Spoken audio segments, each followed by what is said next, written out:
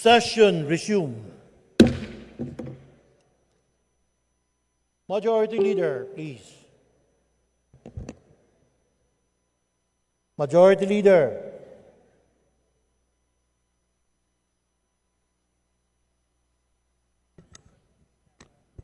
Mr. Speaker, considering that the copies of Journal Number 3 dated August 4, 2025 and Journal Number 4 dated August 5, 2025 were already distributed to the members, I move to dispense with the reading thereof and subsequently to approve the said journals. So I move, Mr. Speaker. Thank you, Majority Leader. Is there no objection? The Chair hears none. The motion is approved. The reading of the said journals is dispensed with, and journals number 3, dated August 4, 2025, and journal number 4, dated August 5, 2025, are hereby approved. Majority Leader. Mr. Speaker, I move to take up additional reference of business and request that the Secretary General be directed to read the titles and bills and resolutions on first reading, as well as communications and committee reports. I so move, Mr. Speaker. Secretary General, please proceed. Additional reference of business. Bills on first reading. House Bill 3162 to reduce the premium contribution rate to the PhilHealth from 5% to 3% by Representative Loyola.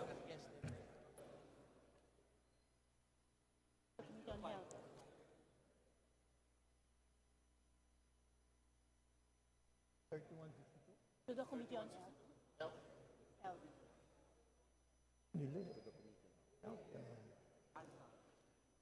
Thank you. To the Committee on Health. Please continue.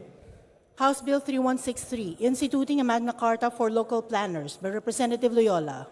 To the Committee on Local Government. House Bill 3164, establishing Cebu Normal University regular campus in Alegria, Cebu by Representative Calderon. To the Committee on Higher and Technical Education. House Bill 3165, establishing a multi-species marine hatchery in Walwal, Cebu by Representative Calderon. To the Committee on Aquaculture and Fisheries Resources. House Bill 3166, naming the entire stretch of the Santander-Barili-Toledo National Road, traversing certain barangays in Sambuan and certain barangays in Barili, Cebu, as the Pablo P. Garcia Highway by Representative Calderon. To the Committee on Public Works and Highways. House Bill 3167 and 3168, converting extension campuses of the Cebu Technological University in certain municipalities in Cebu into regular campuses of the CTU by Representative Calderon. To the Committee on Higher and Technical Education. House Bill 3169, banning all forms of online gambling in the Philippines by Representatives Rodriguez Rufus and Rodriguez Maximo. To the Committee on Games and Amusements. House Bill 3170, mandating the National Food Authority to establish rice drying facilities by Representative Poe. To the Committee on Agriculture and Food. House Bill 3171, promoting integrated urban farming in the metropolitan areas to address food security concerns by Representative Poe. To the Committee on Agriculture and Food and the Special Committee on Food Security. House Bill 3172, promoting the use of aeroponics, hydroponics, and aquaponics for the production of high-value fish crops and vegetables by Representative Poe. To the Committee on Agriculture and Food. House Bill 3173, providing a framework to protect and promote the right to adequate food by Representative Poe. To the Committee on Human Rights. House Bill 3174, providing for a comprehensive consolidation of agricultural lands, titling of untitled agricultural lands by Representative Poe. To the Committee on Agrarian Reform. House Bill 3175, strengthening agricultural and fisheries mechanization by integrating the DOST in the implementation of RA number 10601 by Representative Poe. To the Committee on Agriculture and Food and the Committee on Aquaculture and Fisheries Resources. House Bill 3176, to enhance food security and ultimately achieve food sovereignty by Representative Poe. To the Committee on Agriculture and Food. House Bill 3177, declaring the 100 Islands National Park in Alaminos City, Pangasinan a tourism zone by Representative Celeste. To the Committee on Tourism. House Bill 3178, establishing a TESDA Training and Assessment Center in Binalbagan, Negros Occidental by Representative Yulo. To the Committee on Higher and Technical Education. House Bill 3179, providing for an annual soil survey and conservation program by Representative establishing a soil testing laboratory facility in each agricultural district by Representative Yulo. To the Committee on Agriculture and Food. House Bill 3181, creating a new RTC branch in the 6th Judicial Region to be stationed in Isabela Negros Occidental by Representative Yulo. To the Committee on Justice. House Bill 3182, creating additional court sala in the RTC of Maylan City, Negros Occidental by Representative Yulo. To the Committee on Justice. House Bill 3183, extending the validity period of the PRC-issued professional identification cards in accordance with laws governing the practice of professionals in the Philippines by Representative Yulo. To the Committee on Civil Service and Professional Regulation. House Bill 3184, strengthening the utilization of information and communication technology in all public elementary schools and high schools by Representative Yulo. To the Committee on Basic Education and Culture.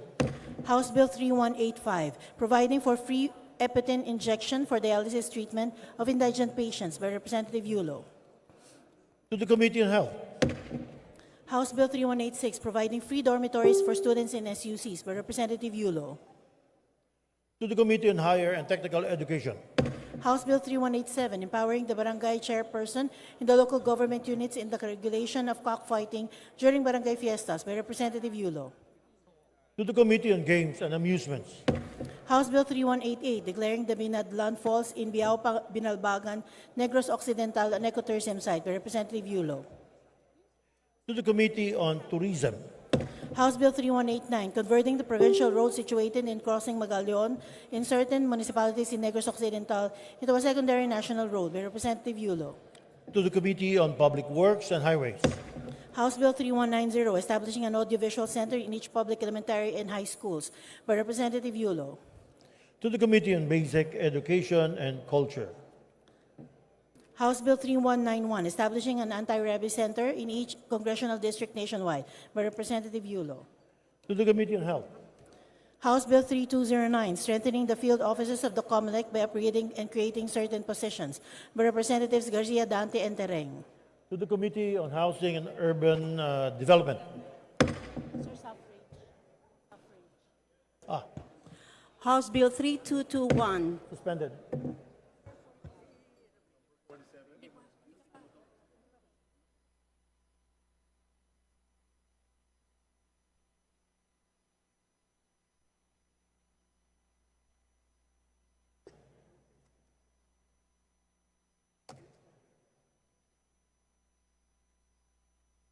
Bakit na? Page 6, no?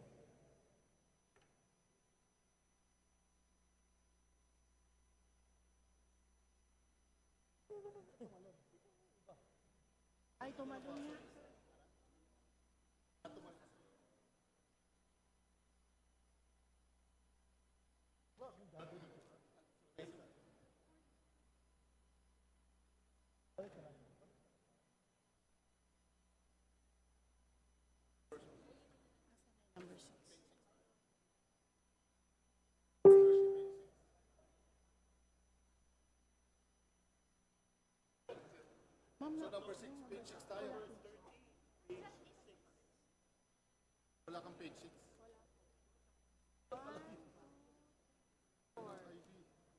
Walang 6.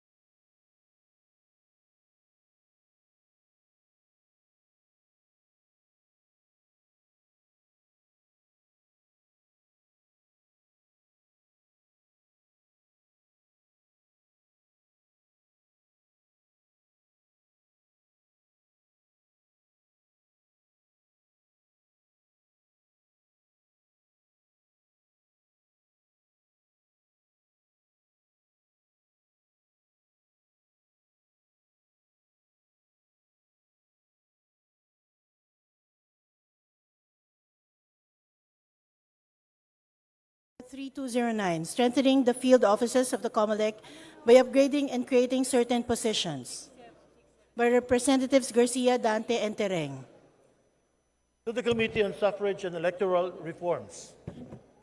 House Bill 3210, institutionalizing the National Wetlands Conservation Policy by Representatives Garcia, Dante, and Tereng. To the Committee on Natural Resources. House Bill 3211, converting the Conchu Provincial Road in Tres Martires City and Amadeo Cavite International Road by Representative Remulla. To the Committee on Public Works and Highways. House Bill 3212, declaring June 26 of every year as a special non-working holiday in the province of Batanes by Representative Gato. To the Committee on Local Government. House Bill 3213, creating the Philippine Centers for Disease Prevention and Control by Representative Gato. To the Committee on Health. House Bill 3214, establishing protection against deepfakes, recognizing the right to one's face, body, and voice by Representative Yonsuan. To the Committee on Information and Communications Technology. House Bill 3215, establishing a Magna Carta for Barangay Health Workers by Representative Yamsuan. To the Committee on Local Government. House Bill 3216, providing protection and incentives to freelance workers by Representative Yamsuan. To the Committee on Labor and Employment.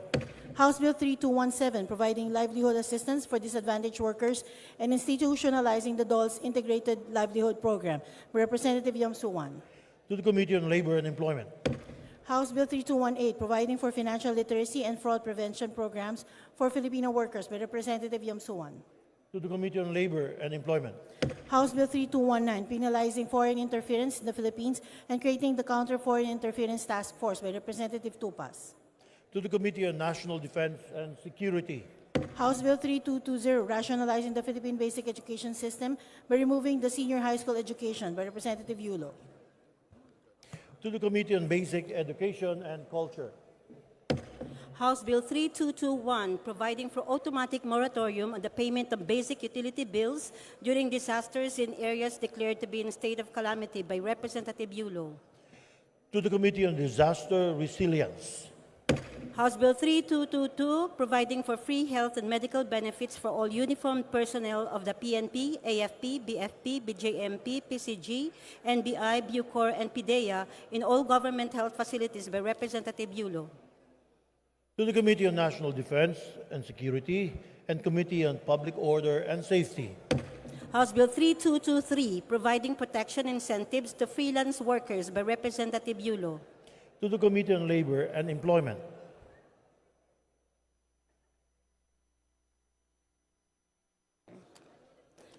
House Bill 3224, enhancing the discount on the purchase of goods and services.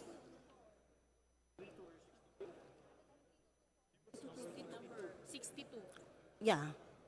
House Bill 3224, enhancing the discount on the purchase of goods and services of senior citizens and PWDs by Representative Yulo. To the Committee on Ways and Means and Committee on Senior Citizens and Special Committee on Persons with Disabilities.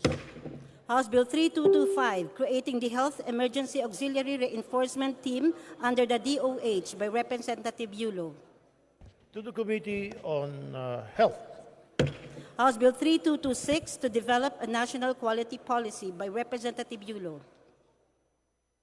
To the Committee on Trade and Industry. House Bill 3227, instituting a national land use policy by Representative Yulo. To the Special Committee on Land Use. House Bill 3228, establishing public basic education schools in geographically isolated and disadvantaged and conflict-affected areas by Representative Yulo. To the Committee on Basic Education and Culture. House Bill 3229, modernizing the Bureau of Immigration by Representative Yulo. To the Committee on Justice. House Bill 3230, strengthening the regulatory powers of the National Food Authority by Representative Yulo. To the Committee on Agriculture and Food. House Bill 3231, establishing the Private Basic Education Voucher Program by Representative Yulo. To the Committee on Basic Education and Culture. House Bill 3232, terminating the visa upon arrival scheme in the Philippines by Representative Gomez. To the Committee on Justice. House Bill 3233, increasing the service incentive leave of employees by Representatives Villafuerte Miguel Luis, Villafuerte Vincenzo, Renato Luigi, Horibata, and Vidon. To the Committee on Labor and Employment. House Bill 3234, providing for the revised warehouse receipts law by Representatives Villafuerte Miguel Luis, Villafuerte Vincenzo, Renato Luigi, Horibata, and Ridon. To the Committee on Trade and Industry. House Bill 3235, proclaiming the first Monday of August of every year as Line Workers Appreciation Day by Representatives Villafuerte Miguel Luis, Villafuerte Vincenzo, Renato Luigi, Horibata, and Ridon.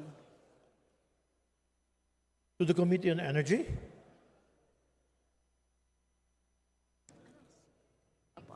House Bill 3236, strengthening local sports programs to develop young athletes by Representatives Villafuerte Miguel Luis, Villafuerte Vincenzo, Renato Luigi, Horibata, and Ridon. To the Committee on Youth and Sports Development. House Bill 3237, fixing the share of the LGU hosting game operations licensed or operated by the PAGCOR in the proceeds of the franchise tax by Representatives Villafuerte Miguel Luis, Villafuerte Vincenzo, Renato Luigi, Horibata, and Ridon. To the Committee on Games and Amusement. House Bill 3238, declaring the Halamanan Festival of Giginto, Bulacan, a major tourist attraction, and declaring for that purpose January 22 of every year a special non-working holiday in the municipality of Giginto by Representative Cruz Agatha Paula. To the Committee on Tourism. House Bill 3239, declaring the Ilab Garden City project and its premises located in Santa Cruz, Giginto, Bulacan, an ecotourism site by Representative Cruz Agatha Paula. To the Committee on Tourism.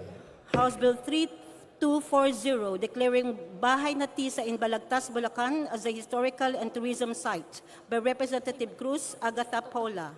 To the Committee on Tourism. House Bill 3241, declaring the Hatiran Fiesta as an official festival in Bocaue, Bulacan by Representative Cruz Agatha Paula. To the Committee on Tourism. House Bill 3242, declaring the Shrine of the Battle of Cacarong de Sili and its premises located in Real de Cacarong, Pandi, Bulacan, a historical park and ecotourism site by Representative Cruz Agatha Paula. To the Committee on Tourism. House Bill 3243, mandating all tollway operators to use Unified Electronic Toll Collection Access Pass by Representative Olivares. To the Committee on Transportation. House Bill 3244, establishing Parañaque School of Arts by Representative Olivares. To the Committee on Basic Education and Culture. House Bill 3245, creating the Department of Disaster Resilience by Representative Olivares. To the Committee on Disaster Resilience and Committee on Government Reorganization. House Bill 3246, creating 3 additional branches of the RTC in the National Capital Judicial Region to be stationed in Parañaque City by Representative Olivares. To the Committee on Justice. House Bill 3247, establishing the National Framework for Water Resource Management and creating the Department of Water Resources and the Water Regulatory Commission by Representative Olivares. To the Committee on Public Works and Highways and Committee on Government Reorganization. House Bill 3248, converting the Laac Satellite Campus of the Davao de Oro State College, located in the 2nd District of Davao de Oro, into the Laac branch of the Davao de Oro State College by Representatives Zaniza and Zamora Maria Carmen. To the Committee on Higher and Technical Education. House Bill 3249, establishing the Bureau of Agricultural Cooperative Development as an attached agency under the DA by Representative Co. To the Committee on Agriculture and Food. House Bill 3250, institutionalizing a national seafood traceability system by Representative Co. To the Committee on Aquaculture and Fisheries Resources. House Bill 3251, establishing the National Coffee and Cocoa Research Center by Representative Co. To the Committee on Agriculture and Food. House Bill 3252, establishing a National Agro-Food Facility by Representative Co. To the Committee on Agriculture and Food. House Bill 3253, granting the Occidental Mindoro Electric Cooperative, Inc. a franchise for the conveyance of electric power to the end users in certain municipalities in the province of Occidental Mindoro by Representatives De Jesus, Dagook, and Tariela. To the Special Committee, or to the Committee on Legislative Franchises. House Bill 3254, establishing a framework for blue economy by Representative Sigson Bihan. To the Committee on Economic Affairs. House Bill numbers 3255 and 3256, separating certain sitios from barangays Manatong and Suyo proper in Suyo, Ilocos Sur, and constituting them into barangays Butak and Kidapian, respectively, by Representative Singson Mihan. To the Committee on Local Government. House Bill 3257, declaring and designating Northern Luzon Heroes Hill National Park, situated within the municipalities of Narvacan and Santa, Ilocos Sur, as the Northern Luzon Heroes Hill Natural Monument, by Representative Singson Mihan. To the Committee on Natural Resources.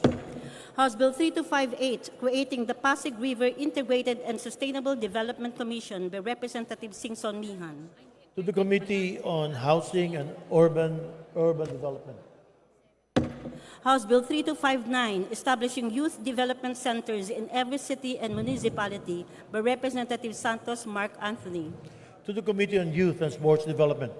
House Bill 3260, to establish an elderly care and nursing complex in the province of Camarines Norte, by Representative Talyado. To the Committee on Senior Citizens. House Bill 3261, declaring the Santa Elena in Camarines Norte as an ecotourism zone, by Representative Talyado. To the Committee on Tourism. House Bill 3262, declaring the Capalonga, Camarines Norte as an ecotourism zone, by Representative Talyado. To the Committee on Tourism. House Bill 3263, declaring the Parroquia de Nuestra Señora de Candelaria in Paracale, Camarines Norte as a pilgrimage site and as a tourism destination, by Representative Talyado. To the Committee on Tourism. House Bill 3264, establishing in Santa Elena, Camarines Norte, the Santa Elena TESDA Training and Assessment Center, by Representative Talyado. To the Committee on Higher and Technical Education. House Bill 3265, creating additional branches of RTC to be stationed in Labo, Camarines Norte, by Representative Talyado. To the Committee on Justice. House Bill 3266, establishing a national minimum wage rate for private sector workers, by Representative Talyado. To the Committee on Labor and Employment. House Bill 3267, establishing the National Police Clearance System, by Representative Talyado. To the Committee on Public Order and Safety. House Bill 3268, banning single-use plastics nationwide, by Representative Talyado. To the Committee on Ecology. House Bill 3269, creating an agricultural pension fund for enhanced social protection to poor agricultural workers, by Representative Talyado. To the Committee on Agriculture and Food. House Bills 3270 and 3271, declaring the municipalities of Paracale and Jose Pangadiban in Camarines Norte as ecotourism zones, by Representative Talyado. To the Committee on Tourism. House Bill 3272, establishing the One Tablet, One Student program for all students enrolled in public schools and SUZs, by Representative Talyado. To the Committee on Basic Education and Culture and the Committee on Higher and Technical Education. House Bill 3273, declaring February 1 of every year a special non-working holiday in the province of Camarines Norte, repealing RA 9090, by Representative Talyado. To the Committee on Local Government. House Bill 3274, providing for fixed salaries of barangay officials and such other benefits being received by regular government employees, by Representative Talyado. To the Committee on Local Government. House Bill 3275, providing for the Magna Carta of Barangay Health Workers, by Representative Defensor. To the Committee on Local Government. House Bill 3276, declaring the Haniway Public Cemetery and its adjoining structures as a National Cultural Center, treasure, by Representative Defensor.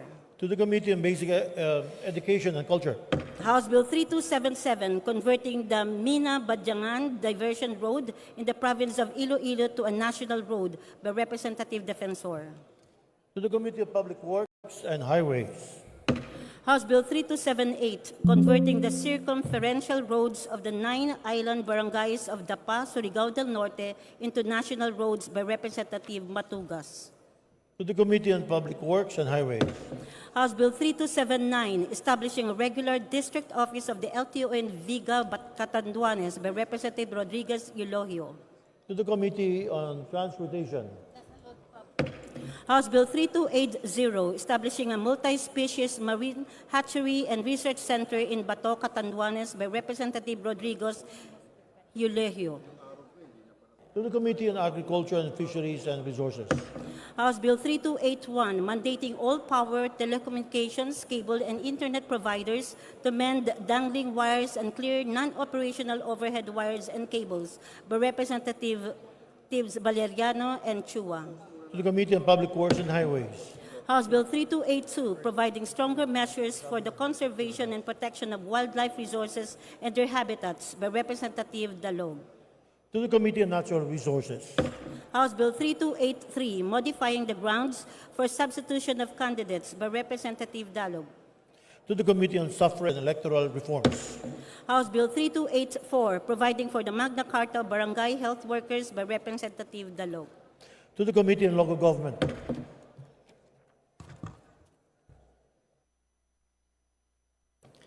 House Bill 3192, enhancing the National Shelter Program by Representative Yulo. To the Committee on Housing and Urban Development. House Bill 3193, institutionalizing and strengthening the National Cybersecurity Framework by Representative Yulo. To the Committee on Information and Communications Technology. House Bill 3194, to reform the budget process, instituting an integrated PFM system, and increasing budget transparency and participation by Representative Yulo. To the Committee on Appropriations. House Bill 3195, establishing a regulatory framework for a robust, reliable, and trustworthy development, application, and use of artificial intelligence systems by Representative Yulo. To the Committee on Information, Communications Technology. House Bill 3196, promoting transparent governance and instituting anti-corruption mechanisms in the operation of banks and other financial institutions by Representative Yulo. To the Committee on Banks and Financial Intermediaries. House Bill 3197, expanding the services of the Philippine Crop Insurance Corporation and encouraging private sector participation in agricultural insurance by Representative Yulo. To the Committee on Government Enterprises and Privatization. House Bill 3198, instituting a national autism care plan by Representatives Sendanya, Diokno, Ismula, and Bagao. To the Committee on Health.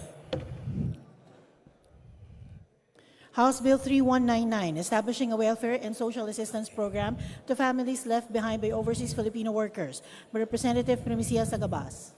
To the Committee on Overseas Workers Affairs. House Bill 3200, establishing information and communications technology hubs nationwide by Representative Primicia Sagabas. To the Committee on Information and Communications Technology. House Bill 3201, mandating the teaching of tax literacy, consciousness, and responsibility in intermediate, secondary, technical, vocational, and tertiary education by Representative Primicia Sagabas. To the Committee on Basic Education and Culture. And the Committee on Higher and Technical Education. House Bill 3202, providing free school meals for kindergarten and elementary students by Representative Primicia Sagabas. To the Committee on Basic Education and Culture.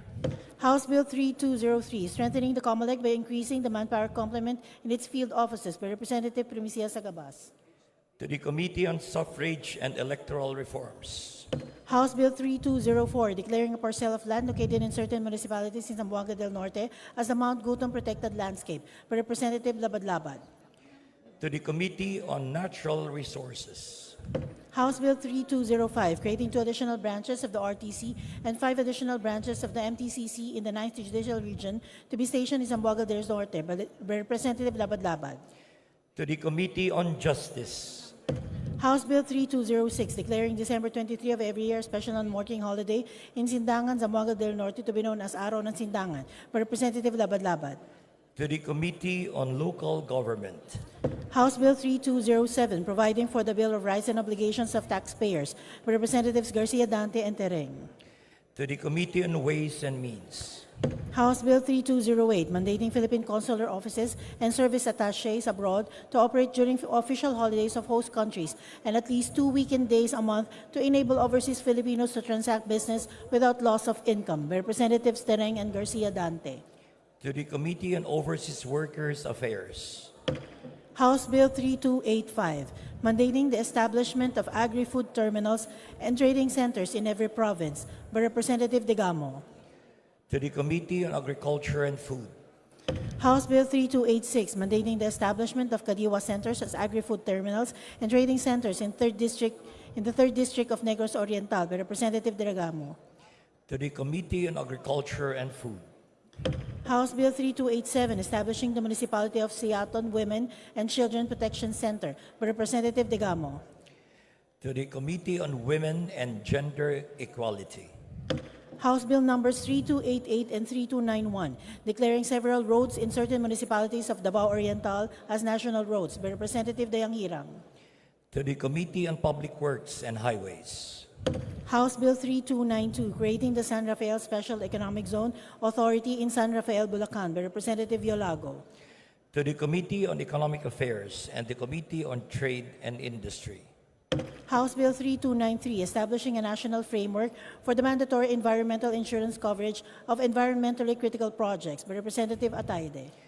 to the Committee on Ecology, House Bill 3294, establishing the Science for Change program by Representative Ataide. to the Committee on Science and Technology, House Bill 3295, upgrading the classification of Partido District Office of the LTO in Tigaon, Camarines Sur from Class D to Class C District Office by Representative Fuentebella. to the Committee on Transportation, House Bill 3296, establishing the Speaker Arnulfo Noli P. Fuentebella Training Center, TESDA Capsimas Partido Campus in Tigaon, Camarines Sur by Representative Fuentebella. to the Committee on Higher and Technical Education, House Bill 3297, establishing the San Rafael National High School for the Arts in San Rafael, Tigaon, Camarines Sur by Representative Fuentebella. to the Committee on Basic Education and Culture, House Bill 3298, establishing the Economic Zone and Freeport in Southern Leyte by Representative Mercado. to the Committee on Economic Affairs and the Committee on Trade and Industry, House Bill 3299, creating a province called Moro Province for the Special Geographic Area, Bangsamoro Autonomous Region in Muslim Mindanao by Representatives Mendoza, Santos, Maria, Alana, Samantha, and Cruzado. to the Committee on Local Government, House Bill 3300, upgrading the LTO District Office in Dagupan City, Pangasinan from Class B to Class A by Representative De Venecia. to the Committee on Transportation, House Bill 3301, institutionalizing the Assistance to Individuals in Crisis Situation Program of the DSWD by Representative Almonte. to the Committee on Social Services, House Bill 3302, providing for the Magna Carta of Barangay Health Workers by Representative Almonte. to the Committee on Local Government, House Bill 3303, establishing air passengers' rights and compensation for delayed and canceled flights by Representative Pumaren. to the Committee on Transportation, House Bill 3304, establishing the National Transportation Safety Board by Representative Pumaren. to the Committee on Transportation, House Bill 3305, converting the municipality of Liloan in the province of Cebu into a component city to be known as the City of Liloan by Representative Frasco. to the Committee on Local Government, House Bill 3306, creating the Community Health Worker Education and Training Program by Representative Frasco. to the Committee on Local Government, House Bill 3307, requiring the establishment of dialysis clinics in all national, regional, and provincial hospitals and providing for free dialysis treatments to indigent patients by Representative Frasco. to the Committee on Health, House Bill 3308, providing for affordable funeral services to indigents by Representative Frasco. to the Committee on Trade and Industry, House Bill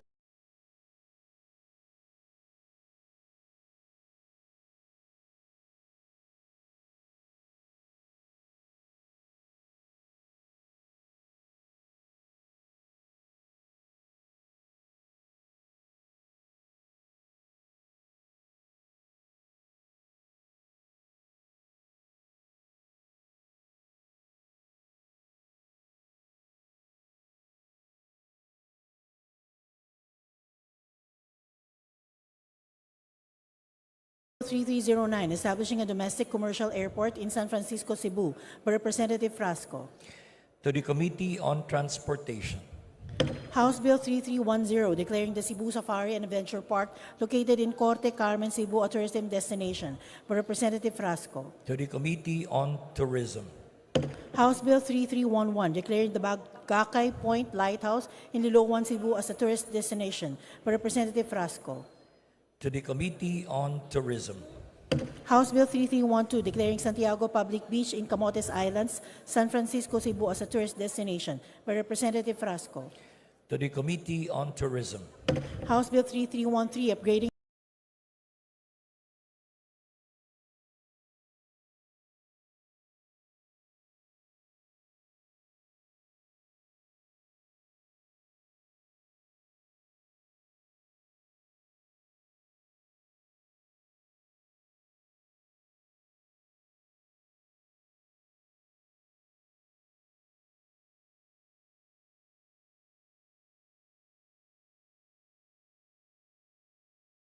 the Cebu Provincial Hospital in Danao City, Cebu, into the North Cebu Medical Center by Representative Frasco.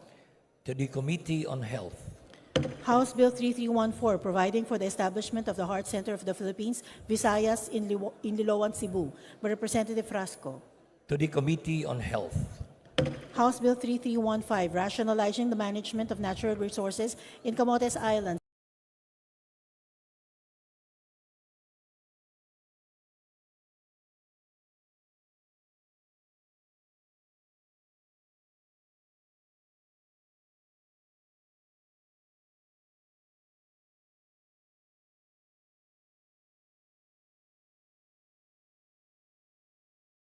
Cebu, by Representative Frasco.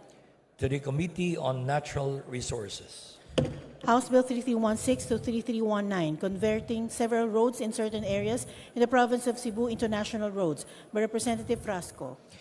to the Committee on Public Works and Highways, House Bill number 3320 and 3321, establishing the Cebu Normal University, Catmon Campus, and Cebu Normal University, Poro Campus in Catmon and Poro, Cebu, respectively, by Representative Frasco.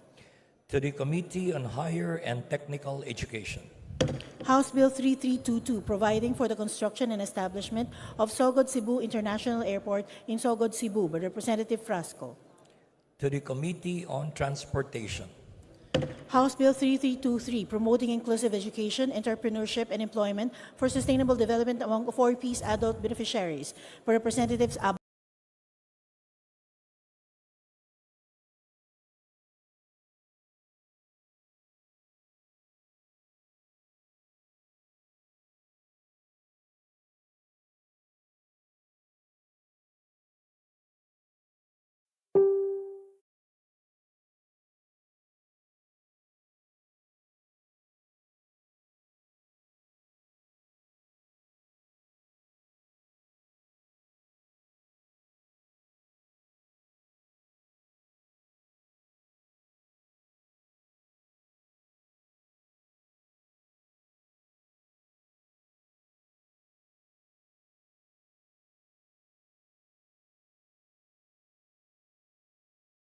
Abalos and Libanan. to the Committee on Poverty Alleviation, House Bill 3324, providing indigent job seekers discounted or waived fees and charges in the issuance of certain pre-employment documents issued by government agencies, by Representatives Abalos and Libanan. to the Committee on Poverty Alleviation, House Bill 3325, declaring every fourth Friday of October as a special non-working holiday for the whole province of Negros Oriental in celebration of the Buglasan Festival, by Representative Sagarbaria. to the Committee on Local Government, House Bill 3326, amending certain parcel articles of the Labor Code of the Philippines, by Representative Sagarbaria. to the Committee on Labor and Employment, House Bill 3327, converting the provincial road which traverses from the National Highway in Tanhay City to certain barangays until the National Road going to Mabinay, Calumbayan to Bayawan City into a national road, by Representative Sagarbaria. to the Committee on Public Works and Highways, House Bill number 3328, establishing the Negros Oriental Rehabilitation Center in Amlan, Negros Oriental, by Representative Sagarbaria. to the Committee on Dangerous Drugs, House Bill 3329, granting a franchise to the Negros Oriental One Electric Cooperative, Inc., by Representative Sagarbaria. to the Committee on Legislative Franchises, House Bill 3330, amending the Sugar Development Act of 2015, by Representative Sagarbaria. to the Committee on Agriculture and Food, House Bill numbers 3331 to 3344, declaring certain falls and caves located in several areas in Cagayan de Oro City, Misamis Oriental as ecotourism sites by Representatives Rodriguez Maximo and Rodriguez Rufus. to the Committee on Tourism, House Bill numbers 3345 to 3350, establishing community forests in certain barangays in the 2nd District of Cagayan de Oro City, Misamis Oriental, by Representatives Rodriguez Rufus and Rodriguez Maximo. to the Special Committee on Reforestation, House Bill 3351, establishing the Novaliches Health Center and Lying-in Clinic in Novaliches proper, Quezon City, by Representative Vargas. to the Committee on Health, House Bill 3352, establishing the Novaliches Sports Training Center in the 5th District of Quezon City, by Representative Vargas. to the Committee on Youth and Sports Development, House Bill 3353, establishing an on-site in-city or near-city resettlement program for informal settler families, by Representative Vargas. to the Committee on Housing and Urban Development, House Bill 3354, establishing the Philippine Geriatric Health and Research Institute, by Representative Vargas. to the Committee on Health, House Bill 3355, creating a database of products containing probable carcinogens, by Representative Vargas. to the Committee on Health, House Bill 3356, lowering the optional retirement age for public school teachers from 60 years old to 55 years old, by Representative Vargas. to the Committee on Government Enterprises and Privatization, House Bill 3357, authorizing the construction of the Quezon City District 5 Sports Arena in Fairview, Quezon City, by Representative Vargas. to the Committee on Youth and Sports Development, House Bill 3358, ensuring safe drinking water, by Representative Vargas. to the Committee on Health, House Bill 3359, establishing an on-site, in-city, near-city, or off-city local government resettlement program for informal settler families, by Representative De Lima. to the Committee on Housing and Urban Development, House Bill 3360, establishing the National Framework for Water Resource Management, by Representative Roque. to the Committee on Public Works and Highways and the Committee on Government Reorganization, House Bill 3361, requiring all graduating senior high school and college students to plan, by Representative Montes. to the Special Committee on Reforestation, House Bill 3362, establishing an agriculture information system in all cities and municipalities, by Representative Montes. to the Committee on Agriculture and Food, House Bill 3363, rationalizing the benefits and privileges of senior citizens and PWDs, by Representative Montes. to the Committee on Ways and Means, the Committee on Senior Citizens, and the Special Committee on Persons with Disabilities, House Bill 3364, strengthening the national program for the elimination of tuberculosis, by Representative Montes. to the Committee on Health, House Bill 3365, to increase campus security and crime awareness, installing CCTV cameras in all schools, by Representative Lacson. to the Committee on Public Order and Safety, House Bill 3366, establishing the Siquijor Special Economic Zone Authority in Maria, Siquijor, by Representative Villa. to the Committee on Economic Affairs and the Committee on Trade and Industry, House Bill 3367, establishing an intergovernmental task force for the protection and assistance of tourists, by Representative Villa. to the Committee on Tourism, House Bill 3368, converting the Siquijor State College in the Larina, Siquijor, including its extension campus in Lazi, Siquijor, into a state university, by Representative Villa. to the Committee on Higher and Technical Education, House Bill 3369, providing for a coastal tourism planning development program, by Representative Villa. to the Committee on Tourism, House Bill 3370, establishing welfare homes for destitute persons, by Representative Villa. to the Committee on Social Services, House Bill 3371, granting Philippine citizenship to Michael John Butler, by Representative Villa. to the Committee on Justice, House Bill 3372, providing incentives to all barangay officials and employees, by Representative Villa. to the Committee on Local Government, House Bill 3373, further granting the Director of the PNP Anti-Cybercrime Group the authority to administer oath and to issue subpoena and subpoena duces tecum, by Representative Villa. to the Committee on Public Order and Safety, House Bill 3374 and 3375, amending certain sections of the Local Government Code of 1991, by Representative Villa. to the Committee on Local Government, House Bill 3376, establishing the Western Philippines Multi-Specialty Medical Center by Representatives Alvarez Jose and Acosta. to the Committee on Health, House Bill 3377, strengthening the Philippine Bamboo Industry Development Council by Representatives Alba, Flores, Roque, Zubiri, Ayon, and Veloso Tuazon.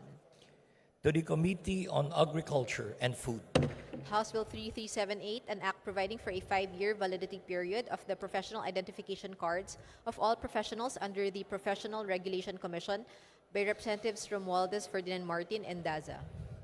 to the Committee on Civil Service and Professional Regulation, House Bill 3379, instituting a comprehensive national autism spectrum disorder program by Representative Benitez Alfredo.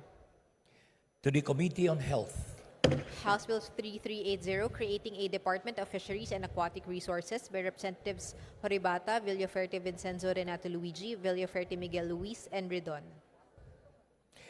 to the Committee on Aquaculture and Fisheries Resources, and the Committee on Government Reorganization, House Bill numbers 3381 to 3385, establishing fish ports in certain municipalities in Camarines Sur by Representatives Horibata, Villaferte Vincenzo Renato Luigi, Villaferte Miguel Luis, and Ridon.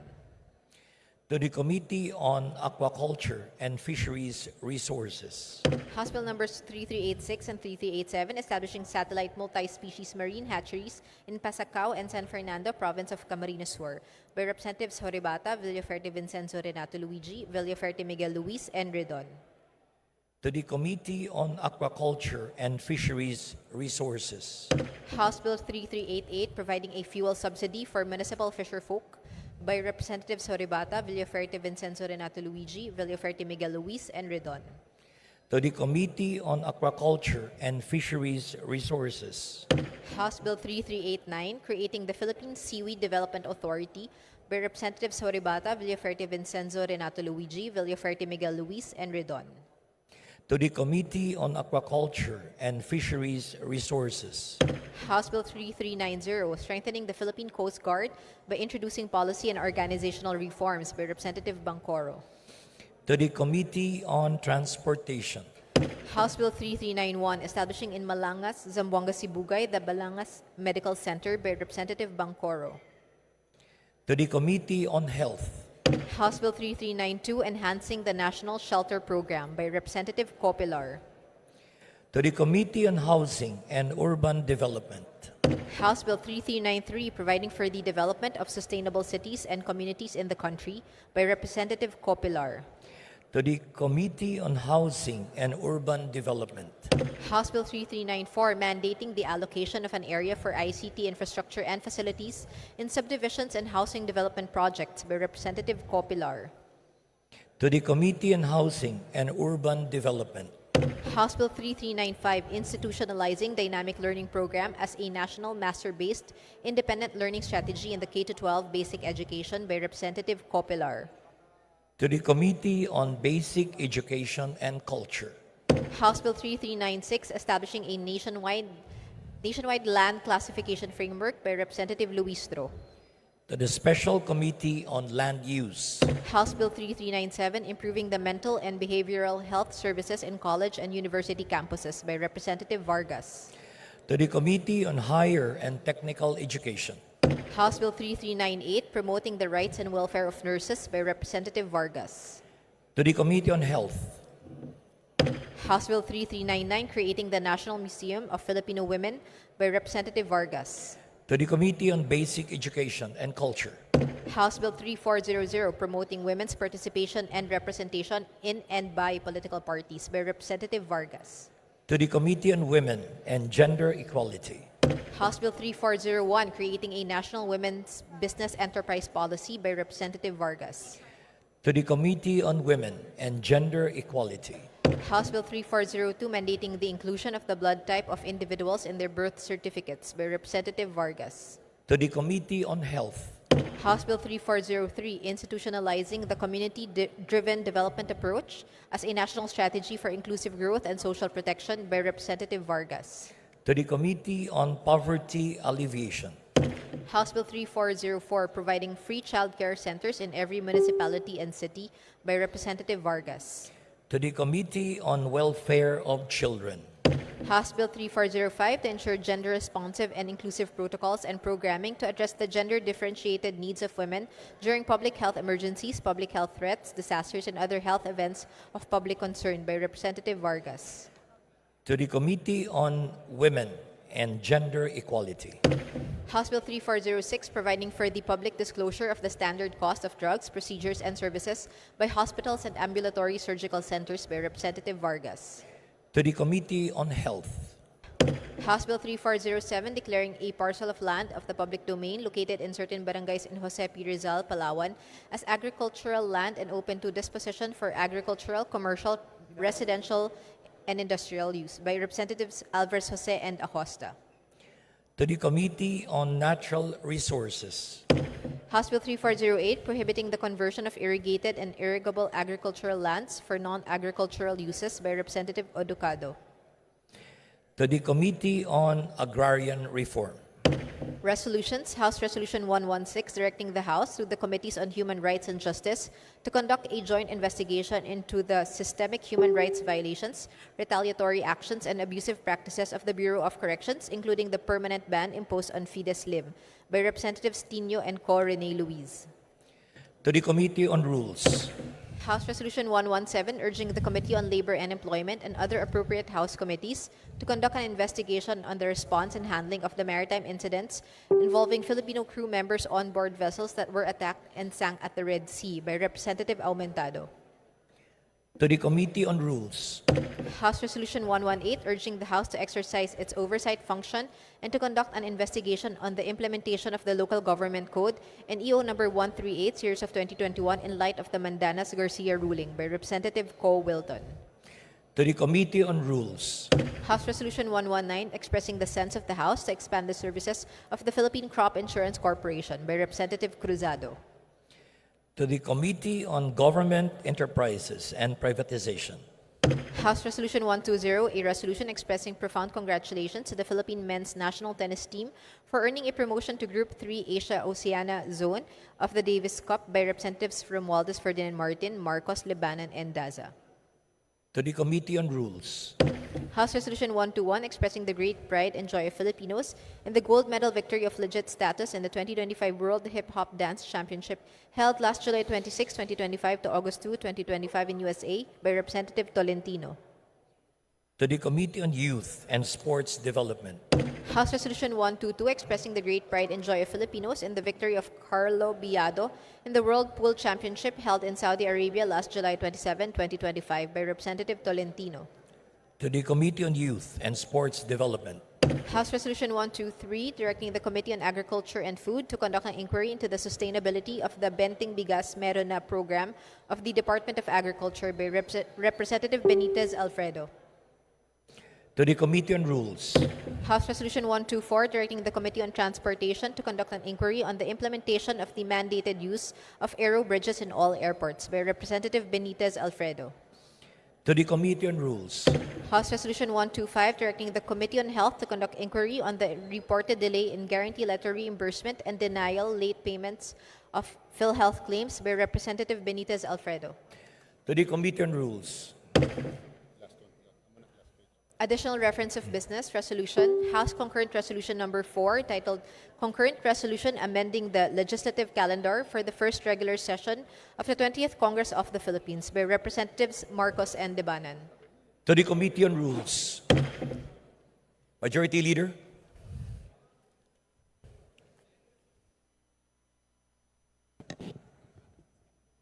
Mr. Speaker, I move to suspend session. session suspended.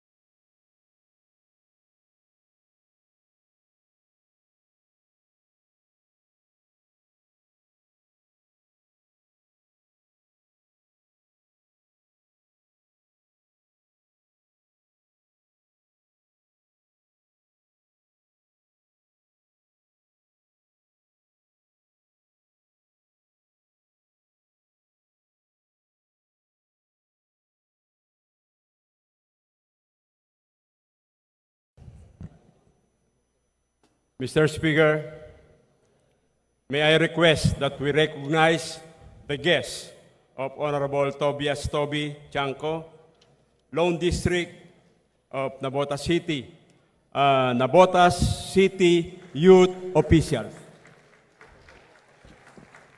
To the distinguished guest of Honorable Tiangco, welcome to the House of Representatives. Majority Leader, Mr. Speaker, may I request that we recognize the guests of Honorable Roman T. Romulo, Lone District, Pasig City, Axel Bacunawa, Junior Congressman for Pasig City. Mr. Axel Baconawa is welcome to the House of Representatives. Majority Leader, Mr. Speaker, may I request also that we recognize the guests of Honorable Congressman Brian Yamsuan of Parañaque City, District 2, Barangay San Martin de Forest, namely Barangay Captain Telma Cuico Singson, Barangay Kagawad Michael Tor Singson, Barangay Kagawad Joy Bornalis Garrido, Barangay Kagawad Jocelyn Quesada Bautista, Barangay Kagawad Josephine Dalamon Ramos, Barangay Kagawad J. Mark Pajardo Solomon, Barangay Kagawad Carlo Cadag Miliano, Barangay Kagawad Roldan C. Makabata, SK Chairwoman Josephine Dalanon Ramos, SK Kagawad Haron Ibarreta Katakutan, SK Kagawad Onib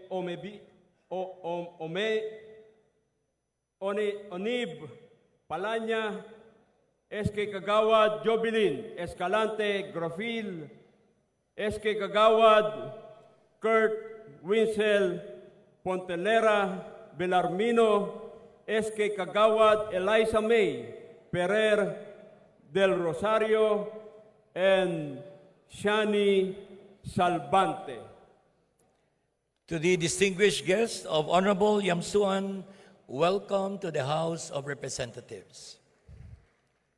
Majority Leader, Mr. Speaker, may I request that we recognize the guests of Representative Nico Raul S. Daza, Representative 1st District Northern Samar, guest from Northern Samar, Municipal Councilor Maricor Jingay G. Mendador of the LGU Katarman. the Honorable Maricor Jingay Mendador of Katarman is welcome to the House of Representatives. Majority Leader, Mr. Speaker, may I request that we recognize the guests of Representative Leonel Jong D. Senisa, 2nd District of Davao de Oro, Pastor Alfonso I. Tabas, and Attorney Cherecel Lau Tabas.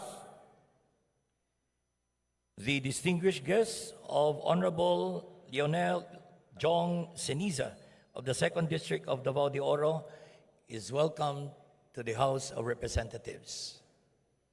Majority Leader, Mr. Speaker, may I request that we recognize the guests of the Honorable Brian Poe, FPJ Panday, national and local officers and members, FPJ Youth, Jasia Gutierrez, National Director for Policy and Advocacy, Sandro Artiliano, National Spokesperson, Kate Manalo, Deputy Secretary General for NCR, Jim Fernandez, Deputy Secretary General for Luzon, Casey Carriazo, President FPJ Youth Manila.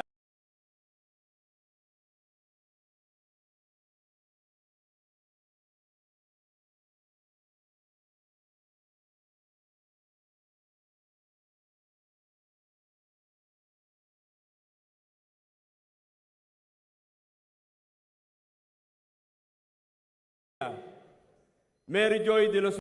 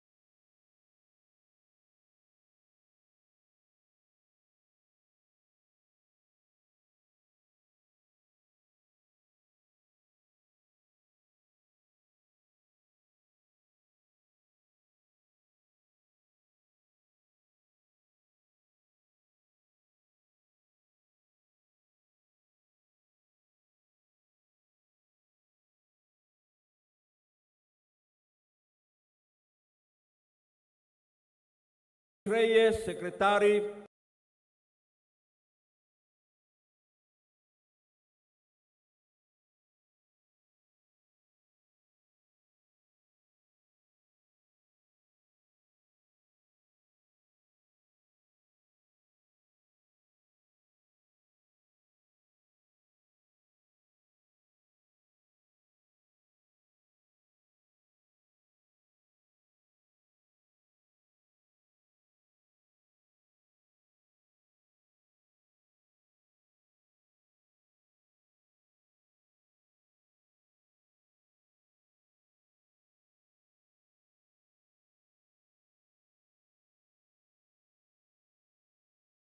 for FPJ Youth Caloocan, Camille Magyaya, Secretary for FPJ Youth Quezon City, Amiel Pelagio, Member FPJ Youth, Dominic Nico Abustan, President FPJ Youth Camarines Norte, John Paulo Taguba, Vice President FPJ Youth Quezon City, Cian Angeles, National Treasurer FPJ Youth, and Noah Prio, National Director for Logistics FPJ Youth. To the distinguished guests of Honorable Ryan Poe, welcome to the House of Representatives. Majority Leader. Mr. Speaker, may I request that we recognize the guests of Honorable Brian Poe, FPJ Panday Bayanihan Party List, the Pangasinan Vice Mayor and Councilors, Vice Mayor J.M. Crisostomo Lingayen, Consi Lovely Lian Maramba Mangaldan, Richard Raquel, Consi Reyna Tamundong, San Carlos City, Consi JJ Carrera, Imali, Consi Danica Canto, Dagupan City, Consi Daryl, Bataan, Aguilar, Consi Edren, Llanilo, Bugalyon, Consi Monica Ramos, Basista, Consi Gina Oyaman Sison, Consi Marvin Karanay Anda, Consi Michael D. Tayug, Consi Jairus Dulay San Nicolas, and Pauline Regacho. To the That's all, Mr. distinguished Speaker.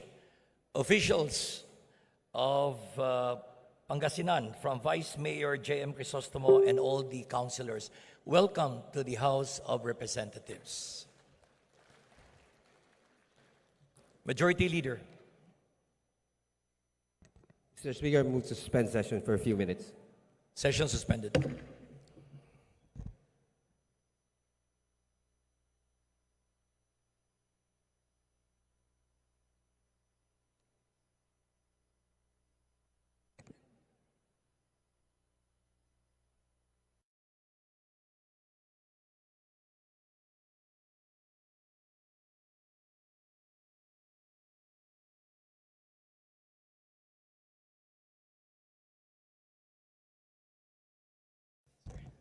Session resumed. Majority Leader. Mr. Speaker, I move that we recognize the gentleman from the Lone District of Southern Leyte, Congressman Oging Mercado, for a short manifestation. Congressman Mercado is recognized. Thank you very much, Majority Floor Leader and Mr. Speaker.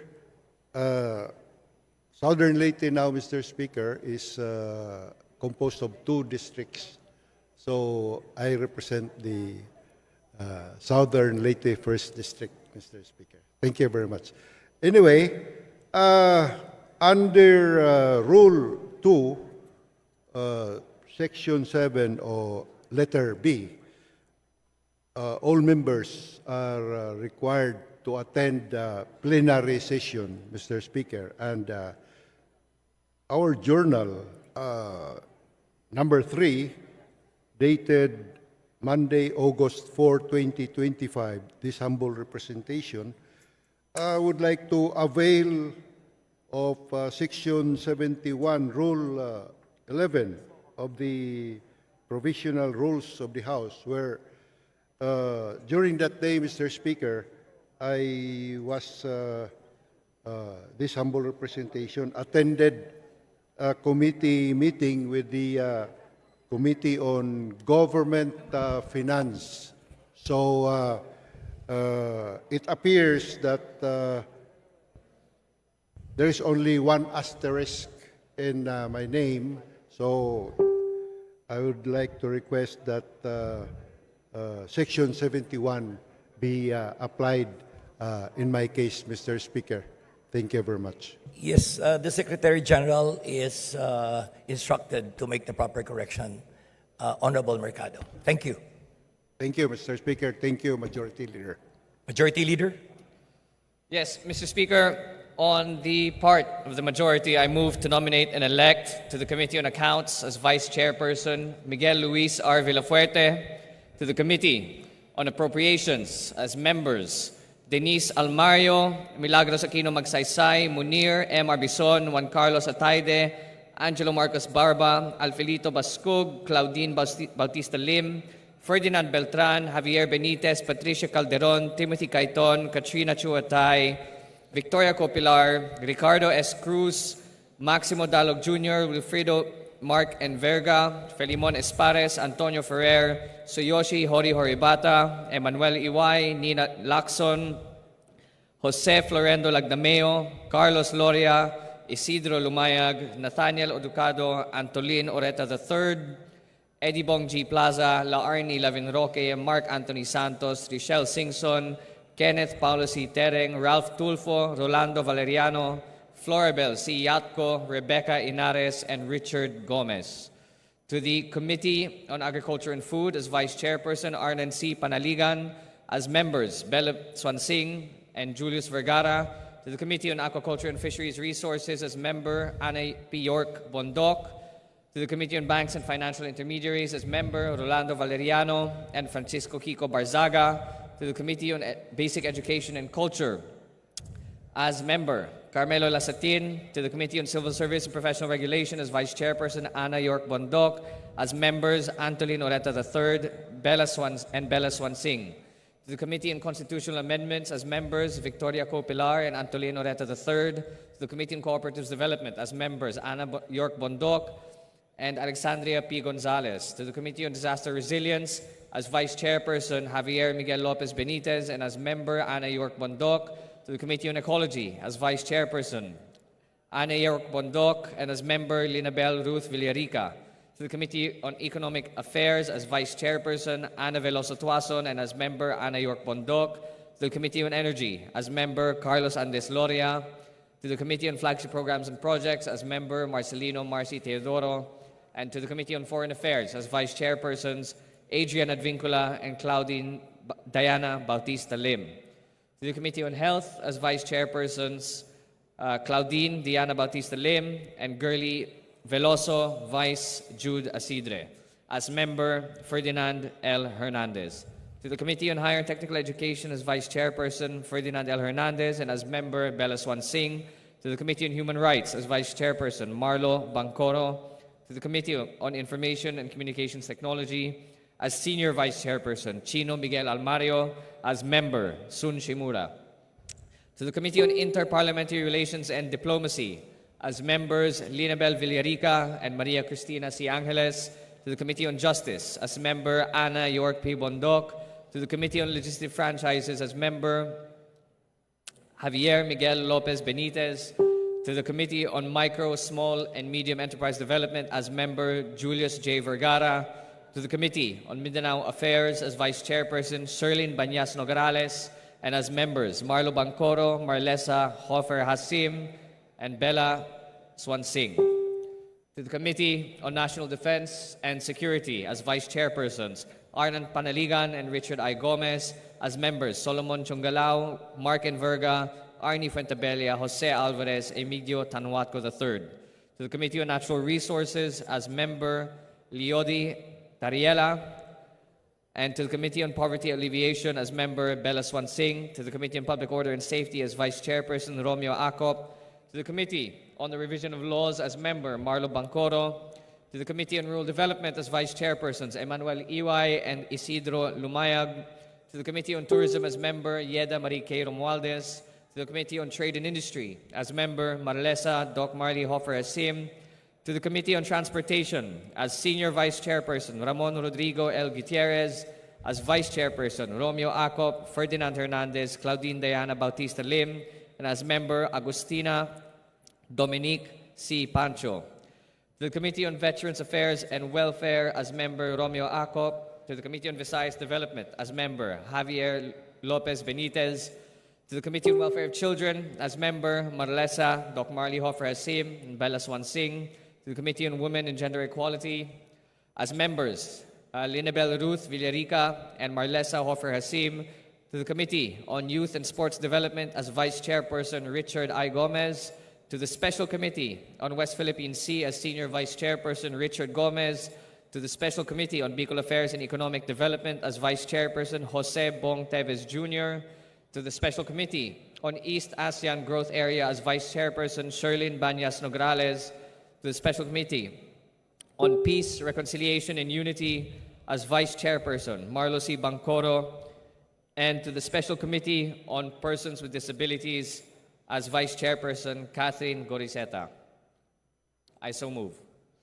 Is there any objection? The chair hears none. The motion is approved. Majority Leader? Mr. Speaker, on the part of the majority, I also move to nominate and elect to the Special Committee on Basis Conversion as chairperson, Arturo B. Robes, Vice Marcio Domogan. To the Committee on Indigenous Cultural Communities and Indigenous Peoples as chairperson, Mauricio G. Domogan. I so move. Is there any objection? The chair hears none. The motion is approved. Majority Leader? Mr. Speaker, I also move to nominate and elect to the Committee on Foreign Affairs as Vice Chairperson, Vincent Franco Duque D. Frasco. I so move. Is there any objection? The chair hears none. The motion is approved. Majority Leader? Mr. Speaker, I move to suspend. Session suspended.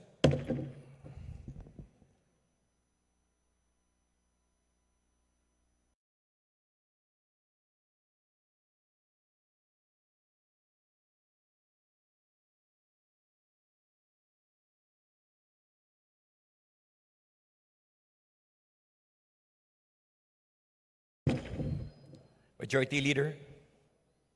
Mr. Speaker, I move to recognize the Honorable Minority Leader Marcelino Libanan. Honorable Libanan, our Minority Leader, is recognized.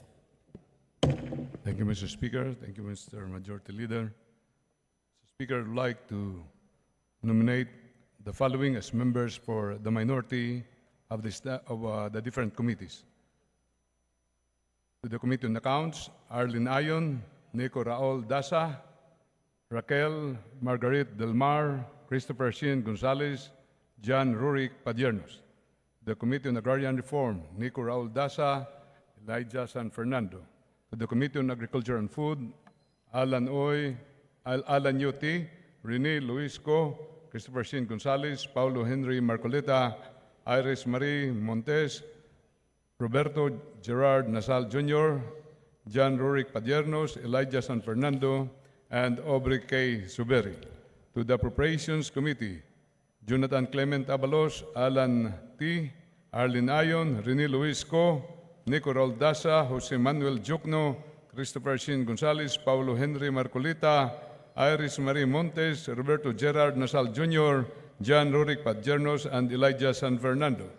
To the Committee on Agriculture and Fisheries Resources, and to the Committee on Appropriations, still Audrey K. Zuberi. To the Committee on Aquaculture, Fisheries and Fisheries Resources, Nico Raul Dasa, Raquel Margaret Delmar, Christopher Shin Gonzalez. To the Committee on Banks and Financial Intermediaries, Terry L. Redon, Roberto Gerald Nasal Jr., John Rurik Padiernos. To the Committee on Basic Education and Culture, Jonathan Clement Abalos, Alan T., Rene Luisco, Jose Manuel Jokno, Christopher Shin Gonzalez, and Audrey K. Zuberi. To the Committee on Civil Service and Professional Regulation, Arlene Ayon, John Rurik Padiernos. To the Committee on Climate Change, Nico Raul Dasa, Iris Marie Montes. To the Committee on Constitutional Amendments, Jonathan Clement Abalos, Rene Luisco, Jose Manuel Jokno, John Rurik Padiernos. To the Committee on Cooperatives and Cooperatives Development, Christopher Shin Gonzalez. To the Committee on Disaster Resilience, Christopher Shin Gonzalez, Paulo Henry Marcoleta, Roberto Gerard Nasal Jr. To the Committee on Ecology, Rene Luisco, Iris Marie Montes. To the Committee on Economic Affairs, Roberto Gerard Nasal Jr., Audrey K. Zuberi. To the Committee on Energy, Terry Redon, Alan T., Nico Raul Dasa, Raquel Margaret Delmar, and Roberto Gerald Nasal Jr., and John Rurik Padiernos. To the Committee on Ethics and Privileges, Jose Manuel Jokno. To the Committee on Flagship Programs and Projects, Dada Keram Ismula, Audrey K. Suberi. To the Committee on Foreign Affairs, Jonathan Clement Abalos, Terry Redon, Raquel Margaret Delmar, Christopher Shin Gonzalez, Paulo Henry Marcolita. To the Committee on Games and Amusement, Terry Redon, Nico Raul Dasa, Raquel Margaret Delmar, Christopher Shin Gonzalez, Audrey K. Zuberi.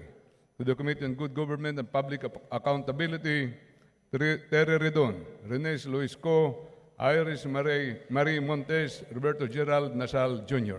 To the Committee on Government Enterprises and Privatization, Nico Raul Dasa, Elijah San Fernando. To the Committee on Government and Organization, Jose Manuel Jokno, John Rurik Padiernos. To the Committee on Health, Arlene Ayon, Nico Raul Dasa, Christopher Shin Gonzalez, Iris Marie Montes, Roberto Gerard Nasal Jr., John Rurik Padiernos, Elijah San Fernando, and Audrey K. Suberi. To the Committee on Higher and Technical Education, Jonathan Clement Abalos, Rene Luisco, Nico Raul Dasa, Jose Manuel Jokno, Elijah San Fernando, and Audrey K. Suberi. To the Committee on Housing and Urban Development, Terry Redon, John Rurik Padiernos, Elijah San Fernando. To the Committee on Indigenous Cultural Communities and Indigenous Peoples, Dada Keram Ismola, Audrey K. Suberi. To the Committee on Information and Communications Technology, Arlene Ayon, Rene Luisco, Nico Raul Dasa, Roberto Gerard Nasal Jr., John Rurik Padiernos. To the Committee on Interparliamentary Relations and Diplomacy, Jonathan Clement Abalos, Raquel Margaret Delmar, Christopher Shin Gonzalez, Roberto Gerard Nasal Jr., and Audrey K. Suberi. To the Committee on Justice, Terry Redon, Alan T., Rene Luisco, Jose Manuel Jokno, John Rurik Padiernos. To the Committee on Labor and Employment, Alan T., Rene Luisco, Christopher Shin Gonzalez, and Elijah San Fernando. To the Committee on Legislative Franchises, Arlene Ayon, Nico Roldasa, Raquel Margaret Delmar, Christopher Shin Gonzalez, and John Rurik Padiernos. To the Committee on Local Government, Arlene Ayon, Raquel Margaret Delmar, Jose Manuel Jokno, Christopher Shin Gonzalez, and Audrey K. Subiri. To the Committee on Metro Manila Development, Jonathan Clement Abalos, Iris Marimontes, Roberto Gerard Nasal Jr., Elijah San Fernando. To the Committee on Micro, Small, and Medium Enterprise Development, Iris Marimontes, Elijah San Fernando. To the Committee on Mindanao Affairs, Dada Karam Ismola, Audrey K. Suberi. To the Committee on Muslim Affairs, Dada Karam Ismola, Audrey K. Suberi. To the Committee on National Defense and Security, Jonathan Clement Abalos, Alan T., and Christopher Shin Gonzalez. To the Committee on Natural Resources, Tere Ridon, Arlene Ayon, Rene Loisco, Christopher Shin Gonzalez, Roberto Gerard Nasal Jr. To the Committee on North Luzon Growth Quadrangle, Alan T., Elijah San Fernando. To the Committee on Overseas Workers Affairs, Arlene Ayon, Dada Karam Ismola. To the Committee on People's Participation, Elijah San Fernando. To the Committee on Population and Family Relations, Jonathan Clement Abalos, Audrey K. Suberi. To the Committee on Poverty Alleviation, Jonathan Clement Abalos, Rene Loesco, Paulo Henry Marcolita. To the Committee on Information, Paulo Henry Marcolita, Audrey K. Suberi. To the Committee on Public Works and Highways, Tere Ridon, Alan T., Arlene Ayon, Christopher Shin Gonzalez, Roberto Gerard Nasal Jr. To the Committee on Revision of Laws, Jonathan Clement Abalos, Jose Manuel Jokno. To the Committee on to the Committee on Rural Development, Nico Rol Dasa, Elijah San Fernando. To the Committee on Science and Technology, Roberto Gerard Nasal, John Rorik Padiernos. To the Committee on Senior Citizens, Arlene Ayon, Christopher Shin Gonzalez. To the Committee on Social Services, Jonathan Clement Abalos, Christopher Shin Gonzalez, Dada Karam Ismola, and Elijah San Fernando. To the Committee on Suffrage and Electoral Reforms, Jonathan Clement Abalos, Rene Luis Co. To the Committee on Sustainable Development Goals, Arlene Ayon, Iris Marie Montes. To the Committee on Tourism, Arlene Ayon, Necorol Dasa, Raquel Margaret Delmar, and Christopher Shin Gonzalez. To the Committee on Trade and Industry, Terry Redon, Alan T., Roberto Gerard Nasal, Iris Marie Montes. To the Committee on Transportation, Jonathan Clement Abalos, Terry Redon, Arlene Ayon, Rene Loisco, Christopher Shin Gonzalez, Roberto Gerard Nasal Jr., John Rorik Padiernos, and Elijah San Fernando. To the Committee on Veterans Affairs and Welfare, Alan T., Jose Manuel Jokno. To the Committee on Visayas Development, Nico Raul Dasa, Raquel Margaret Delmar, and Christopher Shin Gonzalez. To the Committee on Ways and Means, Tere Redon, Alan T., Nico Raul Dasa, Christopher Shin Gonzalez, Roberto Gerard Nasal Jr., John Rorik Padiernos, Elijah San Fernando. To the Committee on Welfare of Children, Rene Loisco, Jose Manuel Jokno, Audrey K. Suberi. To the Committee on Women and Gender Equality, Arlene Ayon, Rene Loisco, Dada Karam Ismola, Iris Marie Montes, and Audrey K. Suberi. The Committee on Youth and Sports Development, Rene Loisco, Nico Raul Dasa, Christopher Shin Gonzalez. To the Special Committees, Basis Conversion, Roberto Gerard Nasal. To the Bicol Affairs and Economic Development, Tere Redon. To the Committee on Creative Industries, Rene Luis Co. and Raquel Margaret Delmar. To the Committee on East Asian Growth Area, Jonathan Clement Abalos, Jose Manuel Jukno. To the Committee on Food Security, Arlene Ayon. To the Committee on Globalization and WTO, Alan T. To the Committee on Land Use, Audrey K. Suberi.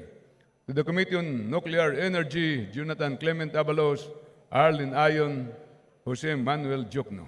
To the Committee on Peace, Reconciliation, and Unity, Terry Redon, Rene Loisco.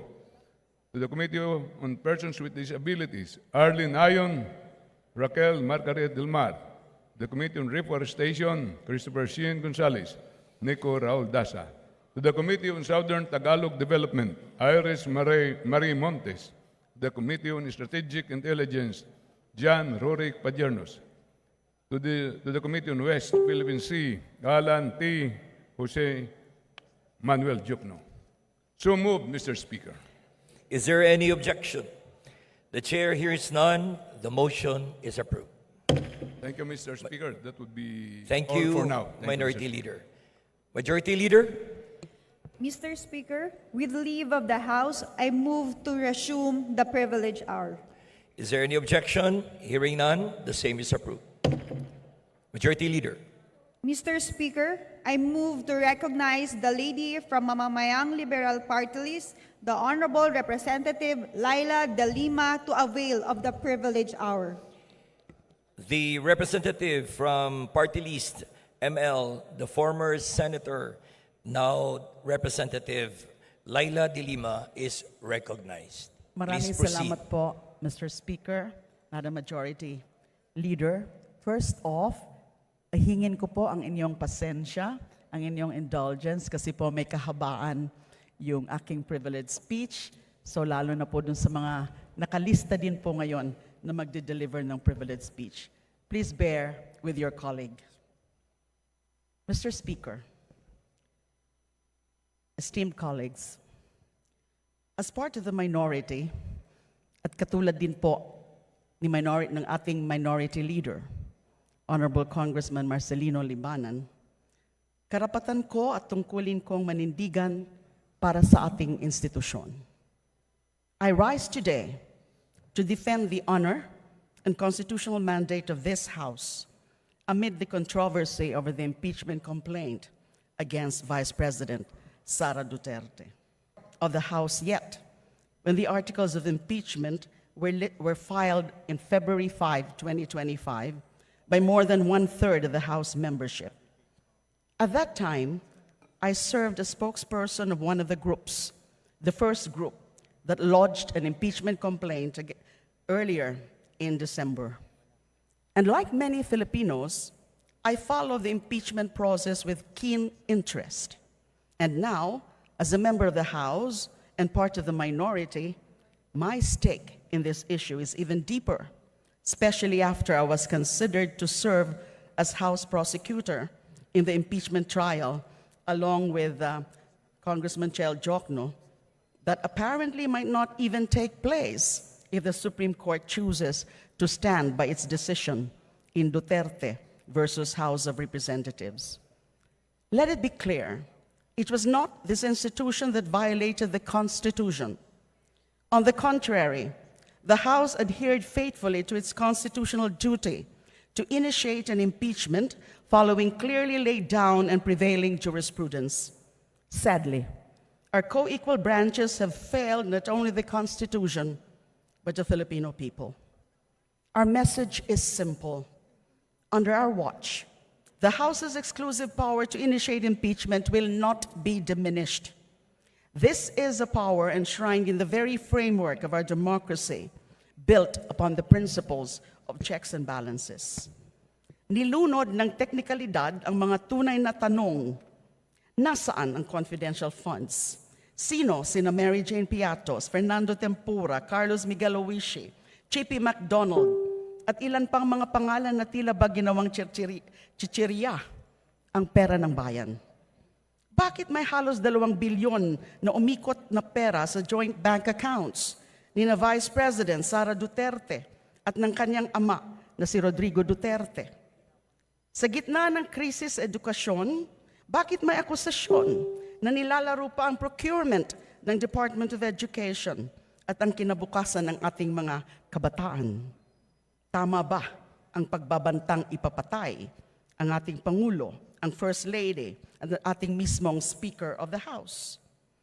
Dear colleagues, these issues cut beyond partisan lines or personal ambition. They strike at the very heart of the principle that public office is a public trust. All public officials must be accountable to the people.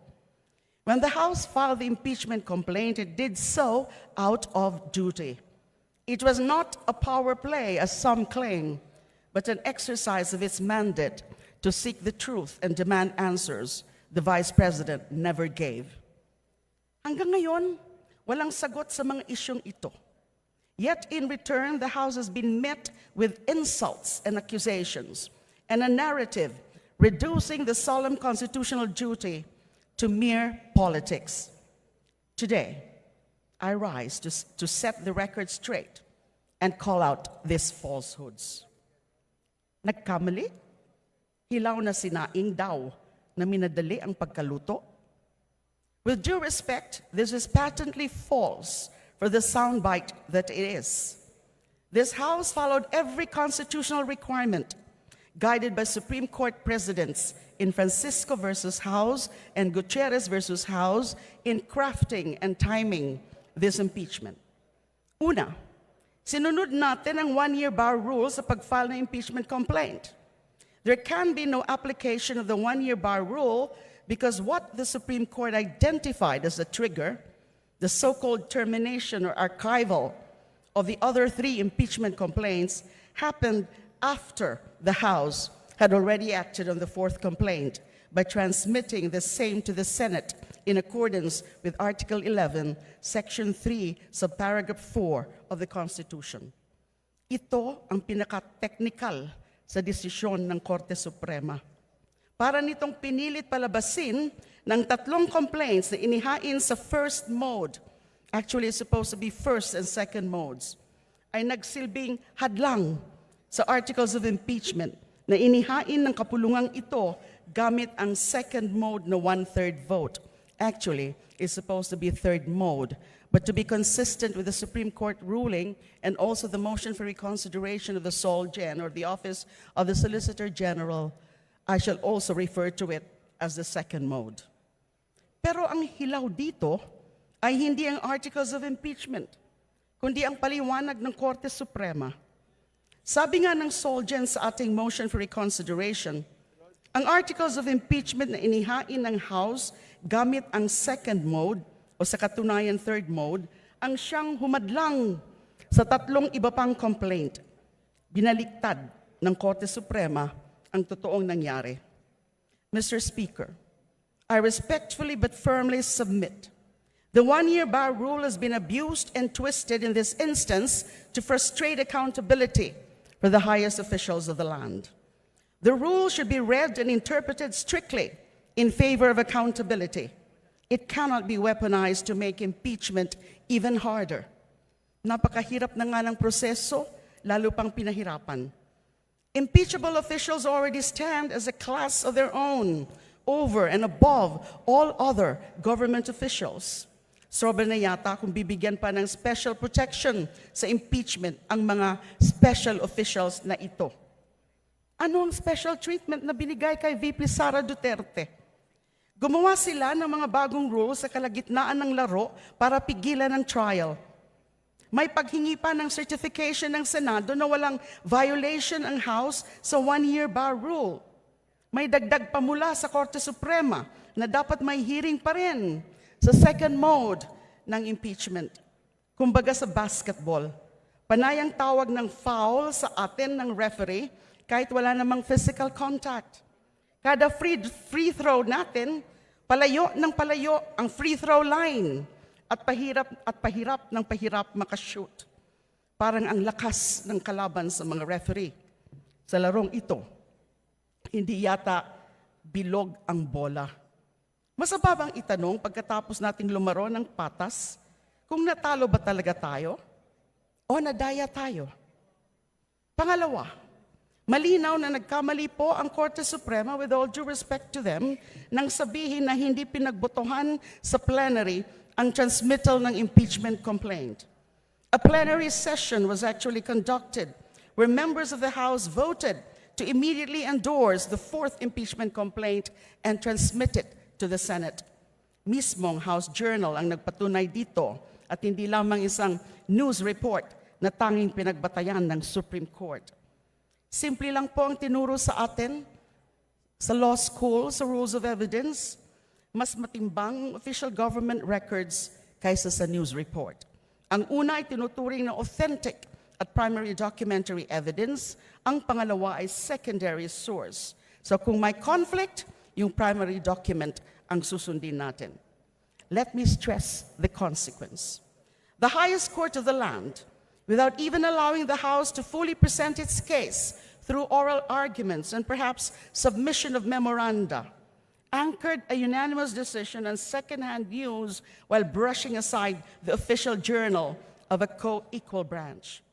Had the honorable justices bothered to take a look at the House Journal of February 5, 2025, which apparently it has done so on other occasions of transcendental importance, they would have seen that the House voted to transmit the articles of impeachment with overwhelming support, 215 votes, and that the earlier complaints were archived only as a formality after the fourth complaint has already been elevated.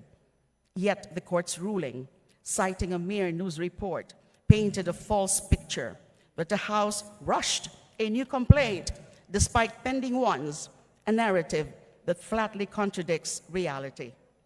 Pangatlo, hindi nga manghuhula ang mga House members para malaman na noong February 5, babaguhin at dadagdagan pala ng Supreme Court pagdating ng July 25 ang ibig sabihin ng initiation na naiba sa mga dating desisyon nito sa Francisco versus HOR at Gutierrez versus HOR. Hindi natin kayang mag-time travel para sabihin sa mga congressmen noong February 5 na kailangan nilang sundin ang mga magiging bagong interpretasyon ng Supreme Court sa salitang initiation, halos kalahating taon bago pa man ito maimbento at maisulat noong July 25. The principle of prospectivity applies not only to original or amendatory statutes and administrative rulings and circulars, but also to judicial decisions. When an old doctrine is overruled or, in the case of the Duterte case, substantially modified, the new doctrine should be applied prospectively and should not apply to those who relied on the old doctrine in good faith. Hindi lang po ako ang nagsabi niyan, kung hindi ang Supreme Court sa Columbia Pictures versus Court of Appeals. Nangaabuso ba tayo kung hilingin natin sa Korte Suprema na sa pagkakataong ito, na sundin rin sana nila ang sarili nilang desisyon sa doktrina ng prospectivity? Palagay ko hindi po naman. Pang-apat, at ang pinakamahalaga sa lahat, katulad po ng sinabi ng ating minority leader kahapon, nagkaroon ng judicial amendment of the Constitution. Ang pag-amyenda sa Constitution ay huling ginawa ng Korte Suprema sa kaso ng Republic versus Sereno. Sa kasong ito, inalis sa pwesto bilang Chief Justice si Maria Lourdes Sereno sa pamamagitan ng quo warranto, taliwas sa utos ng konstitusyon na ang mga miyembro ng Korte Suprema ay pwede lamang tanggalin sa pamamagitan ng impeachment. Duterte versus HOR is the second amendment of the Constitution by the Supreme Court since the Sereno case. Article 11, Section 3, Paragraph 4 of the Constitution does not contain additional requirements regarding the drafting of the complaint, the manner of its circulation, or the conduct of any hearing or presentation of evidence before filing. These details, I respectfully submit, are outside of constitutional parameters and are best left to the rules on impeachment promulgated by the House. If the Supreme Court's decision remains undisturbed, there will now be two new subsections under Article 11, Section 3, subparagraph 4 of the 1987 Constitution, as amended by the Supreme Court in Duterte. Aside from the requirement that it must be filed by 1/3 of the members of the House before transmittal to the Senate, the articles of impeachment must now be furnished first to the official being impeached in its draft form to give her the opportunity to respond. Thereafter, the articles of impeachment still in its draft form and the impeachable official's response should be furnished to all the members of the House for deliberation before voting on the same. These are now, seemingly, the new subsections of Article 11, Section 3, subparagraph 4 of the 1987 Constitution, as amended by the court in Duterte, if not reversed. Unlike amendments properly made under Article 17 of the Constitution on amendments and revisions, these amendments made by the Supreme Court are not subject to a plebiscite. These two new subsections are also problematic, not only because they are unconstitutional amendments to Article 11, Section 3, subparagraph 4, but they are also problematic in substance. A draft articles of impeachment without any signature of any House member or congressional official cannot be treated as an official document. It might not be any better than a mere scrap of paper. Now, why would an impeachable official respond to an unsigned draft? And by what power is she or he compelled to do so when, for all intents and purposes, it is entirely possible that not a single congressman or congresswoman will even sign it? What is the legal status of the draft articles of impeachment at that point, before it is even signed by a single House member? Is it an official scrap of paper?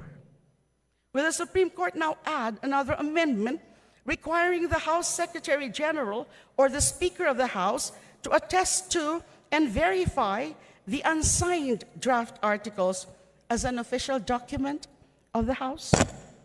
If the Speaker attests to it, does that lone signature amount to endorsement? Can any single House member sign and therefore make it official enough to trigger the impeachable official's obligation to respond? Have we not just come full circle to the first mode of impeachment, effectively repealing the second mode or the third mode in its entirety from the 1987 Constitution? And if the draft is later changed in plenary after the official filed a response, must he or she respond again and again for every new version? If not given the chance to respond to a modified second, third, or fourth draft, whatever, would that not be another so-called violation of the right to due process? Mr. Speaker, the questions are endless. This is the danger with judicial amendments to the 1987 Constitution. At hindi po tayo nag-iisa sa mga obserbasyong ito. Former COMELEC Chair Christian Monsod, one of the framers of the 1987 Constitution, noted that the court, quote, imposed retroactively new requirements that were never part of past impeachment precedents, end of quote, such as a plenary hearing before referral to committee and giving the respondent a chance to be heard at the House even before we transmit the case to the Senate. As he put it, if there is a violation of due process, it is when one is required to comply with a rule that did not exist at the time of the act. Retired Chief Justice Renato Puno, speaking for the Philippine Constitutional Association, or PhilConsa, voiced grave concern over this judicial intrusion. PhilConsa warned that requiring the House to certify compliance with the one-year ban, a requirement found nowhere in the Constitution, encroaches on the House's sole prerogative under Article 11, Section 3. Quote, to create such a requirement, according to C.J. Puno, to create such a requirement ex post facto undermines both the separation of powers and the rule of law, end of quote. Once the Senate has received the articles of impeachment in February 5, it has validly acquired jurisdiction, and that jurisdiction cannot be lost or suspended by mere procedural acts, such as the lack of a House certification. Retired Senior Associate Justice Antonio Carpio also noted that the court relied on a media report instead of official records of the House. Indeed, ABS-CBN News itself has clarified that a news item the Supreme Court cited were misinterpreted, and did not reflect the official House Journal of Proceedings. Retired Justice and 1986 Constitutional Commission member Adolf Ascuna said it best, quote, "The Constitution does not say there has to be a hearing. The Supreme Court now says there has to be a hearing. That is rewriting the Constitution, not just the rules. The Supreme Court is saying the Constitution is unconstitutional." End of quote. Hindi po palpak ang Kamara at lalong hindi ito sunod-sunuran sa ambisyon ng iilan. We will not allow our duty to hold a high official accountable for grave violations of law and public trust to be twisted by cheap analogies about undercooked rice. Kung merong hilaw dito, ito ang mga paliwanag ni VP Inday Sara sa mga isyong kinakaharap niya. Bakit ba takot na takot siyang harapin ang impeachment trial kung malinis ang kanyang konsensya? Perhaps more than anyone, I know that the innocent can look their accusers in the eye and say that the evidence is false, if not a total sham. Let me be equally clear. The House of Representatives, a co-equal branch of government, was fulfilling its duty in exercising its constituent powers that even the Supreme Court cannot just take away. Hindi pwedeng basta ipawalang bisa ng Korte Suprema ang kapangyarihang ipinagkaloob ng saligang batas sa Kamara, lalo na kung maling batayan ng ginamit nito. The separation of powers is like a finely tuned scale, each branch bearing its own weight so that the Republic stands upright. When one branch acts in a way that shifts that weight, it must move with the precision of a surgeon, not the force of a sledgehammer. To do otherwise is to risk toppling the balance entirely, leaving our people with a government where one power overshadows the rest and the promise of checks and balances becomes nothing more than a faded inscription in a dusty law book. Long-established principles on judicial restraint and separation of powers have been cast aside. In Duterte, the Supreme Court painted in broad strokes, ignoring the boundaries of competence and authority it once acknowledged in Imbong versus Ochoa, GR number 204819, April 8, 2014. I quote, medyo mahaba-haba po itong quotation, but I find it very important. In many cases, involving the determination of the constitutionality of the actions of the executive and the legislature, it is often sought that the court temper its exercise of judicial power and accord due respect to the wisdom of its co-equal branch on the basis of the principle of separation of powers. To be clear, the separation of powers is a fundamental principle in our system of government, which obtains not through express provision, but by actual division in our Constitution. Each department of the government has the exclusive cognizance of matters within its jurisdiction and is supreme within its own sphere. In its relationship with its co-equals, the judiciary recognizes the doctrine of separation of powers, which imposes upon the courts proper restraint, born of the nature of their functions and of their respect for the other branches of government, in striking down the acts of the executive or the legislature as unconstitutional. Verily, the policy is a harmonious blend of courtesy and caution. It has long been observed, however, that in times of social disquietude or political instability, the great landmarks of the Constitution are apt to be forgotten or marred, if not entirely obliterated.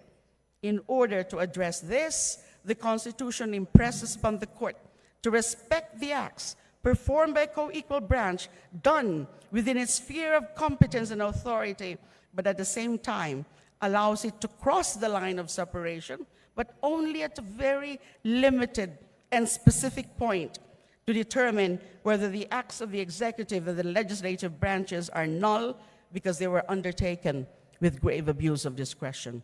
End of quote. A harmonious blend of courtesy and caution. Hanggang ngayon, pilit ko pang hinahanap ang sinasabing courtesy and caution na dapat nagpaalala sa ating Korte Suprema sa pagsulat ng desisyon nila sa Duterte versus HOR. We respect the judiciary. As a lawyer, I respect the judiciary. But respect must be mutual. The court must also honor the legislature's exclusive domain over impeachment unless there is clear, grave abuse of discretion or blatant violation of the Constitution, which this House most certainly did not commit. Upholding the Constitution sometimes mean checking a co-equal's overreach. In this case, it is our duty to call out the Supreme Court's encroachment on Congress's power done under the guise of procedure.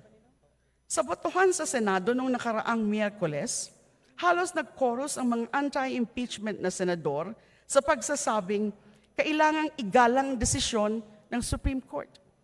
Pero mula pa noong Pebrero, sino ba talagang hindi gumalang sa mga institusyon ng gobyerno? Sino bang sinabihan ng Senate President na mali yung timing ng pag-transmit ng articles of impeachment dahil tapos na ang session at mangangampanya na ang mga senador? Sino bang inutusan ng Senado na mag-certify na hindi lumabag sa one-year bar rule ang House at niremand dito ang articles of impeachment? Sino bang tinanong ng Korte Suprema kung nabasa at naintindihan ba ng mga House members ang articles of impeachment na kanilang pinirmahan? Sino? Matapos ang napakahabang proseso sa Senado at sa Korte Suprema, ang hindi man lamang binigyan ng pagkakataon na mag-oral arguments bilang isang co-equal branch bago isulat ang desisyon.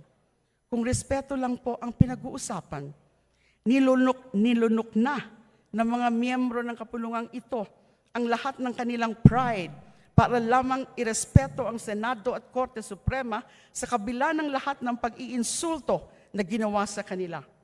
Records clearly show that the impeachment was duly initiated in February 5, 2025, in full accordance with Article 11, Section 3, Subparagraph 4, and yet the Senate failed to do its duty to proceed with impeachment forthwith. The Senate could have convened as an impeachment court as early as February or March, but it did not. Some of us in the House grew concerned at this 5-month delay, as justice delayed is justice denied. Still, the House prepared for trial, designating our House prosecution team and readying our evidence. Nevertheless, on June 10, in a twist, the Senate adopted a resolution to remand the articles of impeachment back to the House, asking the House to certify that the one-year bar rule had been observed effectively. The Senate was suspending the trial pending this certification. Alas, on July 25, without any oral arguments, the Supreme Court issued its decision nullifying the House's articles of impeachment and barred the Senate from proceeding, supposedly on the ground the impeachment was initiated more than once in a year and that the Vice President's due process rights were supposedly violated at the House level. Worse, even if the House of Representatives, through the Office of the Solicitor General, filed a motion for reconsideration, the Senate, in plenary session, voted 19-5 to archive the impeachment complaint against VP Duterte. This move was exceptionally swift, contrary to their extremely tardy action, their stalling when it came to their convening as an impeachment court. Aside from the House's motion for reconsideration, 4 other MRs were filed by movements interveners. The first group of complainants with the endorser, Akbayan Representative Percy Sandania, Isang Bayan and the Makabayan Bloc, and just yesterday, another group of interveners, the third group of impeachment complainants, also made a plea to the court to reverse its July 25 decision. These MRs are not frivolous or sham. They raise strong and compelling arguments necessitating a serious review of the July 25 decision. At sana po, sa pagkakataong ito, magpatawag ang Korte Suprema ng oral arguments. The pending motions for reconsideration embody the Filipino people's concern for the integrity of the impeachment process and their call for the accountability of the Vice President. To ignore these legitimate pleas by archiving the articles of impeachment even before they're fully heard by the Supreme Court is being insensitive, not only to the demands of the lawmakers, constituents, and sectors they represent, but to public opinion as well. The Senate has not even started the trial, but it moved with lightning speed to bury the complaint once the Supreme Court gave them an opening. The Senate dragged its feet on the actual impeachment trial, but moved immediately when it came to archiving the complaint. Parang mali po yata ang intindi nila sa forthwith proceed. Forthwith apparently was observed in the breach. Ang bilis nilang kumilos pagdating sa pagsasara ng kaso, pero napakabagal nang sila hinihilingang dinggin ang kaso. If this is not a case of double standard, I don't know what it is. The irony is that following the decision of the Supreme Court in Duterte, archiving the articles of impeachment is tantamount to a dismissal. Hindi po ba yun ang sinasabi, yung first three complaints daw, when archived, were deemed or effectively terminated or dismissed? Some senators have said their preemptive vote was simply respect for the Supreme Court. But let us be honest. It is the House of Representatives whose constitutional prerogative has been disrespected. The Constitution commands the Senate to proceed with impeachment forthwith, yet it took them nearly half a year to even consider convening as an impeachment court. But when the opportunity came to archive the complaint, suddenly, forthwith, was crystal clear to them. That burst of urgency after months of delay is telling. It is not unreasonable to suspect that this timing was no coincidence, that the Senate's slow walk at the start bought time for the Vice President, for her lawyers to reach the Supreme Court, and for the court to run the full length of its decision-making ritual. This was not respect for another branch.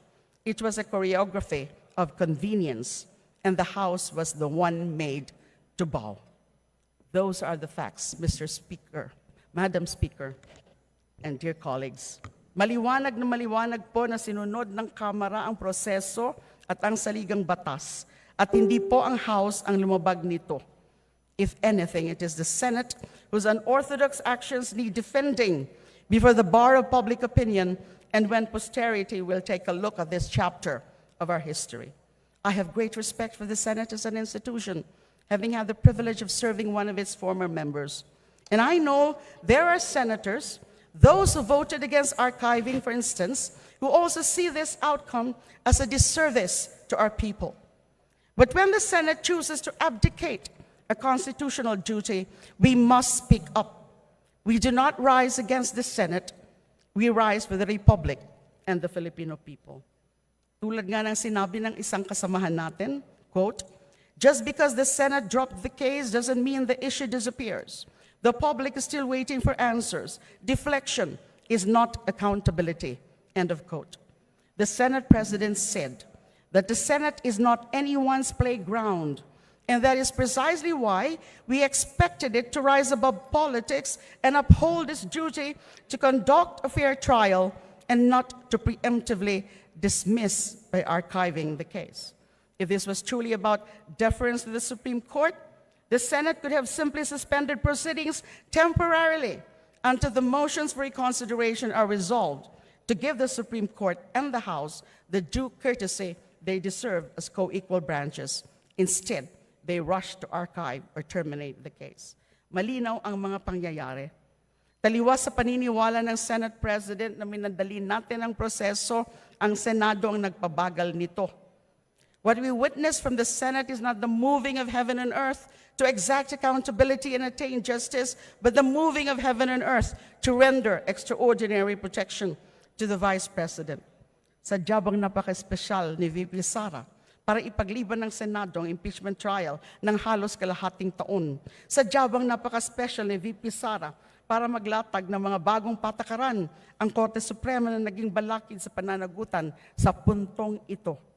Mr. Speaker, sa ginawa ng Senado at ng Korte Suprema, Malinaw na maipamalas sa ating ng pananatili ng kapangyarihan ng mga Duterte. Panganib itong hindi dapat maliitin. Hindi naman kasi imbento ang mga akusasyon natin, ang mga akusasyon natin laban kay VP Sara. Buong bayan ang nanood sa kanyang bantang ipapatay raw niya ang Pangulo, ang unang ginang at ang Speaker.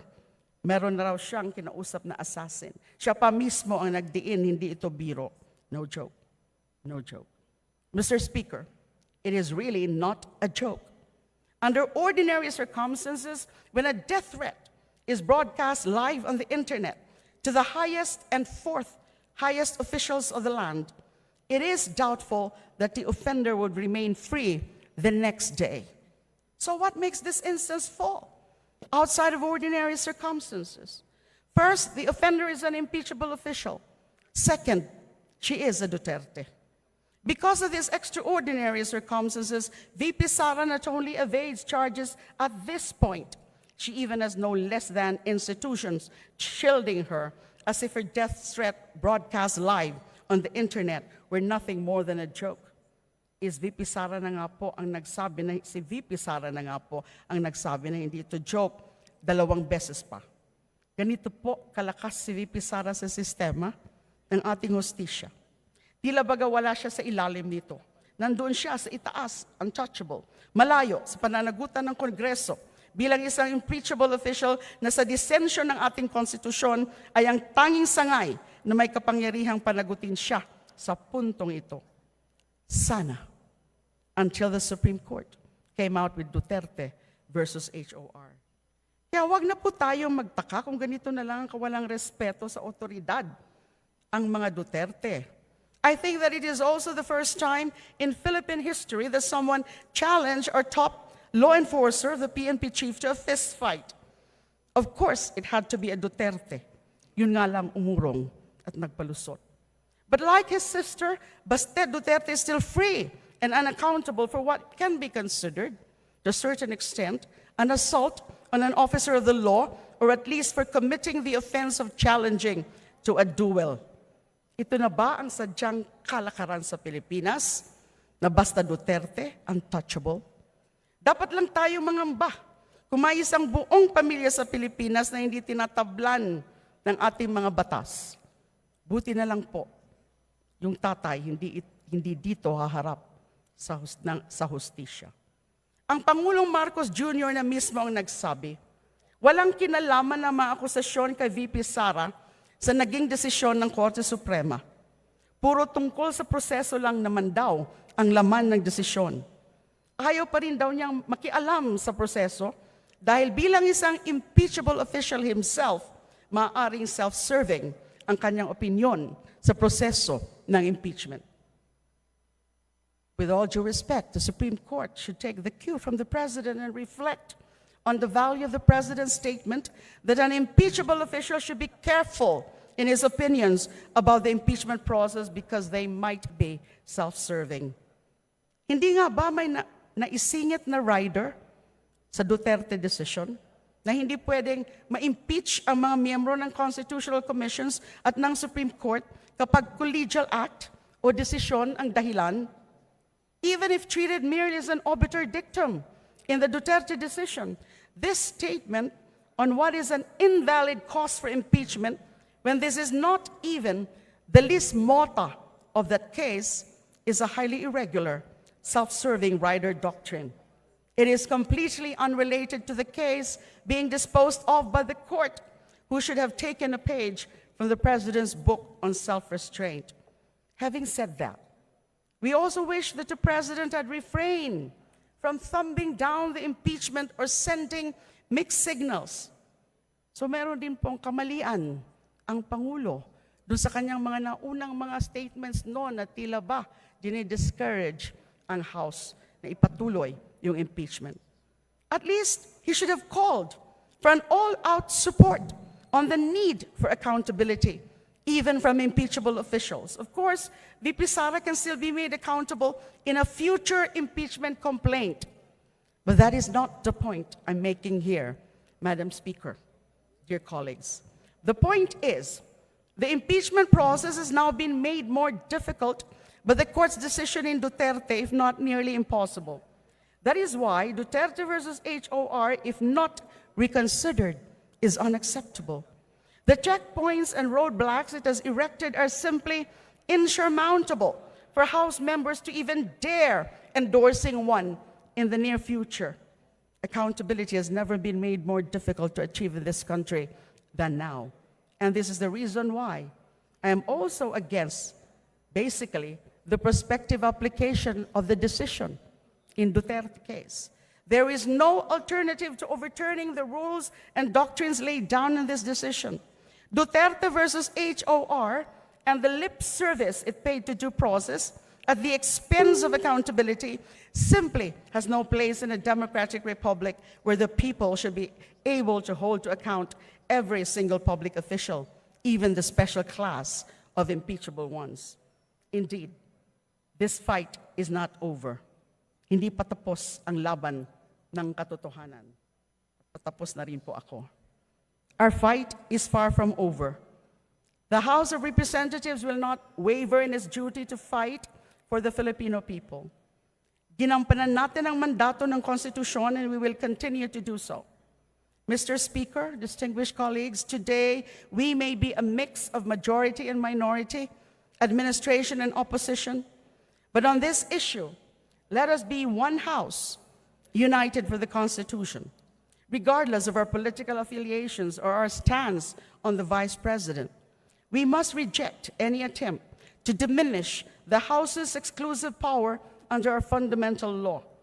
If we let this pass, we would be abdicating a sacred duty and weakening the very foundations of checks and balances. History is watching. The people are watching. Let this echo through the halls of Congress and into the hearts of our people. No one is above the Constitution. Not the Vice President, not the President, not the legislature, not even the judiciary. The Constitution is the people's sovereign will, and today, in its defense, the House of Representatives ought to stand unbowed, unafraid, and united. Tuloy po ang laban para sa Konstitusyon, para sa rule of law, at para sa katotohanan. Maraming salamat po, Mr. Speaker, dear colleagues. Thank you for your patience. Thank you. Listening. Majority Leader.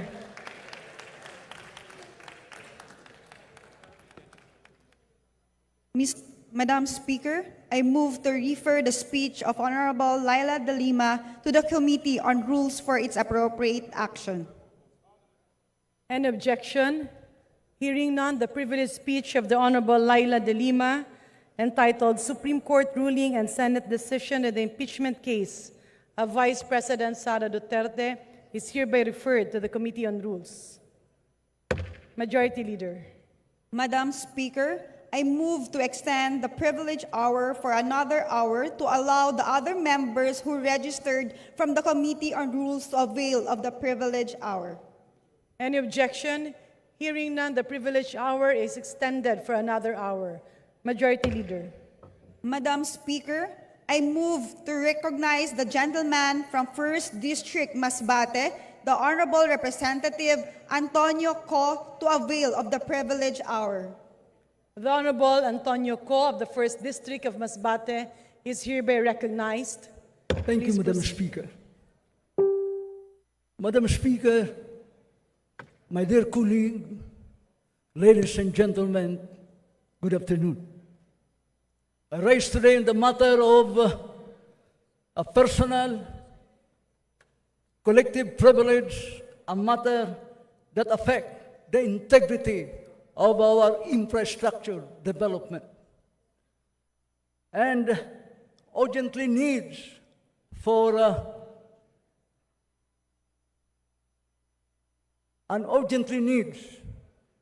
so that we can have a solution to this problem.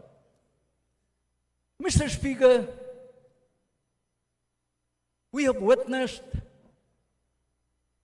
during this incident involving the collapse of several bridges in our countryside. Bridges from Magapi of Balite, Batangas, other bridges also from Batangas, 2 from Bohol. The Borja, as well as Clarete Bridge from Bohol, and 1 also from Pangasinan. And most recently, Mr. Speaker, is the Cabagan Santa Maria Bridge in Isabela. This is the most controversial bridge so far of entire country, Mr. Speaker, Madam Speaker. A bridge amounting to 1.2 billion after it was turned over to the end users for 26 days, it collapsed. So, in my own mathematical computations, I found out that this is the most expensive bridge, not only in the entire country, but in the world. 1.2 billion divided by 26 days, more or less. We have 47 million. Mr. Speaker, Madam Speaker, during my analysis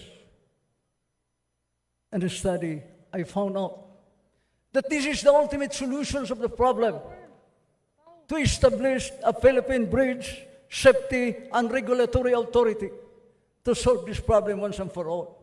Because I know for the fact that the structural defect is not only a defect, but defect of our provisionary and a defect of accountability. And up to this date, no one held accountable. Madam Speaker, this is coupled by a board of directors who will be the policy-making body, and an administrator who will be the chief operating officers, and to implement whatever the policy of the board. Madam Speaker,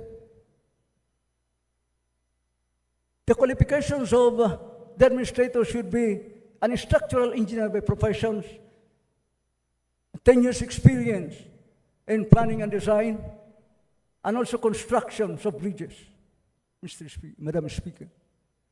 So, a 6 years fixed term with no reappointment, and it should be under the office of the President, Madam Speaker. So to strengthen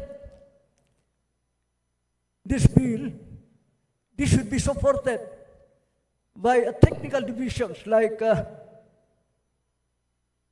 bridges engineer from planning and design divisions, bridge safety with forensic investigation division, digital monitoring and analytic system divisions. We have also an internal audit with risk management unit and other technical division, Madam Speaker. So,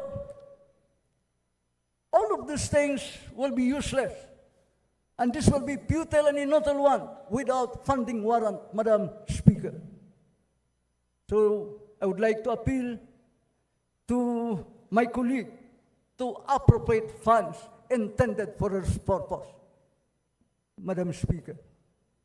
So, and funding from other sources, like 1% should be allocated from the total allocation of public roads and highways for infrastructure. And the most important, Madam Speaker, is that the 10% bridge toll revenues from national bridge toll. Madam Speaker, this important and urgent needs to passage this bill, for the passage of this bill. We cannot wait or allow another bridge to collapse before we act. We should act now, Madam Speaker, while tomorrow may be too late. Thank you, Madam Speaker, and good day. Majority Leader.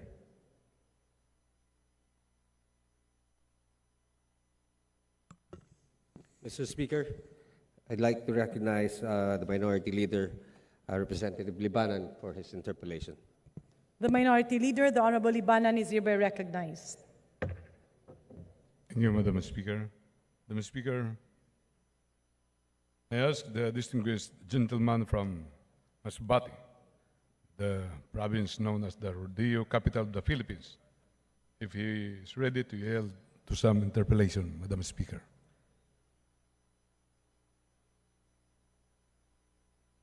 Very much willing, Madam Speaker. Thank you, Madam Speaker. Madam Speaker, napaka-timely po itong ginawang privilege speech ng ating sponsor. Dahil ang daming nangyaring nagbabagsakan na ng mga tulay sa Pilipinas. At marami po dito ay napakalumang mga tulay na. Yung iba mga war reparations pa yan na bakal ng government of Japan. Kahit po yung bakal na ginamit sa San Juanico Bridge ay reparation pa rin yan sa gira. Madam Speaker, pangalawa po ay napakahalaga dahil alam niyo yung ugali ng mga Asians. Maraming beses na ang sinasabi ang isang tulay o ang isang sasakyan, kahit yung sasakyan, sinasabi ang load limit 15 tons. Pero sa totoo, kinakargahan ng lampas ng 15 tons, 20 tons, umaabot pa ng 30 tons. Kahit po yung mga truck na ginagawa na, hindi ako nag-advertise sa mga Hapon, pero pag sinabi ng Isuzu, Hino, 15 tons ang load limit, kahit kinargahan yung sasakyan ng 20 or 25 tons, hindi pa bumabagsak yung sasakyan. Kasi prepare yun para sa Asian na nagbiyabiyahe. Kaya, Madam Speaker, napakahalaga po nito bago magbagsakan ang ating iba pang mga tulay. And therefore, I would like to ask the distinguished sponsor, Madam Speaker, that in proposing for the creation of the Philippine Bridge Safety and Regulatory Authority, is this measure born out of a genuine necessity or merely a reaction to current controversies that have gained public attention? Madam Speaker, as I've said, this is an urgent need to address our tragic incident to collapse bridge for several bridges in the entire country, as I've mentioned. 2 from Batangas, 1 from Pangasinan, 2 from Bohol, and another one in Isabela, which is the most controversial bridge so far that I've mentioned. Madam Speaker, we should act now a passage of this bill, or else, if we continue to this tragedy that we have encountered, Madam Chair, this will be known to the entire world that we have a country of falling bridges, Madam Chair.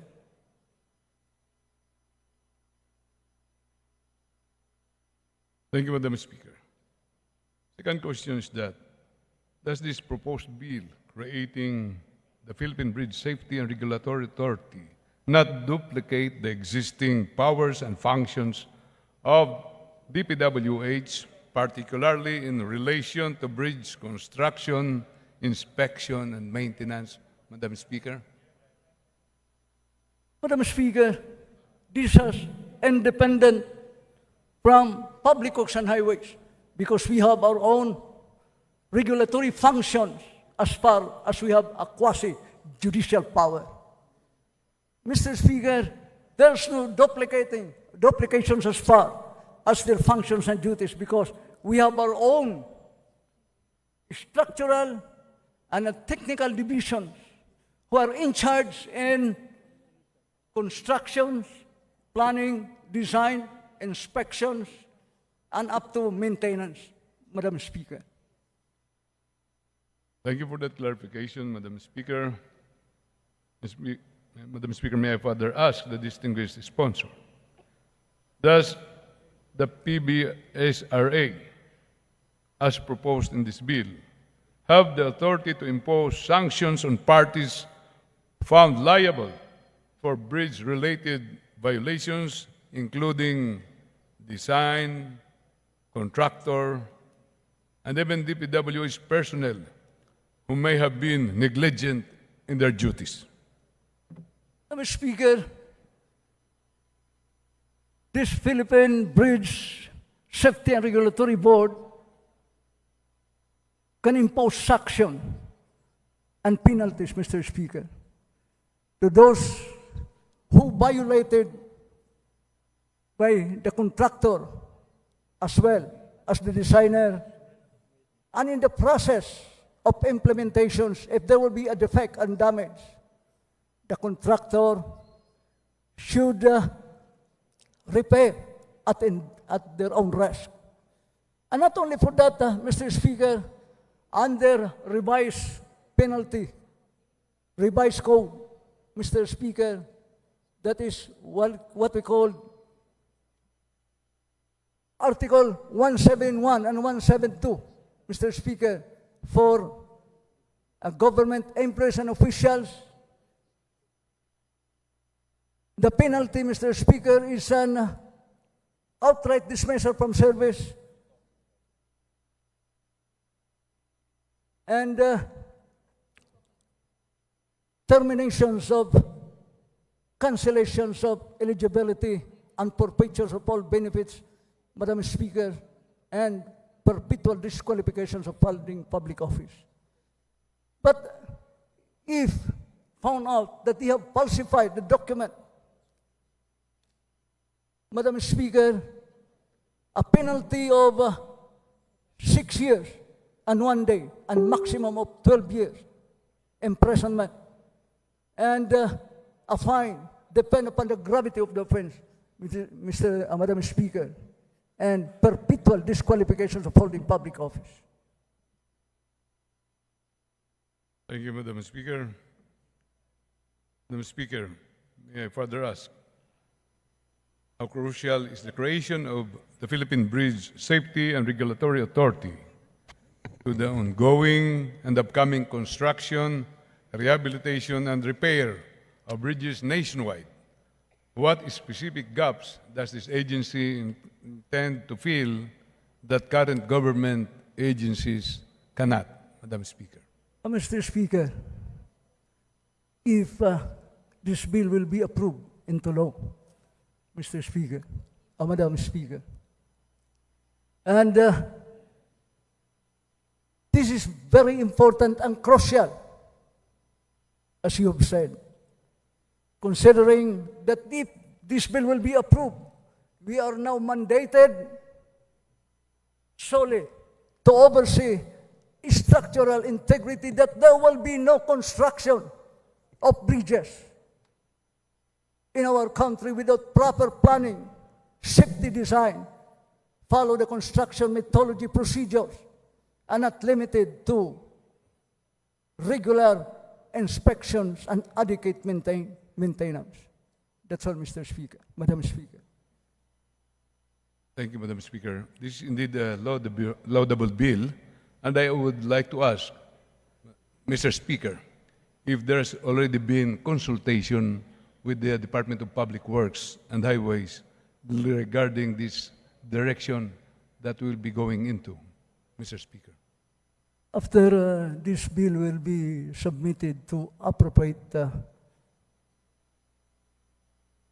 committees, Mr. Speaker, there's now a need for a consultations of Public Works and Highways, because not only limited to Public Works and Highways, but also the Department of Transportation and Communication, because this involves maximum loading capacity. For the Public Works and Highways, Mr. Speaker, is that there must be a transition period of this. Transitions in the sense that there will be inventory of all bridges in our country as far as the situations and conditions. If there's a need for retrofitting and there's a need for construction of bridges because it already exceeds the 50 years lifespan of the bridges, Mr. Speaker. Thank you for that answer, Mr. Speaker. Speaker, talagang ang pagkakailangan nito. The sponsor just stated about retrofitting. You know, there are rehabilitations of bridges on retrofitting. Sila na lang ang nakakaalam kung paano. Hindi in-explain sa atin kung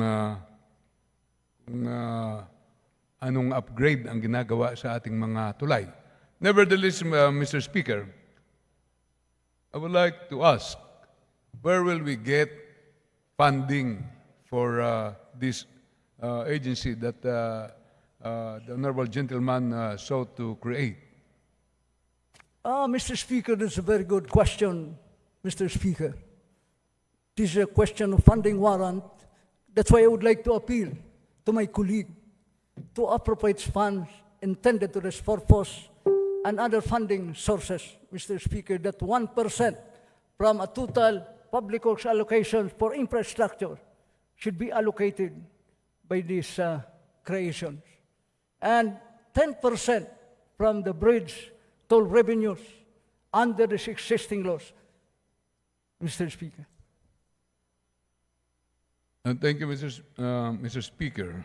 And lastly, Mr. Speaker, how will this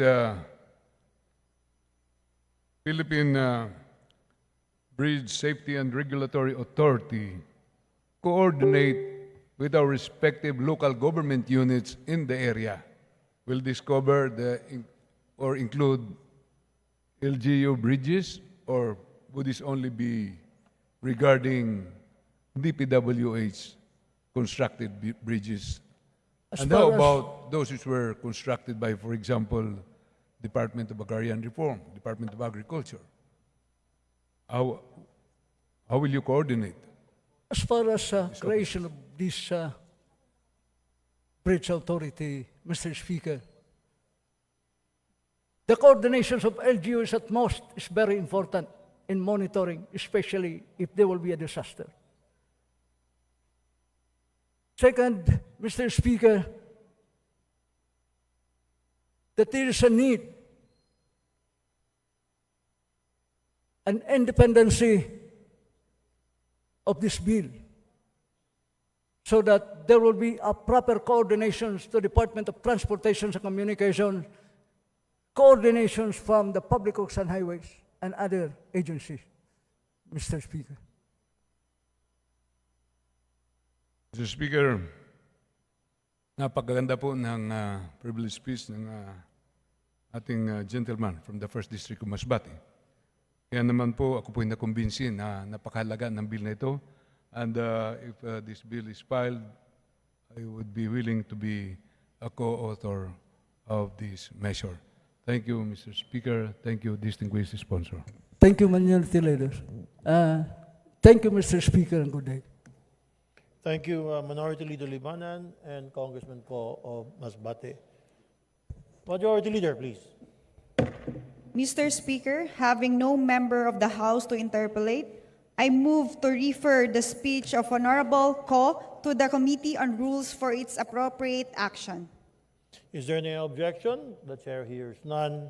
The motion is approved. The speech of, as stated, Congressman Ko of Masbate, as well as the interpellations and the manifestations, referred to the Committee on Rules for its appropriate action. Majority Leader. Mr. Speaker, I would like to recognize the guests of Rep. Robert Nazal of BH, Bagong Henerasyon Party List.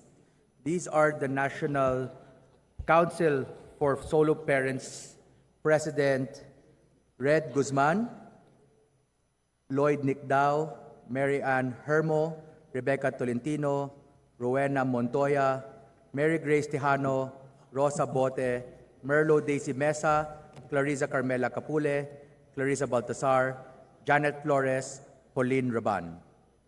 Thank you, Majority Leader. To the guests of BH Party List and Assistant Minority Leader, Congressman Robert Nazal, to the National Council for Solo Parents, led by President Red Guzman, On behalf of Speaker Martin Romualdez, good afternoon and welcome to the House of Representatives. Maayong hapon. Magandang hapon. Thank you. Majority Leader, please. Mr. Speaker, I move to recognize the lady from the 3rd District of Bukidnon, the Honorable Audrey K. Subiri, to avail of the privilege R. Maayong hapon. Ang kinatawan sa Bukidnon, sa 13 Distrito, Congresswoman Audrey K. T. Zubiri, Bukidnon, you're recognized, ma'am. Please proceed. Daghang salamat, Mr. Speaker. Ugmayong hapon sa inyo, ugmayong hapon sa tanan. Mr. Speaker, esteemed colleagues, and to my fellow Filipinos, good afternoon. I rise today on a matter of both personal and collective privilege. I speak for the countless ordinary citizens whose lives are quietly being torn apart by online lending, a predatory system disguised as convenience. We live in a digital world where innovation promises progress.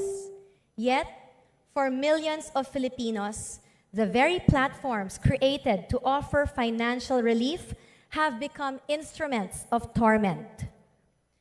Lending is nothing new to us. We have long relied on it, from the classic 5-6 system to pawning of valuables, borrowing from friends, family, and banks. Credit for many has been a lifeline, a way to survive. But with the advent of digital technology and social media, poverty, indebtedness, and financial distress have worsened. The widespread adoption of online lending platforms has indeed brought swift access to credit, especially for those underserved by traditional banking institutions. Online lending companies offer convenience, minimal requirements, quick approval, and a removal of collateral requirements compared to traditional banking institutions. According to a 2025 study, the number of new and unique users of online lending platforms surged by a staggering 43%, reaching 67.84 million Filipinos. Truly, online lending platforms have significantly changed the financial landscape in our country. But this facade of convenience and increase in financial inclusion comes at a higher cost. Many Filipinos, driven by desperation, vices, or urgent need for money, accept exorbitant interest rates offered by these online lending companies, trapping them in a relentless cycle of debt. Interest rates in online lending applications can go as high as 1% a day, even with the existing laws and regulations for loan interest rates. Meanwhile, the Bangko Sentral ng Pilipinas indicated that approximately 1 in 3 Filipino households has outstanding debt. Aside from housing loans, most of these debts are sourced through non-bank financing institutions, including online lenders. A fintech report now warns that credit card debt in the Philippines has reached a critical risk level, giving us the worst debt-to-income ratio in Asia at 425%. To make things worse, borrowers are subjected to highly aggressive and utterly dehumanizing collection tactics.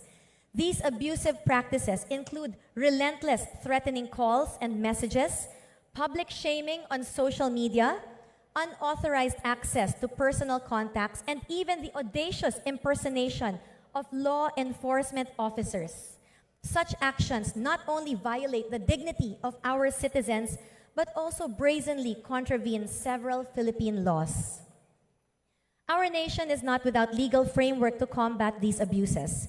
Key statutes such as the Republic Act No. 11765 or the Financial Products and Services Consumer Protection Act expressly prohibits financial service providers from employing abusive collection practices against consumers. RA No. 3765, the Truth in Lending Act, mandates the full disclosure of essential loan terms and conditions, while RA 9474, or the Lending Company Regulation Act of 2007, allows lending companies to only charge reasonable interest rates and charges upon the debtor. RA 10173, or the Data Privacy Act, stands as a shield to protect personal data from unauthorized processing and disclosure by lending companies. Moreover, the Securities and Exchange Commission issued Memorandum Circular Number 18, Series of 2019, unequivocally banning abusive debt collection methods like threats, harassment, and public shaming, especially in the online lending context. Even the Bangko Sentral ng Pilipinas has issued several circulars emphasizing fair collection practices for banks and financial institutions. In fact, the Supreme Court itself, in a 2024 decision, struck down interest rates as high as 60% per annum or 5% per month, reminding us that contractual autonomy is not absolute but must be balanced with laws, morals, good customs, public order, and public policy. Unfortunately, despite the existing laws and government regulations, the persistence and escalation of these issues cry out for streamlined, more coordinated measures. The surge in online lending post-pandemic has been tragically accompanied by a significant rise in complaints about abusive collection practices. The Presidential Anti-Organized Crime Commission, PAOC, recently revealed that the Philippine National Police have recorded 156,000 complaints of online crimes per month, with most of these cases involving victims of harassment from online lending applications. The PAOC further disclosed that currently it is handling over 15,000 complaints against abusive online lending applications.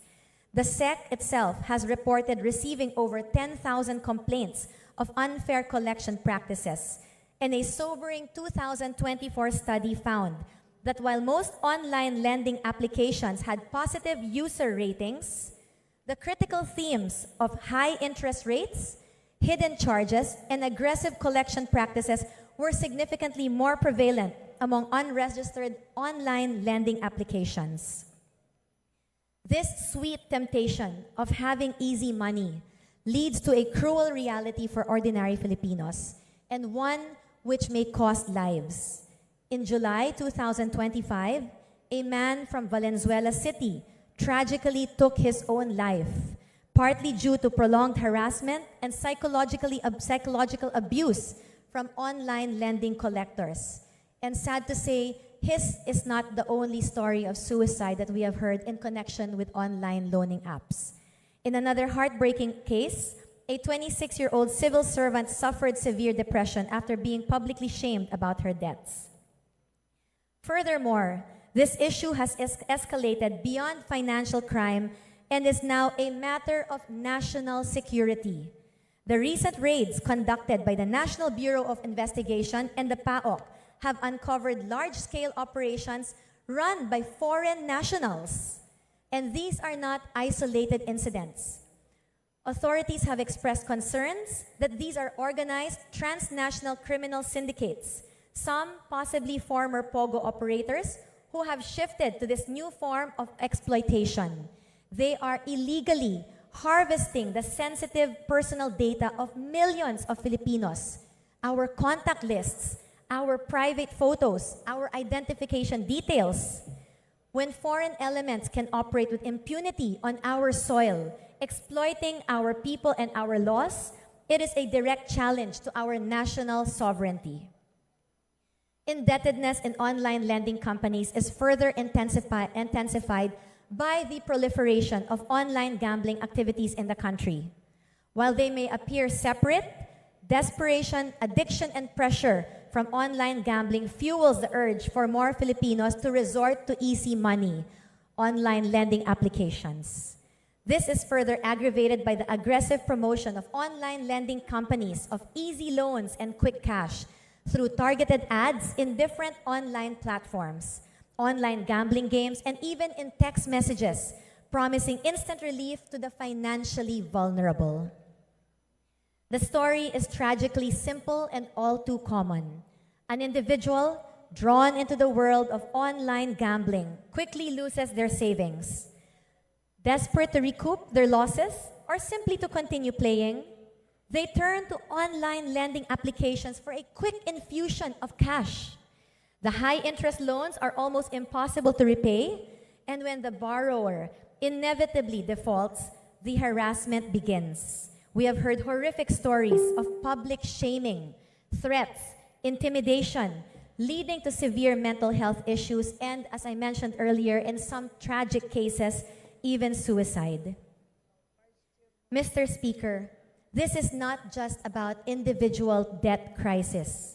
We are confronting a public financial threat, a pervasive digital privacy violation, and a systemic violation of the poor. Maawa po tayo sa ating mga kababayan. Lulong na nga sa sugal, lubog pa sa utang. This is a battle cry for the very soul of our nation, a fight to protect the most vulnerable among us from those who profit from their desperation. Because if the vulnerable cannot protect themselves, then the government must step in. And if we cannot protect our people from abuse and exploitation, then we have no business calling ourselves public servants. Maraming Pilipino po ang palihim na nagdurusa.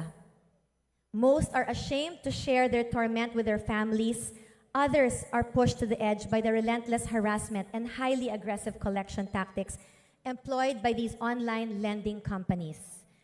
Therefore, Mr. Speaker, I implore this august chamber to remember our sacred oath to protect our people, not only from economic hardship, but from the insidious exploitation that disguises itself as assistance.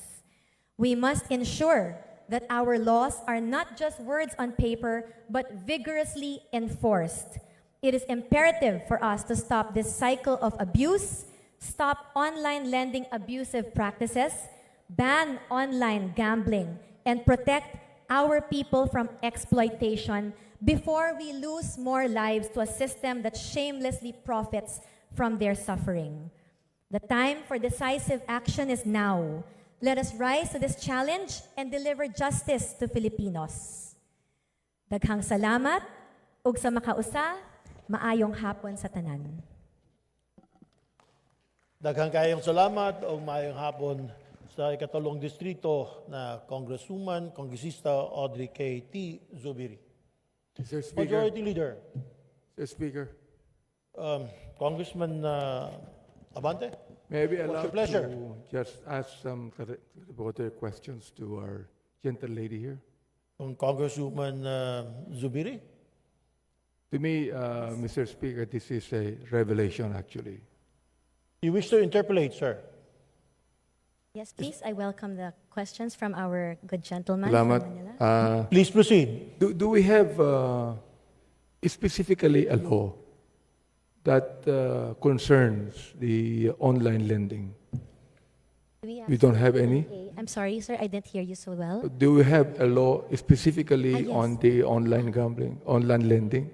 Online lending, not yet, sir, because right now our laws are still have not quite caught up with our technology. For example, our laws that are concerning gambling, concerning the lending, are still our Lending Regulation, Company Regulation Act of 2007, and you know, between 2007 and 2025, the rise in technological advancements has just outdated it, and so that is what we have. We have other laws as well, such as the Republic Act of number 11765, Financial Products and Services, and 3765, Truth in Lending Act. But again, as I mentioned, many of these laws were created more than 10 to 20 years ago, and so they are no longer able to address the concerns of online lending. Yes, Mr. Speaker, we have a lot of vintage laws that ought to be changed actually. But are you now preparing some bills concerning that? Yes, Madam? yes, Congressman. Actually, right now, tomorrow we have scheduled briefings with some sectors that are part of the online lending, the people who are concerned, and we hope to get enough information from them so that we can craft a credible law that will be able to address the gaps in our current online lending act. And hopefully by next week, we will be able to file our new bill on the regulation of online lending. Very good. I would like to be a part of that as co-author. Thank you very much, sir. It would be my pleasure and honor to have you join us. Mr. Speaker, also, would like to ask the Madam Gentle Lady here, do you think that there is a connection between the online gambling and the online lending? I personally, Congressman, I fervently believe that there is. If we look at right now we do not have much data supporting, we don't have much data, but if we look at what data we have, we will see that the online gambling revenues and the increase beginning from the years of 2023 to 2025 is quite in line with the surge in the new and unique users of online lending apps. You will see na parang nagsabay po. Kung nakagraph po siya, makikita natin na halos sabay ang kanilang pag-surge.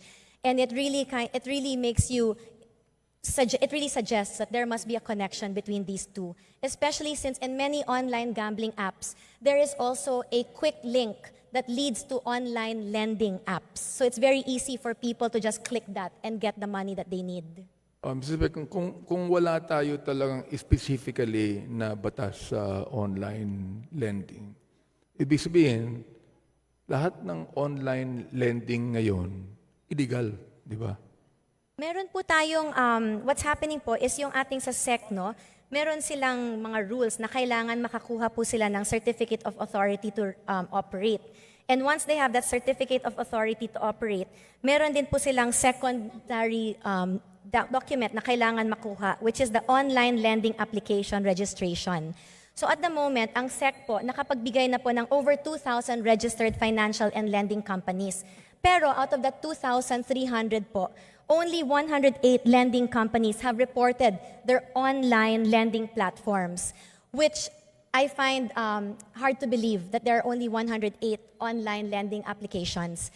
So those are just the ones that are registered, and of course we are aware that there are also those which are not registered.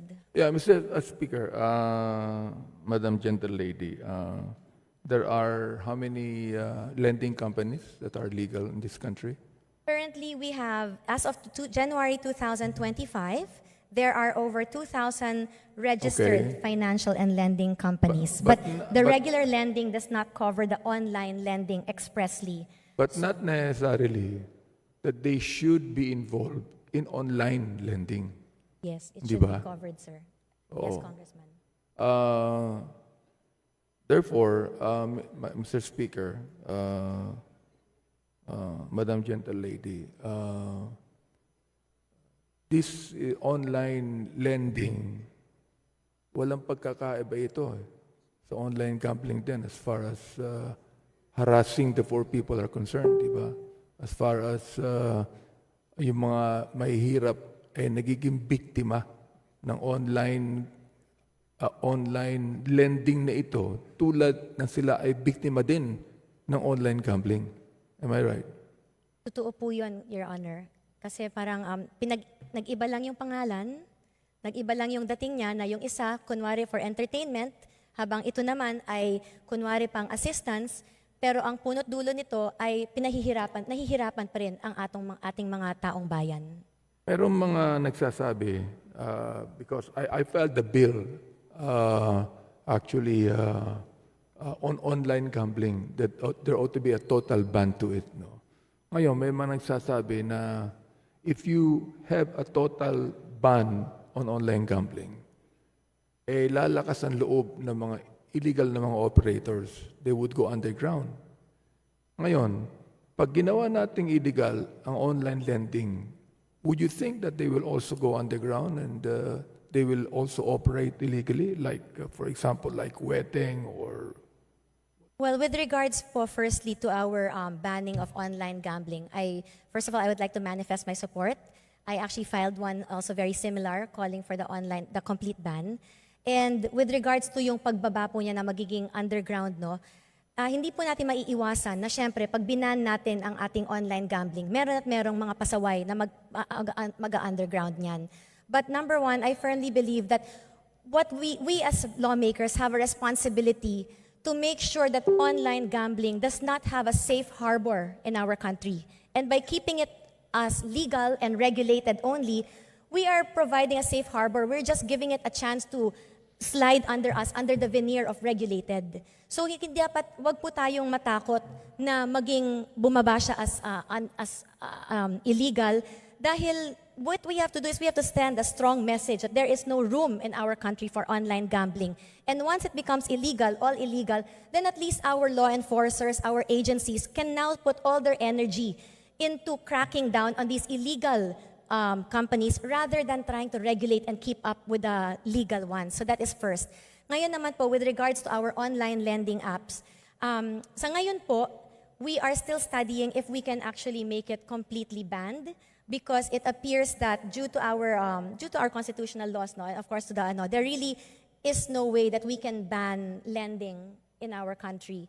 And so what we are hoping to do is that we can at least put much stronger safeguards. At the moment kasi we have been studying it, and it appears that we don't have enough guardrails. For example, yung ating mga lending licenses, kailangan 1 million lang ang nasa bangko, o kaya para sa financing license, kailangan 10 million lang ang nasa bangko. Parang we are encouraging anyone, any mom and pop to put up this, and talagang madaling magkaroon ng mga fly-by-night na lending companies. So kailangan talaga our government agencies have to step up and really regulate this and put the proper guardrails in place. Instead of 1 to 10 million pesos, siguro dapat nasa 100 million, 300 million pesos. I mean, malaking negosyo to. Hindi naman pwedeng 1 to 5 million lang ang kapital ng ating mga lenders. So, ibig sabihin, Mr. Speaker, yung sa online lending, merong humihiram o umuutang ng mga milyon na. Sa ngayon po, I do not think that they cater to to people who need millions of pesos. But we are, based on our research, we have come across the fact that online lenders are actually disbursing between some online lenders are actually disbursing up to billions of pesos per month. You made mention, Mr. Speaker, that you kanina na-mention mo din na this online lending are owned by foreign There have been some po. In fact, there were some reports of the NBI who were able to do some raids. And upon raiding yung mga nakikita natin, yung mga na-raid nila, ito po, last June 2025, the Bureau of Immigration and the National Bureau of Investigation arrested 9 foreign nationals involved in an online loan fraud scheme. And in the Philippines, Madam Speaker. Yes, Your Honor, in the Philippines. And in July 2025, 168 employees were arrested by authorities during a raid in the office of an online lending application in Ortigas. And this lending firm is owned by a Chinese national, according to PAOK Executive Director Gilbert Cruz. Do they have affiliates that are local businessmen here in the Philippines? I would imagine in order for them to be able to register and to be able to get the necessary documents from our agencies, they must have a local Filipino counterpart fronting for them. Therefore, kung karamihan ng online lending na ito, ang nagmamay-ari ay foreign entities, hindi nagbabayad ng tamang buwis to. Or actually, they're not paying any tax at all. Nako, siguro malalaman natin sa BIR. Maganda siguro mapatawag natin ang ating mga kaibigan doon. Mr. Speaker, I think this would be one of the investigations that Quadcom 2.0 should also consider investigating, Mr. Speaker. And with that also, maraming salamat po, Madam Gentle Lady, for this. I also would like to say, Mr. Speaker, August 12 po ngayon, I just would like to recognize yung Quadcom ng 19th Congress. Nagsimula po ito ng August 12. So, I would like to just recognize and honor our chairman, Ace Barbers, who is no longer with us, Dan Fernandez and Karap Paduano, and of course, Romy Acop, for a job well done. Kaya ngayon po, August 12, 2025, I would like to say na ito po yung anniversary actually ng Quadcom ng 19th Congress, and we shall continue and finish this, including na po yung online lending na sinasabi ng ating Congressman. Maraming salamat po, Mr. Speaker. Thank you very much. Thank you, Your Honor. Maraming salamat, Congresswoman Zubiri, and of course, Congressman Abante. And thank you for reminding the chair and the plenary of the 1-year anniversary of the Quadcom. Well done, sir. Majority Leader. Mr. Speaker, prior to any other motion, the Majority Leader would like to remind our colleagues that if ever they do intend to signify their intend to interpolate, to please inform the Majority Leader, because we have a list that we have, and other members have already signified their intent to interpolate. And also to remind the speakers availing of the privilege hour to either when replying or questioning to address the speaker. Thank you very much. Thank you for that reminder, Majority Leader. We still have 11 registrants for the privilege hour. That Mr. will be a Speaker. reminder. One moment. Majority Leader. Mr. Speaker, I move to recognize the gentleman from the 1st District of Northern Samar, the Honorable Nico Raul Daza, to avail for his interpellation. The gentleman of Samar, Representative Nico Raul Daza, is recognized, sir. Please proceed. Thank you, Majority Leader. Thank you, Mr. Speaker. If I may I ask the distinguished Madam of Bukidnon, the Honorable Audrey Zubiri, a few clarificatory questions. I welcome the questions of the honorable gentleman. Thank you. Mr. Speaker, to play devil's advocate, millions of people are availing of these online loans and being helped with their everyday lives. Is it worth going after these apps when they are helping so many? And really, shouldn't it be the borrower's responsibility to read the loan terms? Absolutely. I believe that we should definitely go after these online lending apps. This is far more complex than an ordinary 5-6 situation gone wrong. We are dealing with multiple violations of various Republic Acts, such as the data privacy violations under RA 10173, collection abuse and harassment under RA 11765, predatory interest rates under RA 9474, as well as misleading false terms in transactions, which we find in violation of RA 3765. And so I dare say, apart from these violations to our Republic Act, as I mentioned, it is also now a threat to our national security, as it has come to light that many of these operating lenders, online lending apps, are actually owned by foreign nationals. And so we must definitely go after them before it's too late. And with regards to the responsibility of our borrowers, I do, of course, yes, the borrower's responsibility is to read the contract. But we have to understand that these contracts are usually presented as very long, voluminous documents, written usually in English with a lot of legal jargon. And while this practice complies with the legal requirements of our laws, it does not address the realities of our situation, which is the fact that many of our borrowers actually come from very vulnerable sectors. And so more often than not, they are not even able to fully comprehend these long contracts that they are simply clicking I agree with at the end. Because also usually there is a big case of financial illiteracy as well. And so they are making uninformed decisions, almost as if like under duress. And in times like this, when lenders are also using deception and coercion, I think it's time for the burden to shift not from our borrowers, but to our agencies and to our government to make sure that our borrowers are protected. On this note, Mr. Speaker, a few more clarificatory questions for the distinguished Madam of Bukidnon. May I ask, what are the sample interest rates imposed by these online lending apps, and how many of these are actually registered with the SEC? I'm sorry, did you ask about interest rates? Yes. Yes, interest rates. Our interest rates, okay, so I have a few samples. As I mentioned earlier, the most extreme we have heard is interest rates of about 1% per day.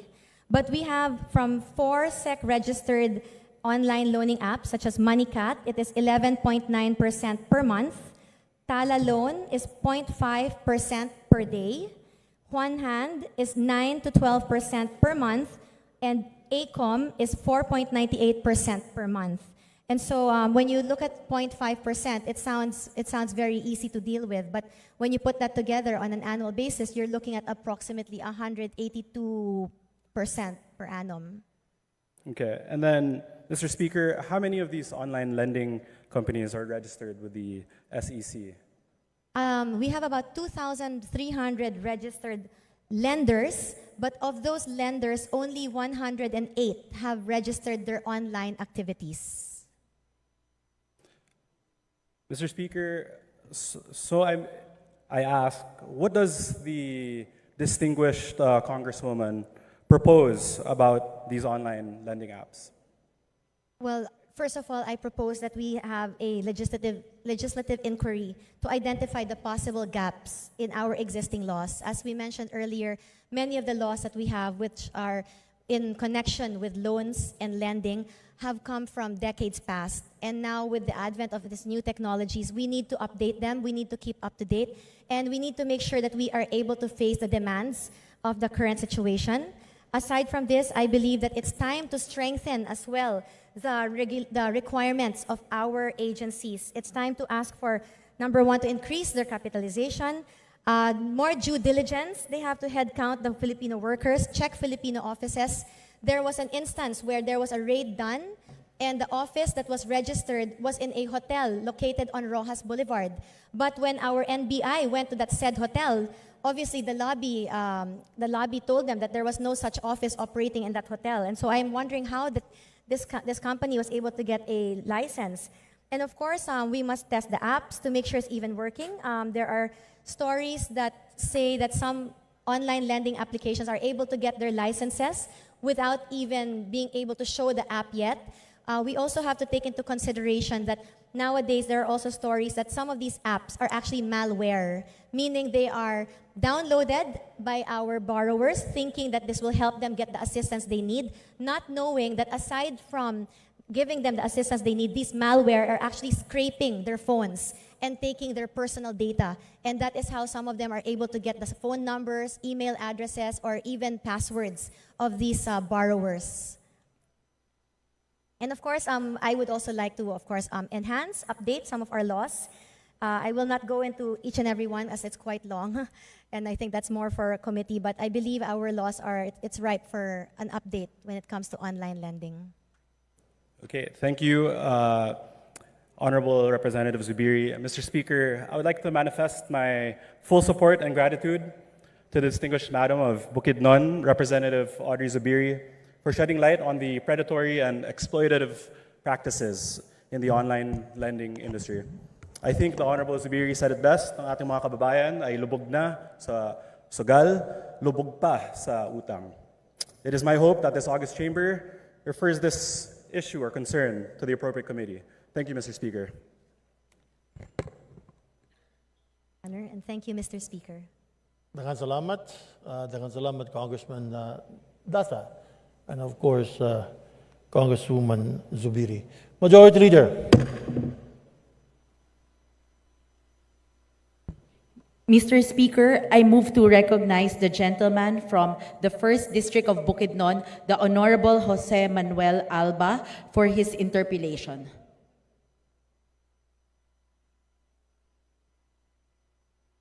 Congressperson Manuel Alba of the province of Bukidnon.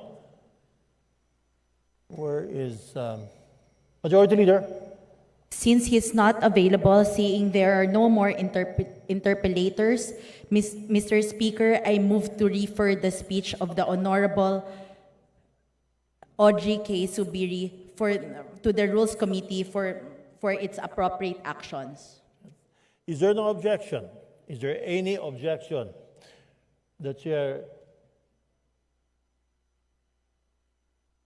Is there any objection? The Chair hears none. The motion is approved. The speech of Honorable Zubiri as well as interpellation, or if there were manifestation, is referred to the Committee on Rules for its appropriate action. Majority Leader, please. Thank you.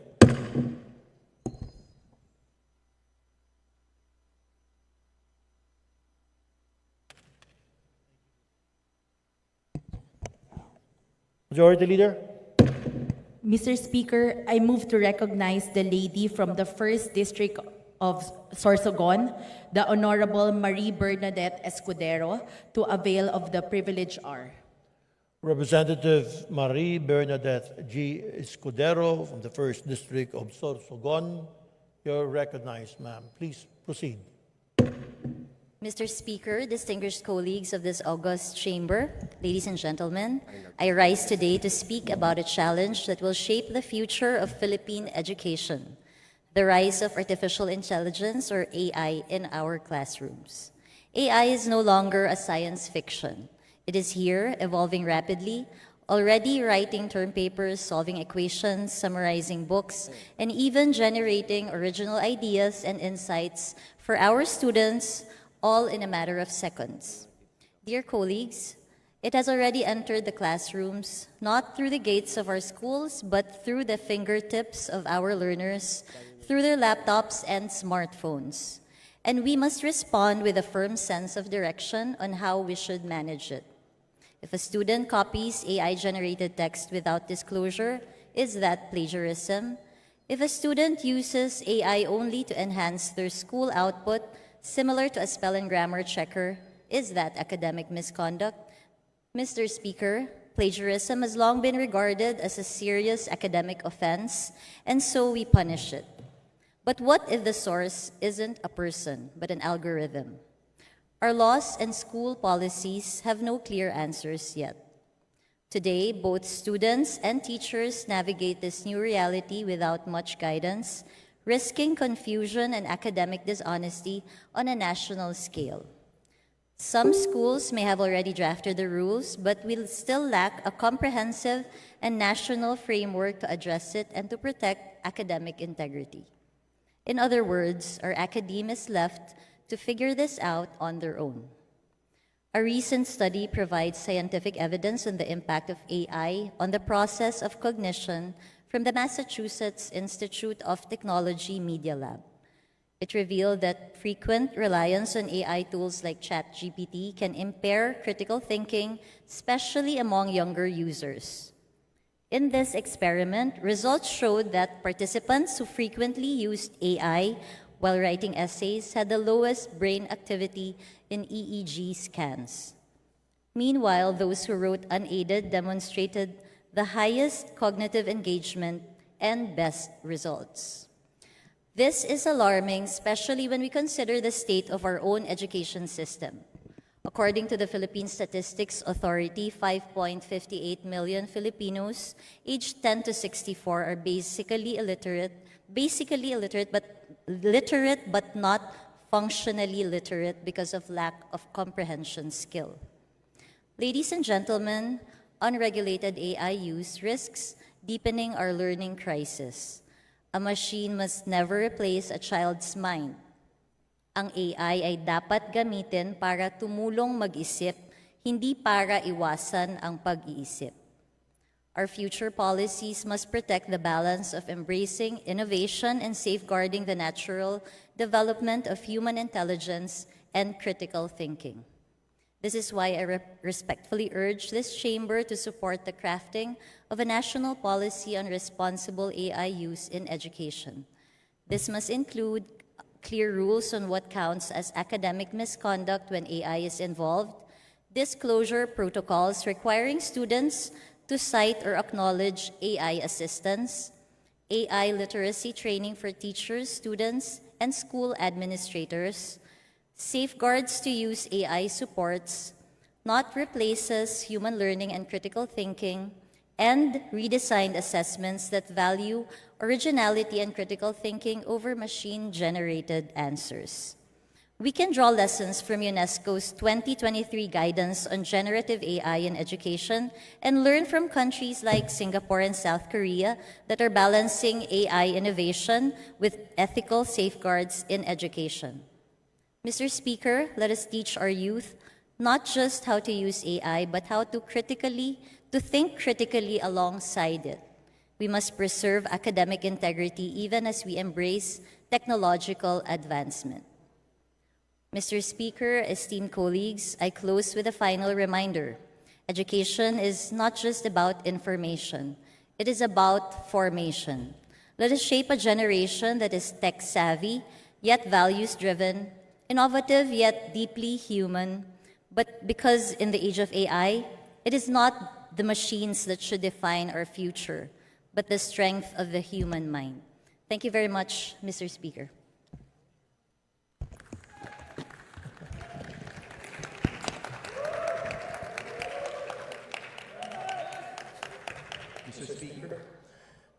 Mr. Speaker, I move to recognize the gentleman from the Lone District of City of Pasig, the Honorable Roman T. Romulo, for his interpellation.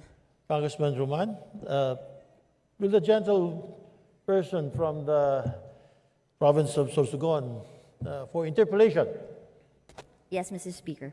Proceed, Congressman Roman. Thank you, Mr. Speaker. To the lady from the 1st District of Sorsogon, unang-una, congratulations that finally someone spoke about AI in the plenary. Sa totoo, Mr. Speaker, lady from the 1st District of Sorsogon. Excuse me, Mr. Speaker. Before we proceed, I'd like to extend the privilege hour for another hour. Is that a motion? Yes, Mr. Speaker. And there's a motion to extend the privilege hour. Any objection? No objection. The privilege hour is now extended to another hour. Thank you, Majority Leader. Please proceed, Congressman Roman. Thank you, Mr. Speaker, Majority Leader. Again, to the lady from the 1st District of Sorsogon, congratulations for speaking about AI in the plenary. I think it is about time that we have a honest-to-goodness discussion on AI. Alam po ninyo, marami po nagsasalita tungkol sa AI. Sa totoo, kahit sa dyaryo o sa TV, laging pinag-uusapan, mag-AI na tayo. Para lahat tayo nasa same page naman. Lady from Sorsogon, could you please define for us what do we mean by artificial intelligence? What is the scope of AI? Mr. Chair, as of now po kasi, personally po, all of us here, I am sure, are all using AI. Even WhatsApp, they have Meta AI, and lahat po basically available on the internet. Sabi ko nga nung panahon natin, pag nag-research tayo, we have to go to the library and use the encyclopedia. Pero ngayon, with all the innovations in technology, it's as easy as it's all in your fingertips. So if you have a smartphone, if you have a laptop, everything is accessible. No? Lahat ng information available on the World Wide Web, makikita na natin if you have a smartphone or a laptop. So sa ngayon, mga estudyante natin, ginagamit na rin yan for research and for everything that they need for the classroom. So, maswerte sila na available na yan. Pero at the same time, dapat nandito tayo para i-safeguard din dahil may mga risks din na involved sa masyadong paggamit ng AI. Yes. In other words, tama po kayo, no? The lady from First District of Sorsogon. In other words, yung AI, it really feeds on what it reads in the computers, what is there in the World Wide Web. Yun rin naman po yung alam niyang knowledge, hindi ba? It does not create its own knowledge. Is that correct? Yes, Mr. Speaker. Yes. And you also mentioned earlier, Mr. Speaker, that there is an MIT study with respect to the use of ChatGPT. For clarity, and for everyone to hear again, could you please reiterate what the results of that preliminary study said about the use of AI for students or learners?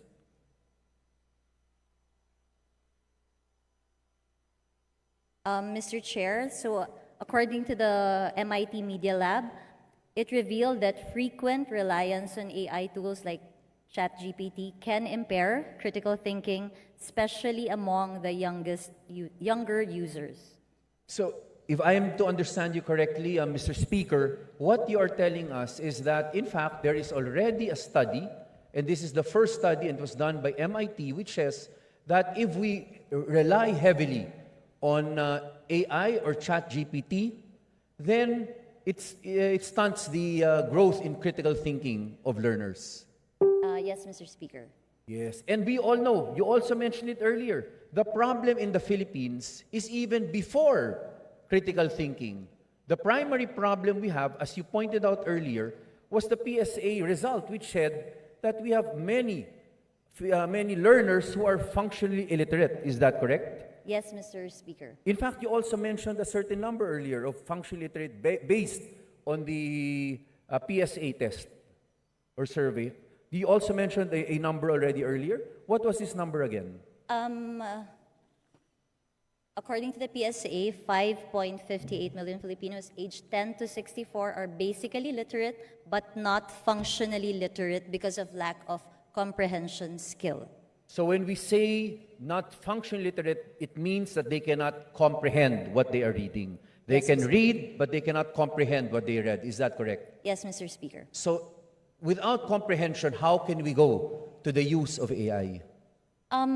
Right now, Mr. Speaker, the DepEd already has a DepEd Order number 13, 2025, series of 2025, which establishes the Education Center for AI Research, or ECAIR, which shall primarily operate for the agency and collaborate with other national and local government agencies with the primary objective of capacitating the educational institutions towards innovations through the use of AI tools. So, actually, last July 7, the DepEd Secretary Angara also announced that DepEd is set to revise the national curriculum to already include training on artificial intelligence use. Yes, but again, it is all in the planning stage. If my understanding is correct.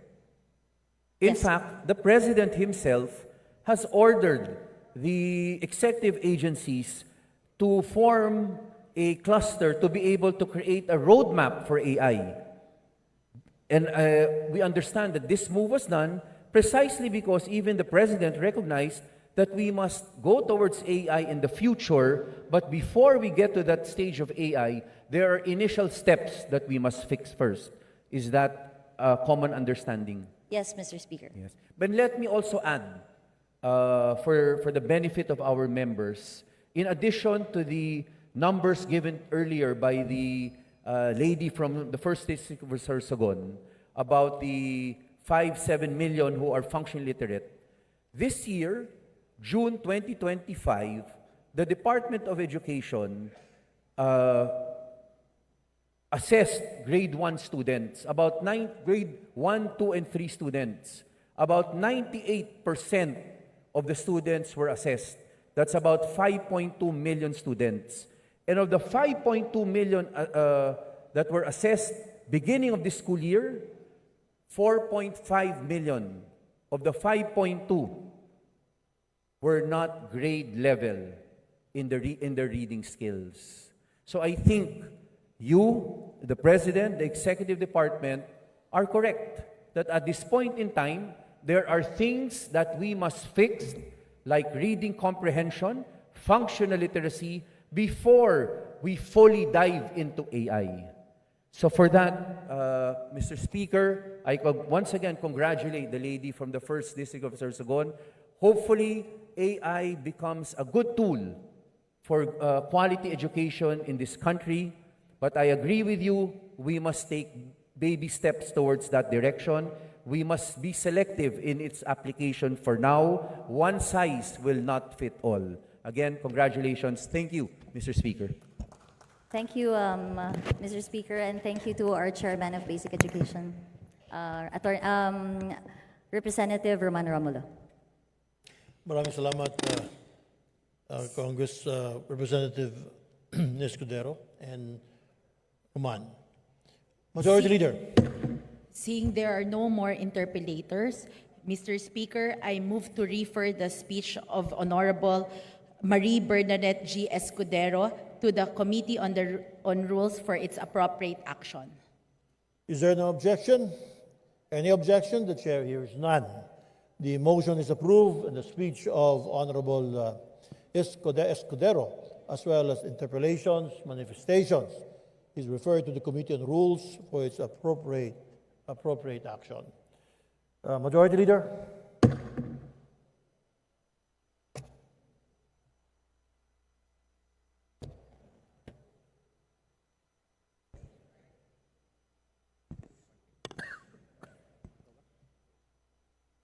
Mr. Speaker, I move to recognize the lady from Kabataan Party List, the Honorable Rene Luis M. Co, to avail of the privilege R. Representative Rene Luis M. Co of Party List Kabataan. You have the floor, ma'am. Please proceed. Thank you, Mr. Speaker. Mr. Speaker, distinguished colleagues, I stand before this august chamber as we commemorate International and National Youth Day today on August 12. The observance of International Youth Day was first done on August 12, 2000, after being adopted by the World Conference of Ministers responsible for youth in 1998, and then officially endorsed by the United Nations General Assembly the next year to raise awareness on issues of the youth and recognizing their potential in building a better world. The celebration of Youth Day in the Philippines was adopted into domestic law through Republic Act number 11913, or the National Youth Day Act, of which Kabataan Party List takes pride in being a principal author. Recognizing the vital role of the youth in nation building as provided in Article 2, Section 13 of the Constitution, RA 11913 enjoins the National Youth Commission, Sangguniang Kabataan, as well as schools, colleges, universities, and education agencies to hold discussions or forums on career paths, sustainable development, environment preservation, gender equality, mental health, and others, or launch activities such as leadership training, youth empowerment, workshops, basic masses integration, and community immersion activities in partnership with local and international youth organizations. Aside from this policy, our history deeply honors the ability of youth to create a just future. In fact, prior to the adoption of the International Youth Day, the Philippines was one of the earliest countries to formally celebrate a Youth Day. Starting 1948, we have celebrated Filipino Youth Day every June 19, the birthday of Jose Rizal, in honor of his exemplary contributions to the Philippine independence movement and against the continuous rule of imperial Spain, all the while being a member of the youth.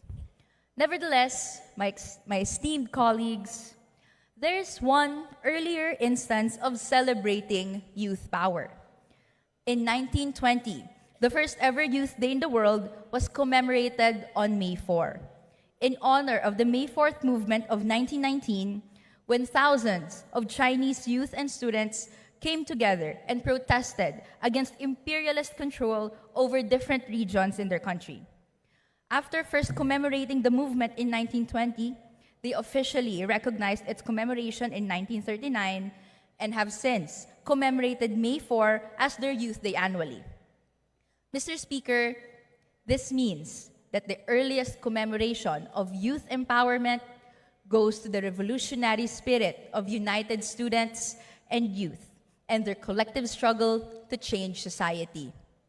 Similarly, in South Africa, their Youth Day is on the 16th of June to honor the Soweto Uprising of 1976, where hundreds of youth mobilized against the imposition of an oppressive and colonial language policy in schools. These demonstrations later turned into protests against police brutality, state repression, and apartheid. Mr. Speaker, the historical roots of youth empowerment are indisputable. In times of political and economic adversity, the youth take up the challenge to collectively rise up and resist anti-people policies, abuse, brutality, repression, and state terrorism. It is therefore the darkest of ironies that as we observe the International Youth Day today, rather than supporting youth empowerment, the Marcos Jr. administration and governments across the world are actively sabotaging the youth and destroying youth movements, robbing us of our capabilities to take control of our own future. In our schools, Mr. Speaker, our youth and students are driven away from our right to education. Despite the international recognition of education being a right, the thousands of pesos required to continue one's studies per academic year bar students from pushing through. The lack of funding for support services in universities is creating a crisis of inaccessibility. Out of 10 Filipino students who enter grade 1, only 1 will graduate college. We successfully passed Republic Act number 10931, which makes tuition in public universities free, and Kabataan Party List once again takes pride in being its principal author. Despite this, the dropout rate is 4 out of 10. Many cite the increasing tuition and other school fees and living expenses as reasons for leaving educational institutions. Even worse, inside our schools, we are taught not to think critically in order to become problem solvers. Instead, we are taught simply to conform, so we just become rule followers of the system. Rather than strengthening appreciation for collective action, which is how historically youth have empowered themselves to change rules and make society more just and equal, we are forced to compete against each other, to be less concerned with the plights of others, to prioritize survival. When we do extend ourselves for the sake of others, for the championing of social causes, we are punished. A case in point is that of Marcos Baltazar, chairperson of Kabataan Party List San Jose del Monte. Last month, Marcos was not allowed to re-enroll at the City College of SJDM because he participated in a mobilization he did not even organize to join his LGBTQIA+ friends and allies to protest the revocation of a previous victory regarding the college's dress code policy that formerly allowed trans youth to wear gender-affirming clothing. For his participation, he was condemned to punishment without any adherence to procedural and substantial due process requirements that should have been afforded to him as per law and the Constitution. Despite the Supreme Court ruling in Non versus Danes II, in which it said that the student does not shed their constitutionally protected rights at the school gate, various rights and freedoms of students, such as the right to assembly and academic freedom, are eroded by overbroad waivers and agreements and by intimidation tactics of school and local officials. This is only one of the myriad of reports that this representation often receives regarding youth and student repression. And this pattern of silencing dissent also extends beyond the confines of educational institutions. Over the past year, the Filipino youth have spoken up about issues of transparency and accountability or the lack thereof in our government. We called out government officials and pushed for their trial to proceed forthwith. And we were met with disinformation, malicious comments, and red tagging. We need not look far. This year, I, myself, and fellow kabataan leaders faced artificial intelligence or AI-generated media falsely depicting us as armed combatants. I am a duly sitting representative in Congress, and I am actively being branded as a terrorist. These attacks seem to seek to tame the youth, to prevent us from fully understanding the true social realities of our time and using that truth to fashion genuine social change. What adds to the dark irony of it all is that on the same day as International and National Youth Day today, we are also celebrating International Humanitarian Law Day.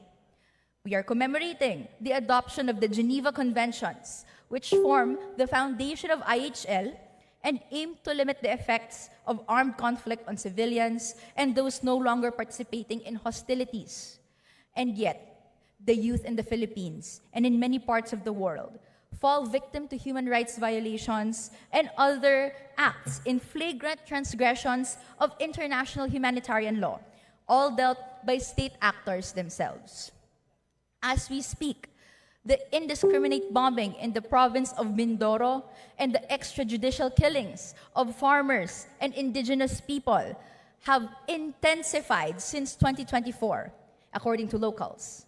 And the recent spate of killings of a Hanunuo Mangyan youth named J.L. Maligday last year, and most recently, just last week, the killing of Maranao farmer Juan Sumilhig are no exception. Alarmed, youth paralegals volunteered to be part of a fact-finding humanitarian mission in the province.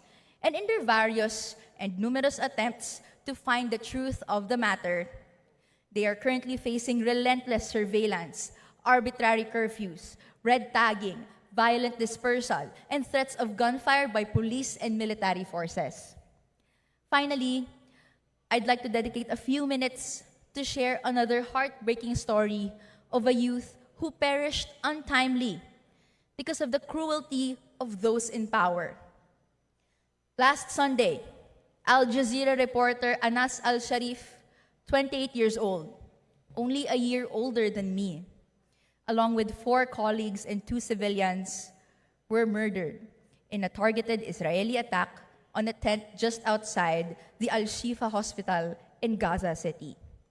Since the genocide against Gazans have intensified in October 2023, he has served as the fearless face telling the stories of Palestinians against the relentless onslaught of disinformation, gaslighting, and black propaganda from US, Western, and Israeli media.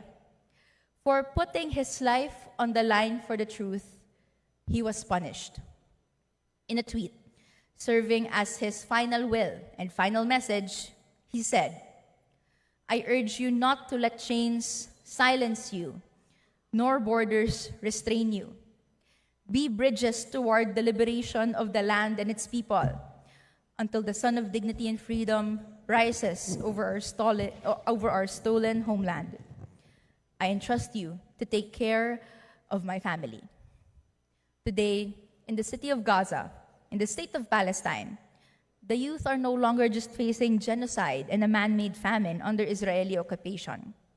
Now, Israel has outrightly said that they will be conducting an invasion. Israel is now trying to brand Anas as a terrorist to justify his killing, a tactic we know all too well here in the Philippines. With his brutal and targeted murder, Anas adds to the list of thousands of Palestinian youth under the age of 30 killed by Israel since the beginning of its genocidal siege in Gaza. But Mr. Speaker, we, the youth, we are not mere statistics. We are not mere stories. We are people, and we will inherit our country and the whole world as the future generation. And so we, the youth, will not sit idly by as gross injustice and massive oppression have our country and the whole world on a chokehold. As we commemorate International and National Youth Day, we must revisit the historical role of the youth to learn from society and to understand that we, for generations now, have lived in a world where power and wealth are concentrated to a few, where there is an oppressor and the oppressed. And the challenge is to uncover this reality and always stand with the oppressed. Each time we have done so, the youth, alongside the people, made significant impacts for the betterment of our future.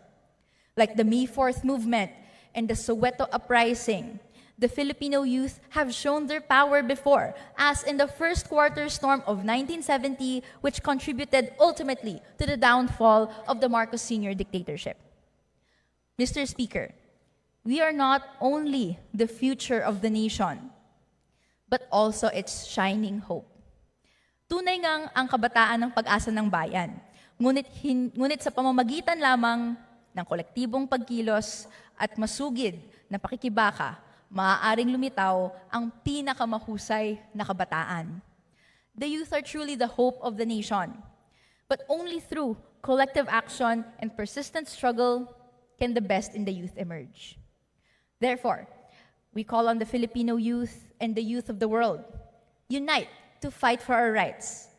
We encourage the youth to take a page from the history of our sector, the May 4th movement, the Soweto uprising, and the First Quarter Storm. On today's International and National Youth Day and International Humanitarian Law Day, we demand that the rights of the youth be protected, uphold academic freedom in schools, uphold international humanitarian law, end militarization in the countryside, and the Israeli genocide. The people in power fear the power of the people when the youth unite with the oppressed. To my fellow youth, let's not be afraid of the future and its uncertainty. Let's make oppressors afraid of us. We have a world to win. That is all, Mr. Speaker. Thank you very much. Well said. Representative Rene Luis M. Co. of Party List Kabataan. Majority Leader. Mr. Speaker, since there is no interpolator, I move to refer the speech of the Honorable Representative Rene Luis Co., Party List Kabataan, to the Committee on Rules for its appropriate actions. Thank you. Is there any objection? The chair hears none. The motion is approved, and the speech of Honorable Kabataan Party List Representative Co. is hereby referred to the Committee on Rules for its appropriate actions. Thank you. Majority Leader. Mr. Speaker, I move to recognize the gentleman, Representative Antonino B. Roman III, First District, Bataan, to avail of the privileged hour. Representative Antonino B. Roman III, First District of Bataan. You have the floor, sir. Please proceed. Thank you, Mr. Speaker. Esteemed colleagues, good afternoon. I rise today compelled not by rhetoric, but by the urgent realities on the ground.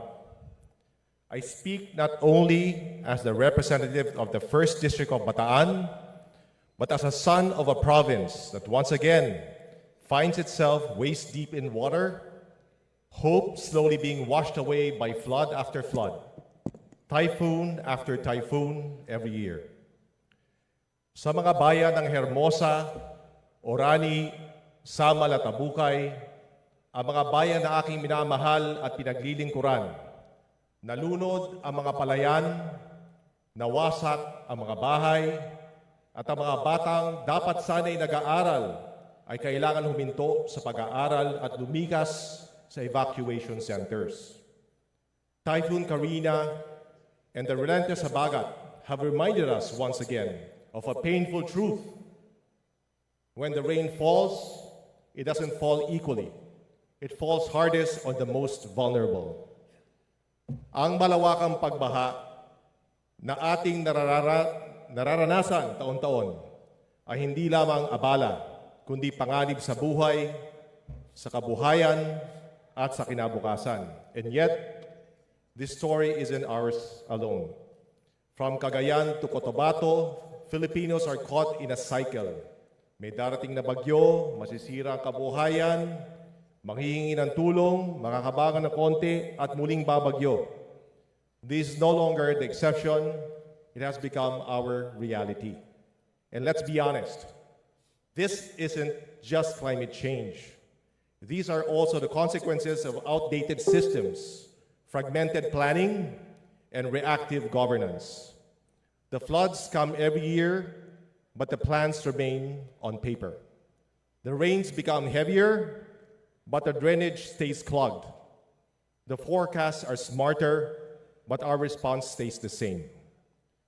Mr. Speaker, Republic Act number 10121, the Philippine Disaster Risk Reduction and Management Act, was passed in 2010.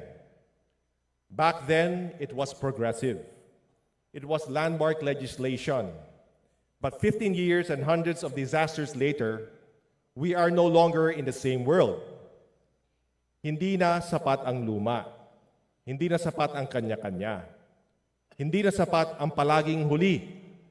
We need a new kind of resilience, one that begins before the storm, not after. It is time to move beyond piecemeal interventions. What we need is a comprehensive, forward-looking, and fully funded National Disaster Resilience Plan. I respectfully propose a National Disaster Resilience Agenda that, number one, integrates flood control and climate adaptation infrastructure at the local and regional levels. Number two, empowers local government units not only with mandates, but with actual technical and financial capacity. Number three, streamlines interagency coordination, including the Department of Public Works and Highways, Department of Science and Technology, Department of Environment and Natural Resources, National Disaster Risk Reduction and Management Council, Department of Interior and Local Government, Department of Information and Communications Technology, and the Office of Civil Defense. Number four, makes use of data in science, including climate projections and geohazard mapping, in allocating national resources. And five, builds not just back, but builds better, smarter, and more resilient. Hindi sapat ang relief goods kung taon-taon ay relief goods na lang ang inaasahan. Our kababayans deserve more than just food packs. They deserve protection. They deserve preparedness. They deserve peace of mind. Let us also ensure that no province, no municipality, and no barangay is left to fend for itself after every typhoon or habagat. The Filipino people deserve more than emergency relief. They deserve protection, preparedness, and peace of mind. In this light, I respectfully request that this matter be referred to the Committee on Disaster Resilience and the Committee on Public Works and Highways for immediate consideration, with the end goal of crafting a long-term, climate-smart, people-centered disaster resilience framework. Maraming salamat po, Mr. Speaker, para sa Bataan, para sa bawat Pilipino naghahangad ng pangmatagalang solusyon sa problema ng pagbaha. Maraming salamat, First District Bataan Province, Representative Antonino B. Roman III. Majority Leader. Mr. Speaker, since there is no interpellator, I move that we refer the speech of Representative Antonino B. Roman III, First District of Bataan, to the Committee on Rules for its appropriate action, Mr. Speaker. Is there any objection? The chair hears none. The motion is approved. The speech of Representative Roman of Bataan is approved and is referred to the Committee on Rules for its appropriate action. Majority Leader. Mr. Speaker, I move to recognize the gentleman from Party List for Peace, Representative J.C. M. Abalos, to avail of the privileged hour. Party List for Peace, Representative J.C. M. Abalos is hereby recognized. Please proceed, sir. Mr. Speaker, dear colleagues, to our guests present at sa lahat ng kababayan natin na nakikinig ngayon, magandang gabi po. Mr. Speaker, mahalaga ang paggamit ng datos sa trabaho natin bilang mambabatas.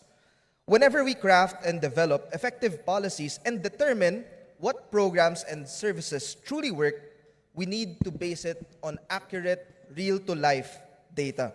It is for this reason, Mr. Speaker, that I am here to discuss an important source of data, one that is vital for our key social protection programs, the Community-Based Monitoring System, or CBMS, enacted under RA 11315 in 2019 with the Philippine Statistics Authority, or the PSA, as the lead implementing agency. The CBMS Act provides that the state shall adopt a community-based monitoring system which generates updated and disaggregated data necessary in targeting beneficiaries, conducting more comprehensive poverty analysis and needs prioritization, designing appropriate policies and interventions, and monitoring impact over time. The CBMS is essential for identifying beneficiaries of social protection and poverty alleviation programs, both at the local and the national levels. It also serves as the basis for allocating funds to these programs so we can prioritize our efforts toward those who are most in need of social protection programs. Sa CBMS, ang pagkokolekta at pagpoproseso ng datos ay isinasagawa ng mga pamahalaang lokal o LGUs. Ang mga local CBMS personnel ay sinasanay at ginagabayan ng PSA upang maging komprehensibo ang pagsensus sa bawat pamilya ng mga komunidad. Kasama sa mga datos na kinokolekta ay ang bilang ng mga miyembro ng pamilya at ang antas ng kanilang edukasyon, ang access nila sa mga pangunahing serbisyo at kalagayan ng paninirahan. Dahil sa prosesong ito, Mr. Speaker, malaking tulong ang CBMS para sa ating mga social protection programs at mga programa laban sa kahirapan. Maging ito man ay para sa pabahay, kalusugan, edukasyon, at iba pang batayang pangangailangan upang matukoy kung sino talaga ang dapat bigyan ng tulong. Unfortunately, Mr. Speaker, despite our best intentions, we are currently facing a serious and unfortunate reality. The CBMS data is not yet available. In last year's budget deliberation on September 16, 2024, tinanong ko po yung PSA tungkol sa status ng CBMS, which covered 27.4 million households and 29.8 thousand institutional living quarters nationwide, with a budget amounting to 4.8 billion. In their response, PSA said that the POPSEN CBMS was 70% complete and was initially targeted to be finished in October 2024. Unfortunately, the target completion date was moved to December 2024 due to delays caused by typhoons and other uncontrollable factors, according to PSA. In addition, PSA stated that once data gathering is finished, they will turn over the data to the National Economic and Development Authority to be finalized and will eventually be available to be used by implementers of social protection and poverty alleviation programs. It was also in 2024, Mr. Speaker, that I received reports from 4-piece beneficiaries that a large number of them will graduate from the program due to mandatory exit, or beneficiaries who have reached the maximum 7-year stay. This was then confirmed by the DSWD during one of my courtesy visits to the department. The DSWD estimated that in 2024, a significant number of household beneficiaries will exit the Pantuwid program in 2025, while 3 million are expected to exit in 2026. It should also be noted, Mr. Speaker, that the use of listahanan by DSWD will end with the full implementation of CBMS in 2024. Therefore, the task of identifying potential household beneficiaries for government social welfare programs now relies entirely on the completion of CBMS. Halimbawa na lamang sa programa ng Pantuwid. Ngunit, tulad po ng aking sinabi, Mr. Speaker, wala pa rin po tayong datos. Mr. Speaker, sa pagtakbo ng panahon na hindi natutupad ang ipinangako ng PSA, tumitindi ang pangangailangan ng mga programa ng pamahalaan sa datos ng CBMS, lalong-lalo na't malapit na muli natin talakayin ang budget. The concerns raised to me by 4-piece beneficiaries and DSWD in 2024 led me and Minority Leader Nonoy Libanan to file House Resolution 2085 in the 19th Congress to officially inquire about the status of the CBMS.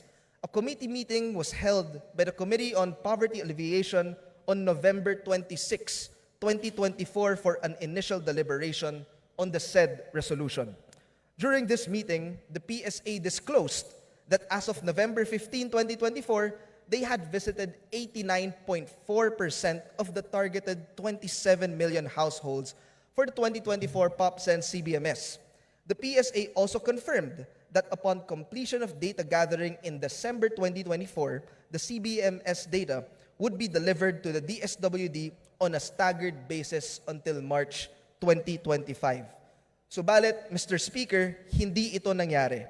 It is already the third quarter of the year and until now, we are still waiting for the fulfillment of PSA's promise that the CBMS data would be completed by the first quarter of 2025. Para maipakita ang epekto ng pagkaantala ng datos ng CBMS, hayaan po ninyong ilarawan ko ang sitwasyon ng programa ng 4Ps bilang isang halimbawa, Mr. Speaker. Sa ngayon, humigit kumulang 3 milyong pamilya na lamang ang benepisyaryo ng programa, bumaba mula sa dating 4 na milyon noong December 2024 dahil sa pag-alis o pagtatapos ng mga benepisyaryo. Ayon sa pinakabagong datos mula sa DSWD, mula 2024 hanggang 2026, merong 1.2 million na benepisyaryo ang gagraduate mula sa programa dahil sa natural attrition o dahil wala ng bata sa kanilang pamilya na nasa edad 18 pababa. At 1.4 million naman, Mr. Speaker, ang gagraduate sa 2025 at 2026 dahil sila ay self-sufficient at hindi na itinuturing mahirap. Idagdag pa po natin rito ang inaasahang mandatory exit ng halos 1.9 million beneficiaries ngayong 2026.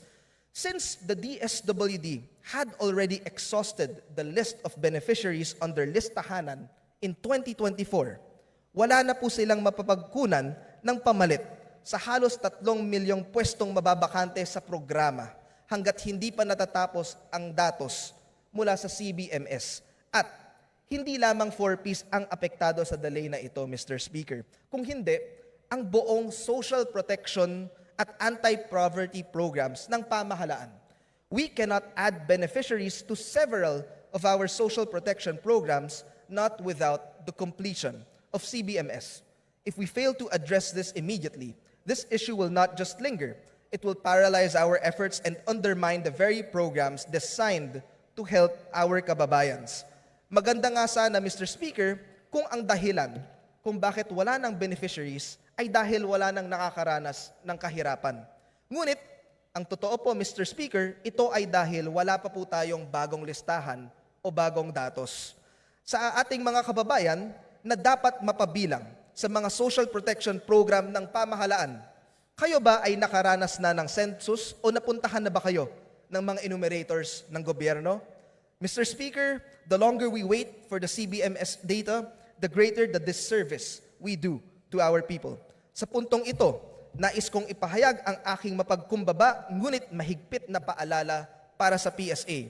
Una, sana ay matupad na ang mga naipangakong datos mula sa pagsasagawa ng CBMS upang magamit na ng mga social protection and poverty alleviation programs ng pamahalaan. Pangalawa, sana ay maitupad din ang nakasaad sa IRR ng batas na pagsusumite sa Kongreso ng Annual Accomplishment Report ng PSA ukol sa CBMS implementation. Kung titignan din natin ang pondong inilaan sa PSA nitong mga nagdaang taon, baka kailangan dagdagan ng PSA ang kanilang pagsusumikap upang tumugma sa pondong inilalaan para sa kanila. Noong 2022 po, Mr. Speaker, 574 million pesos ang inilaan na pondo para sa pagsasagawa ng CBMS. Sa sumunod na taon o 2023, 76 million naman ang inilaan natin para sa pagpapatuloy ng nasabing programa. At nitong nakaraang taon, 2024, naglaan pa rin ng 5.7 billion pesos para rin sa CBMS. Hindi ko po hinahangad, Mr. Speaker, na bawasan ang pondo para sa CBMS. Ngunit, mas hinihiling ko na makita ang resulta ng pagpopondo rito. Marahil, Mr. Speaker, kailangan na rin buuin ang Joint Congressional Oversight Committee para sa CBMS. Ayon sa IRR ng CBMS Act, ang Oversight Committee ang magsasagawa ng evaluation sa pagpapatupad ng programa. para kung sakaling may matukoy na kakulangan sa CBMS implementation, ang Oversight Committee ang makakapaghain ng mga karagdagang panukalang batas upang tumugon sa kakulangang ito. Sa pagtatapos, Mr. Speaker, nais ko pong ulitin ang aking panawagan sa ating mga ahensya, lalo na sa PSA, upang matapos na ang paghahanda sa mga kinakailangang datos para sa ating mga social protection programs at iba pang serbisyo na nangangailangan rito. Let us work together to effectively contribute to the poverty alleviation efforts of our national government. Maraming salamat, Mr. Speaker, dear colleagues, at magandang gabi po sa ating lahat. Maraming salamat, four-piece party list, Congressman Abalos. Majority Leader, please. Mr. Speaker, I move that the speech of Representative JCM Abalos, party list 4-piece, be referred to the Committee on Rules for its appropriate action. Is there any objection? The chair hears none. The motion is approved. The speech of four-piece party list, Honorable Abalos, Representative Abalos, is referred to the Committee on Rules for appropriate action. Majority Leader. Mr. Speaker, I move to recognize the gentleman from Party List Kamanggagawa, the Honorable Elijah Rambawa San Fernando, to avail of the privilege hour. Representative Elijah Rombawa San Fernando, Party List Kamanggagawa, is recognized. You have the floor. Thank you, Congressman. Mr. Speaker. Mr. Speaker, distinguished colleagues, sa mga kamanggagawa natin dito sa Kongreso, housekeeping, security, congressional staff, at sa lahat ng mga manggagawang at ordinaryong Pilipinong nanonood, magandang gabi po. It is my privilege to give the maiden speech of the kampihan ng mga maralita at manggagawa, or also known as Kamanggagawa Party List. Una, kami po ay taus-pusong nagpapasalamat sa lahat ng mga nagtiwala sa amin nung nakaraang halalan. Di po namin tinitignan ang pagkapanalong ito bilang simpleng pagkapanalo lamang, kundi isang sagradong kasunduan sa pagitan ng kamanggagawa at ng mamamayang Pilipino. In this spirit also, I would like to congratulate my fellow representatives on your own victories.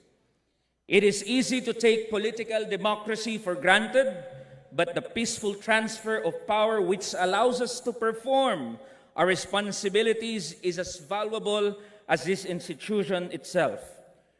May we always remember who put us here, the Filipino people. Ang mga manggagawa at ordinaryong Pilipino, sila ho ang dahilan kung bakit tayo narito.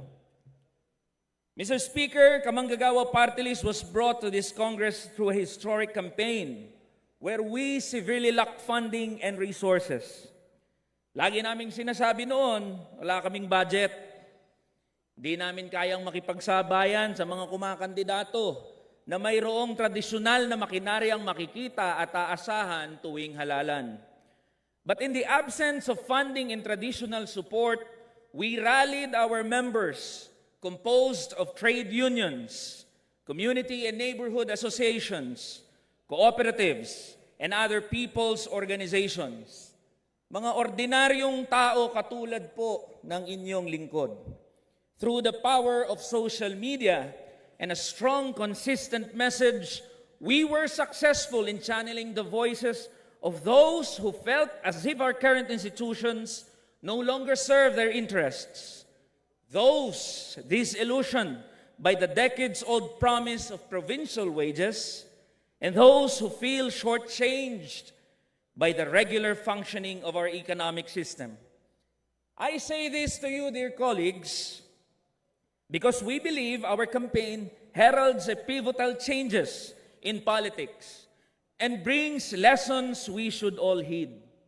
Mr. Speaker, distinguished colleagues, the people are hungry for change, and we are tired of getting spare change from the institutions who ought to serve the interests of the many and not the few. Through social media, through community organizing, and through people-to-people conversations, we reach those who had long felt excluded and invisibilized. Mr. Speaker, we spoke to security guards, janitors, fast food crew, riders, construction workers, vendors, nurses, and people from all walks of life. Many of them told us the same thing. They work hard, but can barely survive. They vote, but feel unheard. Thus, our campaign asked a hard but honest question. Nasaan nga ba ang pangako ng demokrasya? Mr. Speaker, distinguished colleagues, before addressing this question, allow me to tell you a story about one of our constituents. Isa po sa mga nakilala ko sa pag-iikot si Ate Lorna, isang security guard sa Davao. Siya po ay nagtatrabaho ng 12-hour shift para lamang sa kakarampot na 400 pesos kada araw. That is about 33 pesos per hour. Barely enough for 3 meals, much less for education, healthcare, or rent. Kinakailangang lumipat ng kanyang asawa sa Maynila para sa mas mataas na sahod. Her kids have grown up barely knowing their father. Sabi niya sa amin, parang parusa ang maging mahirap sa probinsya.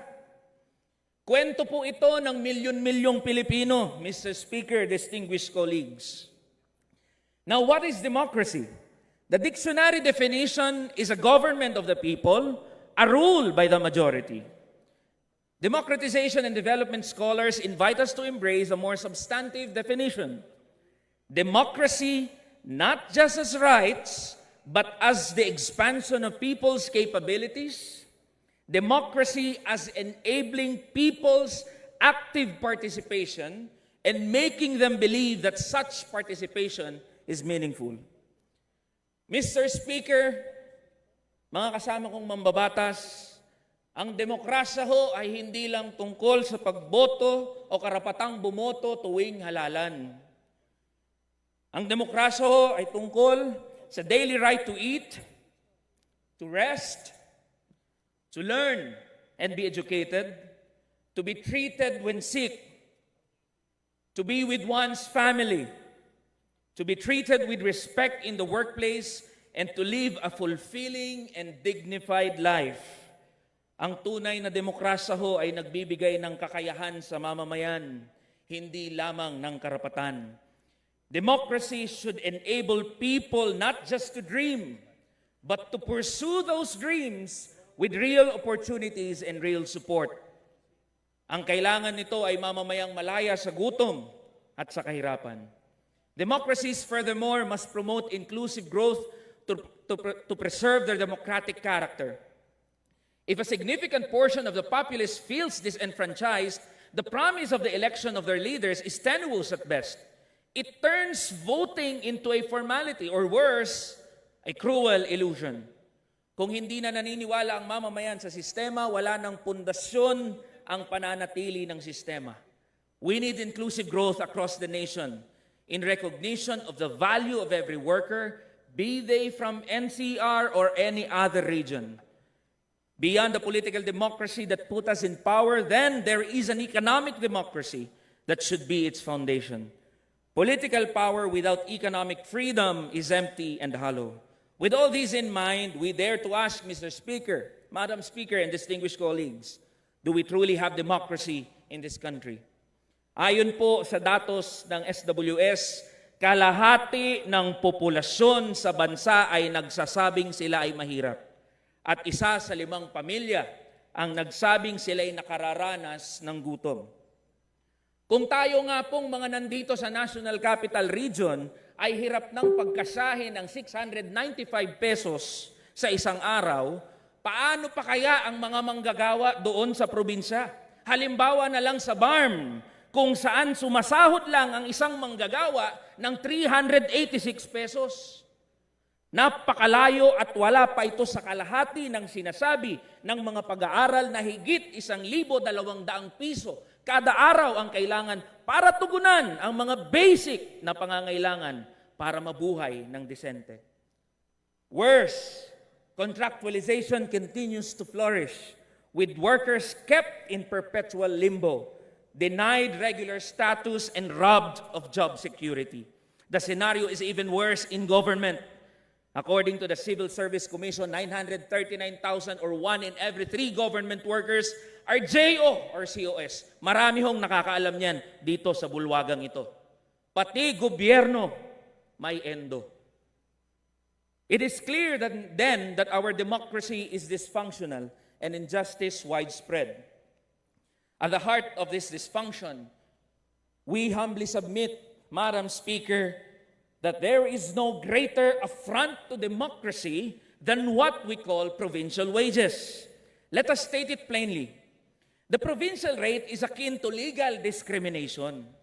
It sets in stone the idea that workers in the provinces deserve less pay for virtually the same labor. Isa ito sa pinakamalinaw na halimbawa ng sistematikong diskriminasyon at pahirap sa mga manggagawa. The provincial wage system causes disparate and unequal development. It causes brain drain, making it advantageous for almost every worker to live in NCR instead of elsewhere. In a tragic lose-lose scenario, the provincial wage system has caused congestion in Metro Manila and underdevelopment in the provinces. Madam Speaker, mga kapwa ko mambabatas, wala hong panalo dito. Lahat talo, bukod sa mga malalaking mga negosyante at mga oligarko. Perhaps, worst of all, the provincial rate is separating our families like Ate Lorna's. It erodes the moral fiber of our most basic social institution, one that our Constitution swore to protect. Parehas lang naman po ang trabaho ng sikyo sa probinsya at sa Manila. Ganun na rin sa janitor, construction worker, BPO, at iba pang mga manggagawa. Parehong 8 oras ang trabaho kada araw.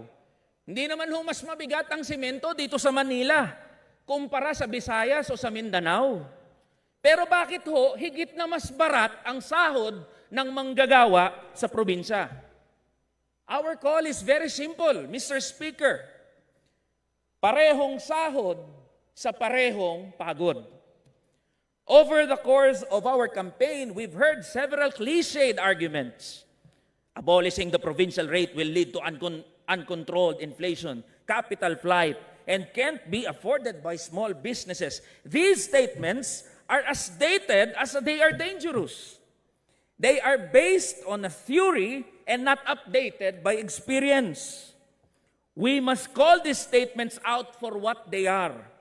Nothing more but excuses used to promote an inherently unjust and discriminatory system. May kumikita dahil sa diskriminasyon at magaling gumawa ng palusot upang ipagpatuloy ito. Lagi ring tinatanong, Mr. Speaker, kaya ba ng ekonomiya? We answer with a resounding yes. Mr. Speaker, mga kasama kong mambabatas, hindi na po uubra ang lumang palusot na hindi ito kaya ng ekonomiya o malulugi ang mga negosyo.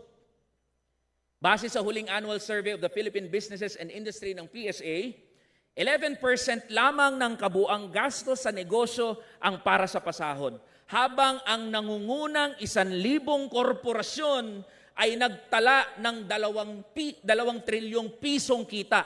Uulitin ko po, Mr. Speaker, 2 trilyong pisong kita noong 2023. Kaya ang mas dapat po nating itanong, kaya pa ba ng mga manggagawa? Kaya pa ba ng ordinaryong Pilipino na mamuhay sa sahod na halos kapiranggot kumpara sa pang-araw-araw na gastusin? Hindi po teorya ang pinag-uusapan natin dito, Mr. Speaker, kundi aktual na buhay ng milyon-milyong Pilipino. So let me be clear. We will not rest until we abolish the provincial wage system. This is our sacred covenant with our constituents.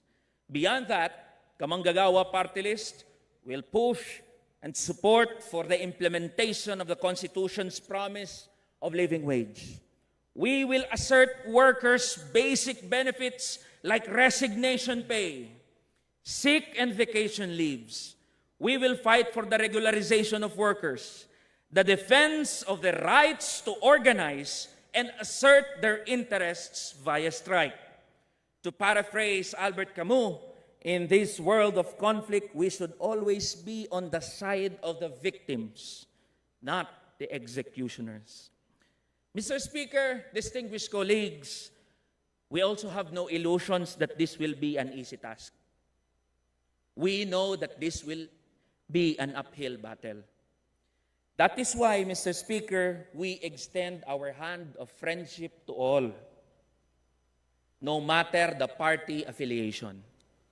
After all, what we need are legislators who not just lend their ears to listen, but truly work towards advocating for workers and ordinary people's interests. Alam at batid po namin na magkakaroon tayo ng mga debate. At maaaring umabot po sa mga punto ng hindi pagkakaintindihan. But we are prepared to defend our proposals here in Congress with facts and arguments.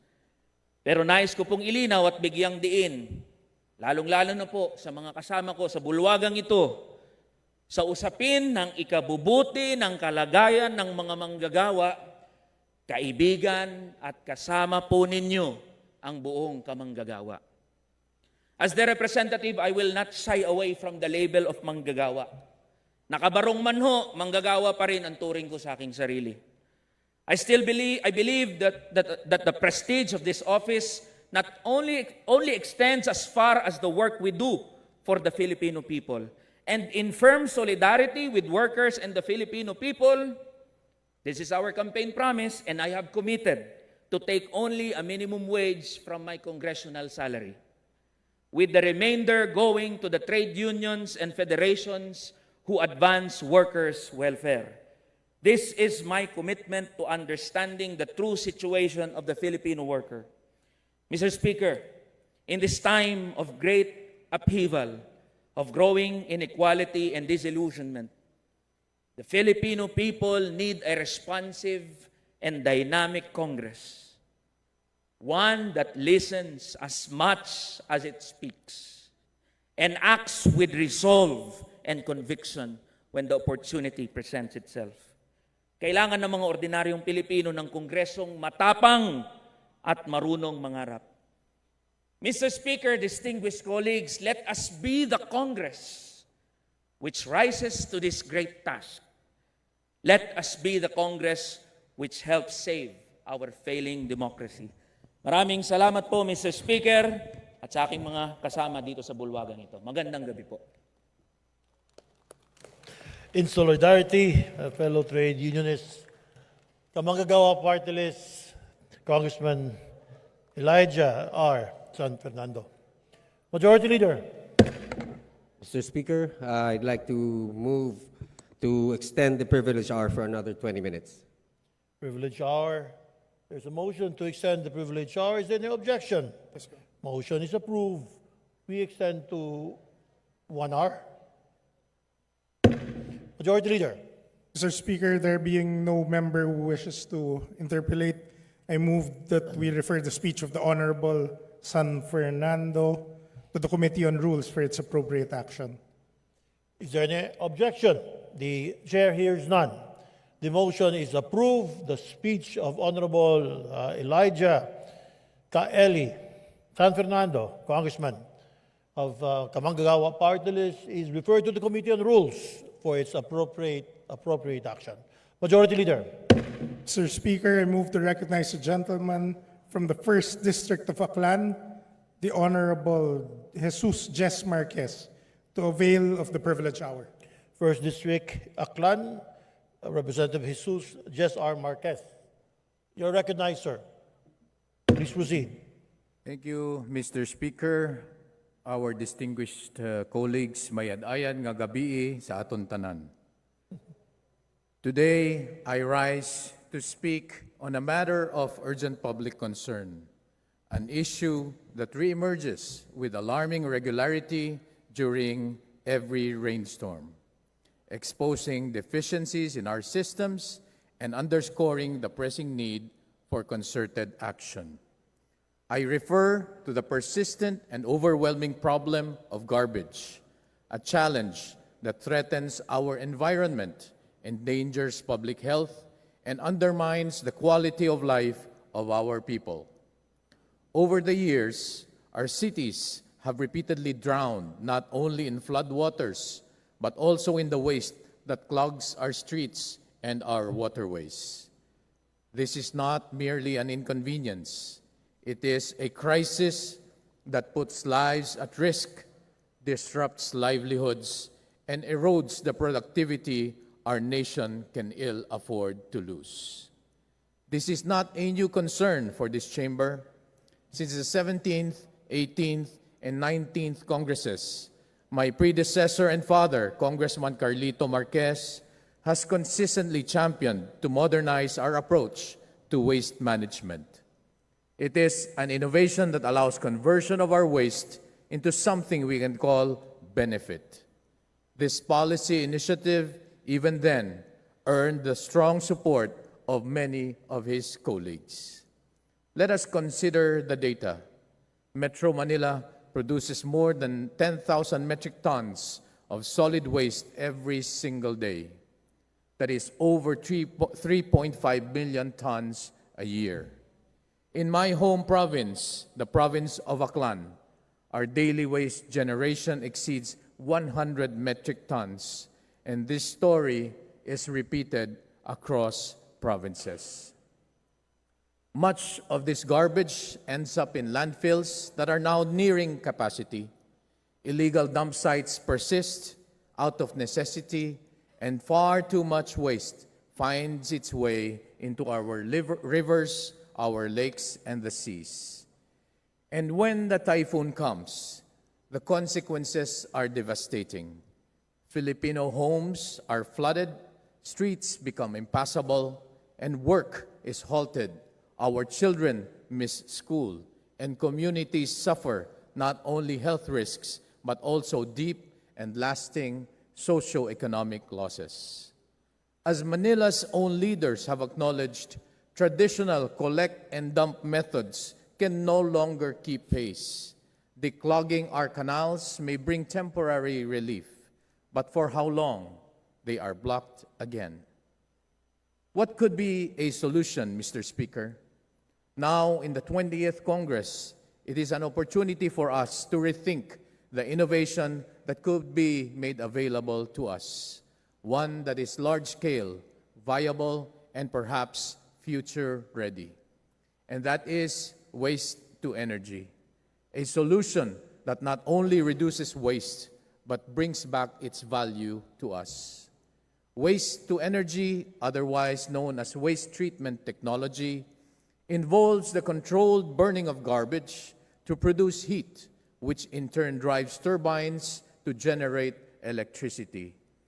It is a form of biomass power, producing renewable energy while reducing the volume of waste that would otherwise end up in landfills. Waste to energy has been a proven path forward that many countries have ever since embraced, alongside their recycling programs, turning refuse into power, jobs, and cleaner communities. That even the countries of Japan, South Korea, and Singapore have waste-to-energy facilities in place.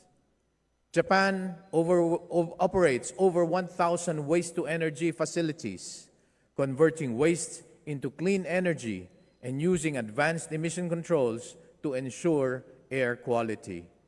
South Korea integrates waste to energy with aggressive recycling, diverting waste from landfills and producing electricity for their cities.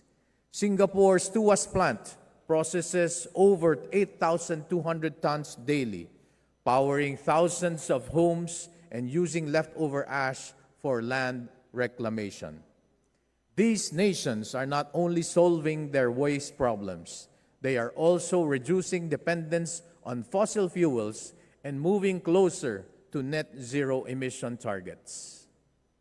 By generating power without the need for fossil fuels, waste to energy will also help achieve effective reduction in greenhouse gas emissions. Mr. Speaker, waste to energy is not a silver bullet, but it offers a huge part of our solution. While garbage is difficult to eliminate completely, it can be used effectively. It can be an essential part of a circular economy where waste becomes a resource and nothing is thrown away without a purpose. And let me assure the public, modern WTE plants today are equipped with the latest technology and are strictly regulated. Emissions can be monitored in real time, 24 hours a day, by the DNR and other relevant agencies.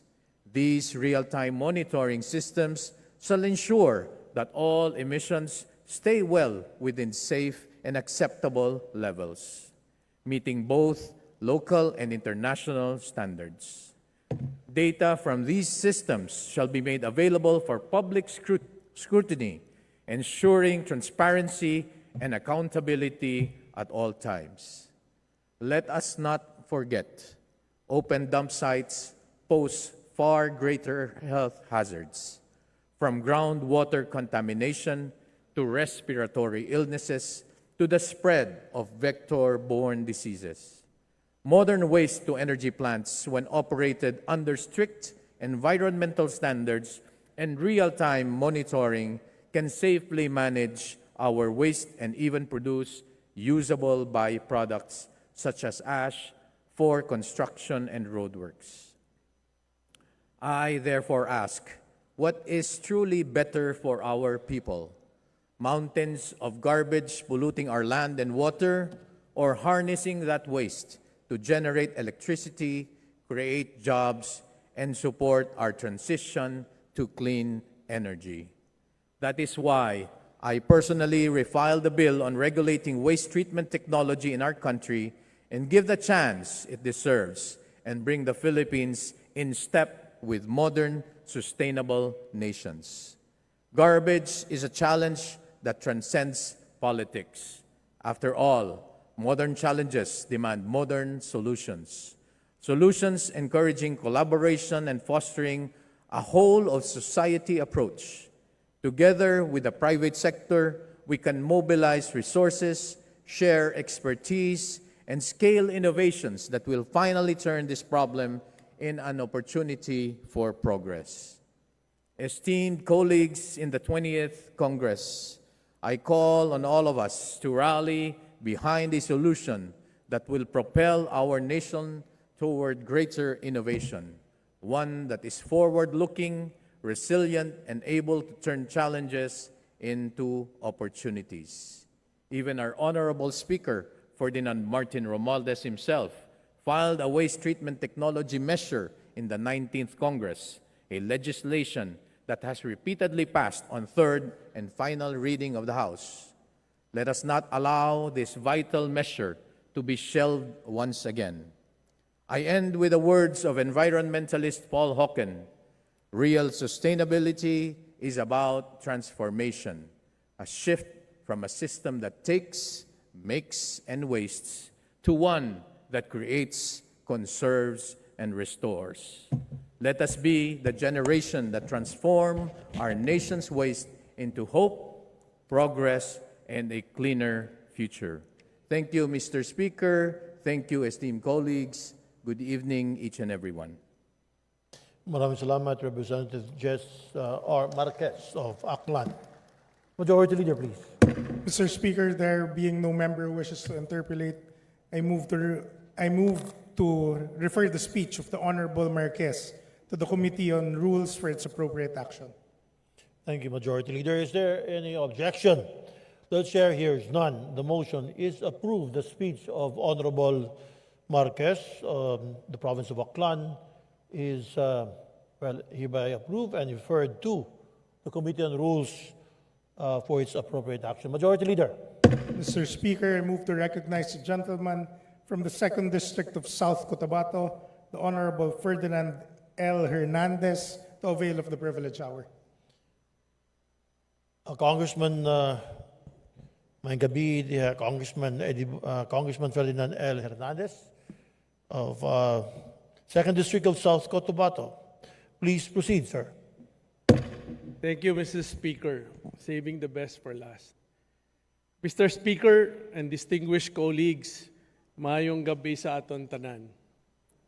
I rise today on a matter of personal and collective privilege to speak as a Filipino fighting for the welfare of our youth and shaping a brighter future for them through the transformative power of education. And how very fitting it is that I get to deliver this message today as we celebrate the International Youth Day. When the world acknowledges the vital role that the young people play as agents of change, leaders and mobilizers in promoting development. In this mission, we are not alone. The government, through Republic Act number 10931, also known as the Universal Access to Quality Tertiary Education Act, has taken a bold step toward this shared vision. This landmark law seeks to break down the barriers that prevent so many young Filipinos from reaching their full potential.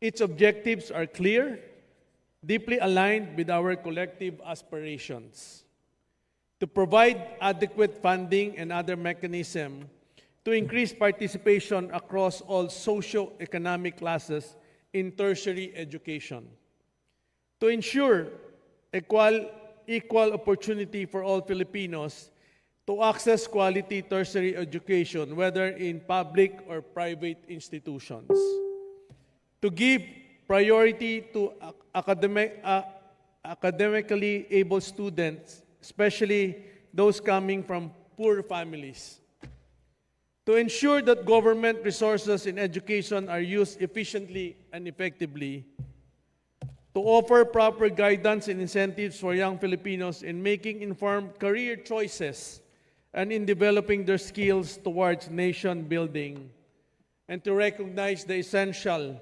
complementary roles of both public and private institutions in strengthening our tertiary educational system.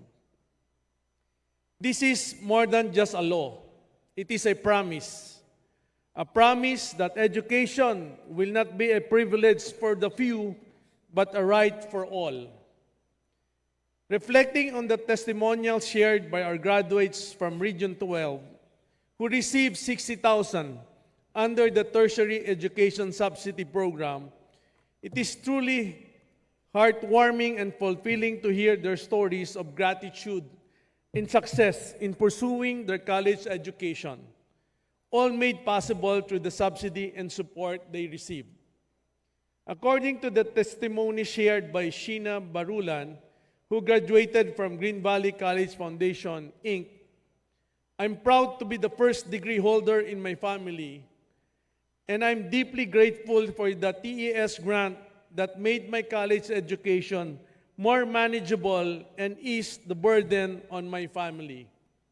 Another testimony shared by Diana Sagan from same school.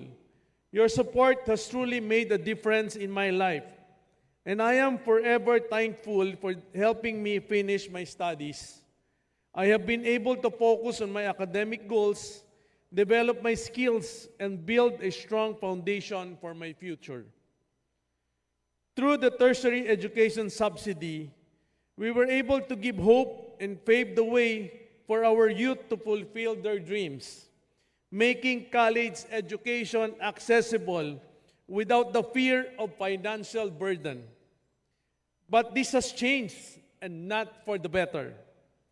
According to Article 14, Section 1, our Constitution clearly dictates the rights of our youth for quality education. To quote, the state shall protect and promote the right of all citizens to quality education at all levels and shall take appropriate steps to make such education accessible to all. Hindi ko mabilang ang mga estudyante na lumapit sa akin upang idulog ang hirap na kanilang dinaranas sa pag-aaral. Malaking tulong sana ang TES program upang mapunuan ang pinansyal na kakulangan ng mga kabataang Pilipino. Ngunit mula sa orihinal na 60,000 pesos kada taon na natatanggap ng ating mga scholar, ngayon ay naging 27,000 kada taon o halagang 13,500 na lamang kada semester ang natatanggap ng mag-aaral sa private higher education institution at 20,000 kada taon halagang 10,000 na lamang kada semester para sa mag-aaral sa public higher education institutions. Ang sitwasyong ito, ang pagbawas ng kanilang subsidy ay isang patunay na paglalabag sa saligang batas na imbis na protektahan ang kanilang instead na proteksyonan natin ang kinabukasan ng bawat kabataan, ito ay talagang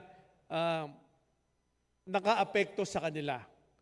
Nakasaad sa Republic Act number 10931 na ang cost of tertiary education ay ang tuition at other school fees, educational expenses, at cost of living allowance. Ngunit ano ang magagawa ng halagang 13,500 per semester sa isang estudyante na nasa private higher educational institutions at 10,000 para sa public higher educational institutions? Hindi lamang ito nagpapakita ng kawalang katarungan sa alokasyon ng pondo, ngunit isang malinaw na paglabag sa konstitusyon. Article 14, Section 5, Subparagraph 5 ng ating 1987 Constitution, malinaw na nakasaad, the state shall assign the highest budgetary priority to education and ensure that teaching will attract and retain its rightful share of the best available talents. Kung highest budgetary priority dapat ang edukasyon, bakit po natin binabawasan ang pondong tutulong mismo sa mga estudyante para makapagpatuloy ng pag-aaral? Ang magbibigay ng mga pangmatrikula, pambayad ng uniforme at libro, pamasahe papuntang eskwelahan o pambayad sa boarding house. Mr. Speaker, mga kapwa ko mambabatas, sa nakaraang State of the Nation, sinabi po mismo ni Pangulong Ferdinand Marcos Jr., puspusan nating inaayos at pinapaganda ang ating sistema ng edukasyon. Sa lahat ng mga pinahahalagahan ng administrasyon, ito pa rin ang nasa rurok. Kung mismong Pangulo ang nagsabi na edukasyon ang magiging priority ng budget, dapat tayong manindigan na ang TES na direktang tumutulong sa mga estudyante ay hindi dapat kaltasan, kundi dagdagan. Allow me to discuss the current condition of higher education at Region 12, where I belong.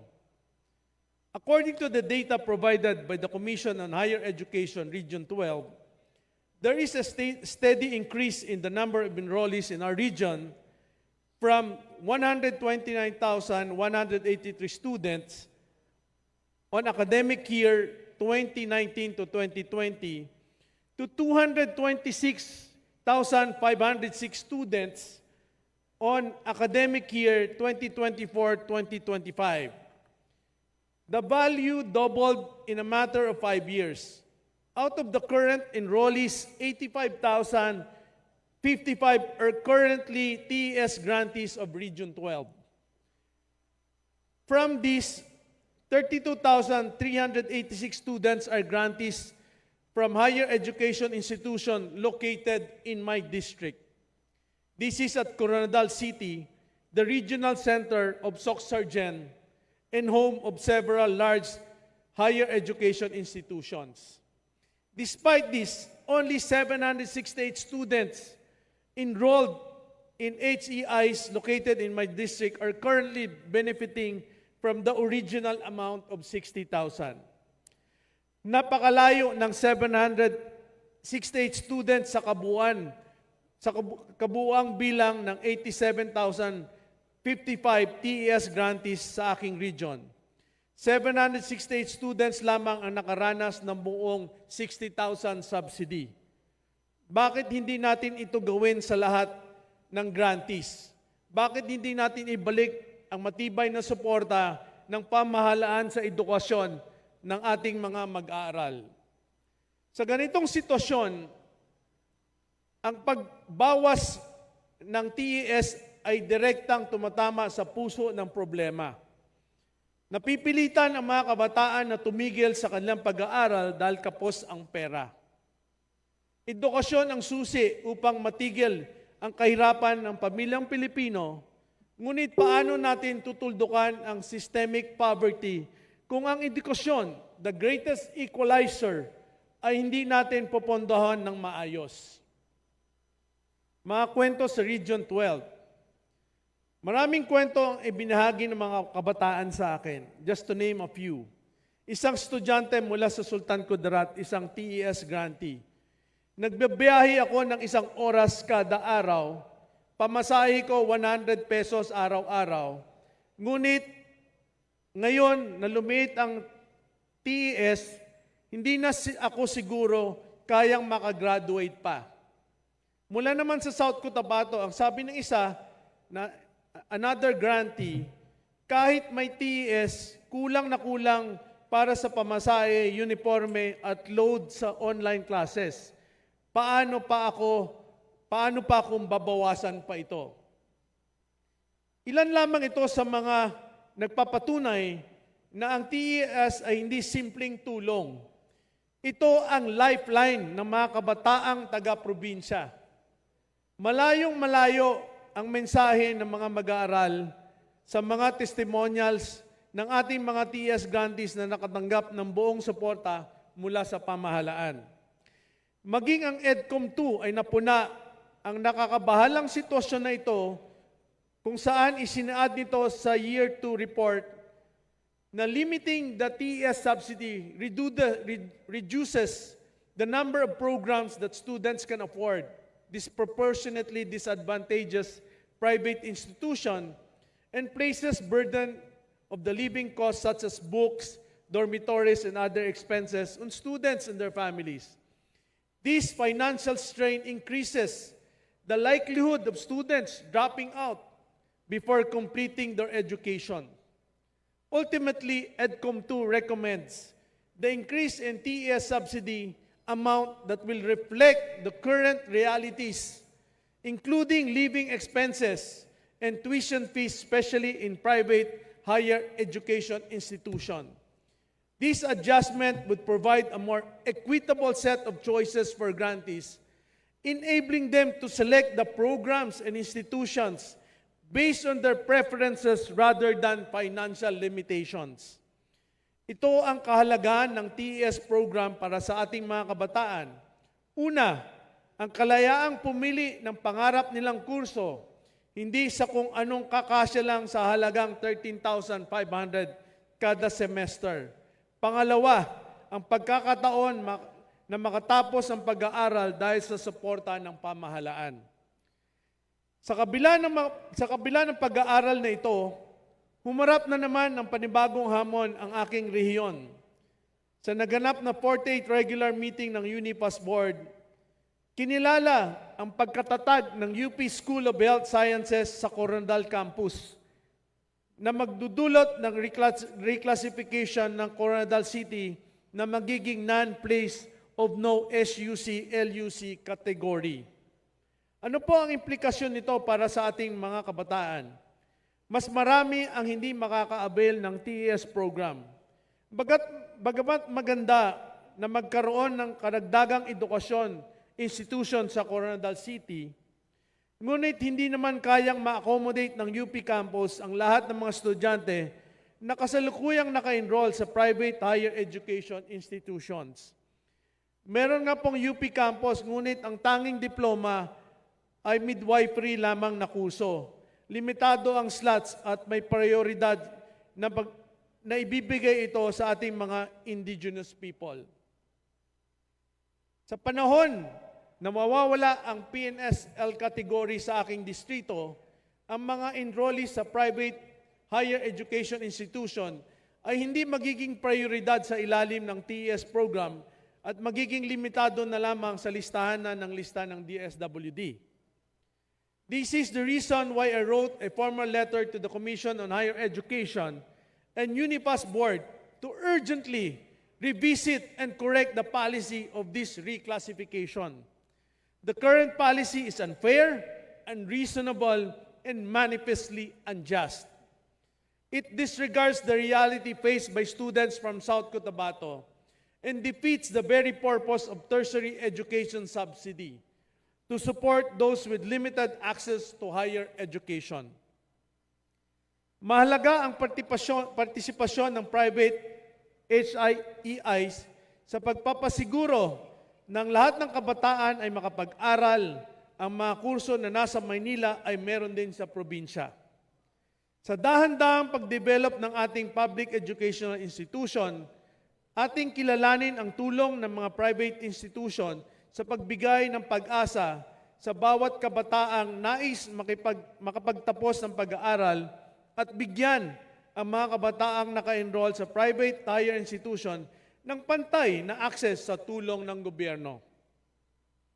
According to several jurisprudence on non-retrogression, one state grants a privilege, the right to it cannot simply be taken away without reasonable justification, safeguards, or procedural opportunities. Sa usapin ng edukasyon at karapatan ng mga kabataan, mahalagang alalahanin ang principle of non-retrogression. Hindi dapat bumababa ang antas o halaga ng suportang ibinibigay ng gobyerno sa mga kabataan. Kapag binawasan natin ang TES, malinaw na atras ito, hindi progreso. Sa madaling salita, kapag naipagkaloob na ang isang pribilehiyo, hindi ito basta pwedeng bawasan o ipagkait ng walang makatarungang batayan at tamang proseso. Mr. Speaker, kung itataas natin ang tertiary education subsidy, magiging mas mababa ang dropout rate. Mas maraming magtatapos at magiging productive workers. Mas makakapag-focus ang estudyante sa pag-aaral kaysa mag-aalala sa gastos. Basic right ang edukasyon na nararapat nating ibigay sa bawat kabataan. Pantay na laban para sa mga taga-probinsya, gaya ng Region 12, na madalas naiiwan sa resources sa pamagitan ng private higher education institution, available na ang mga kurso na wala sa local universities and colleges and state colleges and universities.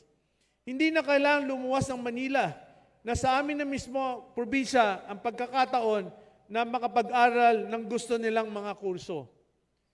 Patas na pagkakataon sa bawat mag-aaral, lalo tigit na nasa low-income families na makapag-enroll ng kursong kanilang pinipili at pagkakataong makamit ang kanilang pangarap.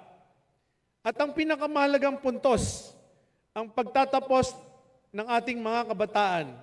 Kaya naman po tayo gumawa ng ganitong batas ay upang mas madali ang access sa edukasyon ng mga kabataan. Tulong na nararamdaman ang ating nais ibigay, hindi kakarampot na subsidy. Isinumite ng higher education institution sa aking distrito na ilang datos na mahalagang bigyan pansin. Hindi na-sustain ang double-digit enrollment growth na 32.2% noong academic year of 2021 to 2022 at 54.4% noong academic year 2022 to 23. Sa katunayan, bumagsak ang growth rate na ito sa 5.3% noong academic year 2023-2024 at 0.3% noong academic year 2024 at 2025. Ito ang resulta ng pagbawas ng TES sa kabataan. Bakit pa ba sila mag-enroll kung hindi naman nila kaya ang gastusin? Mr. Speaker, panahon na ibalik at taasan ang TES sa hindi bababa sa 60,000 kada taon, sapat para sa tuition fee, educational expenses, at cost of living allowance ng kada rehiyon. I-index ang TES sa inflation at regional living cost para laging relevant.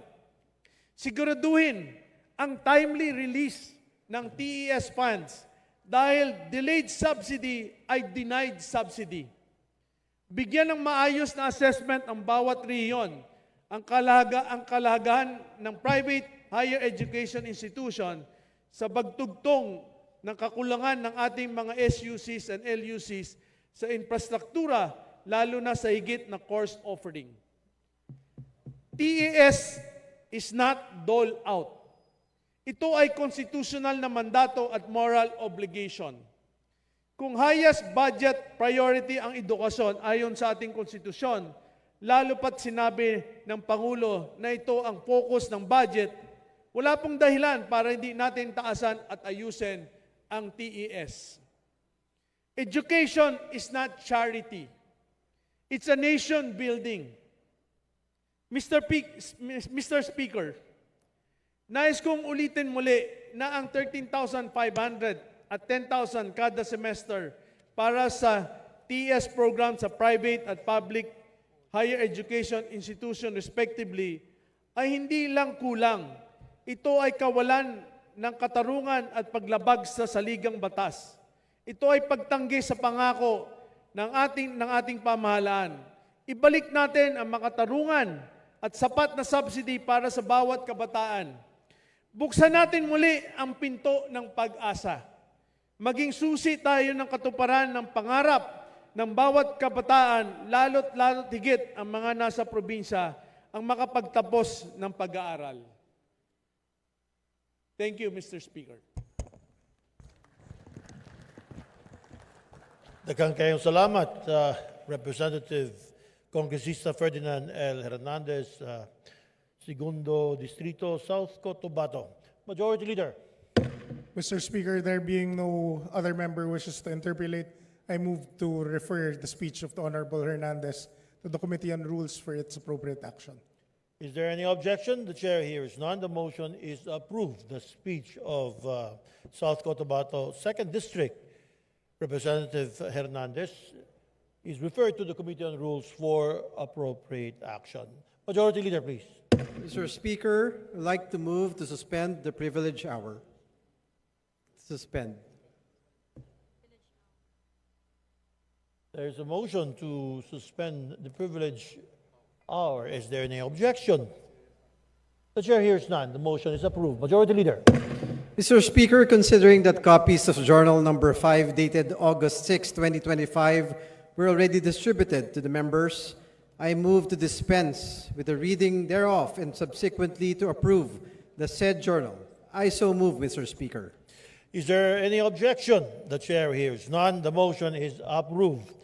The reading of the said journal is dispensed with, and Journal Number 5, dated August 6, 2025, is hereby approved. Majority Leader. Mr. Speaker, I move to consider House Concurrent Resolution Number 4.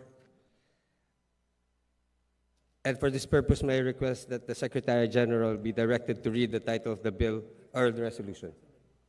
Secretary General is so directed. Right, Mr. Speaker, I withdraw the motion. Yes, sir. Motion to suspend session for a few minutes. Session suspended. Anong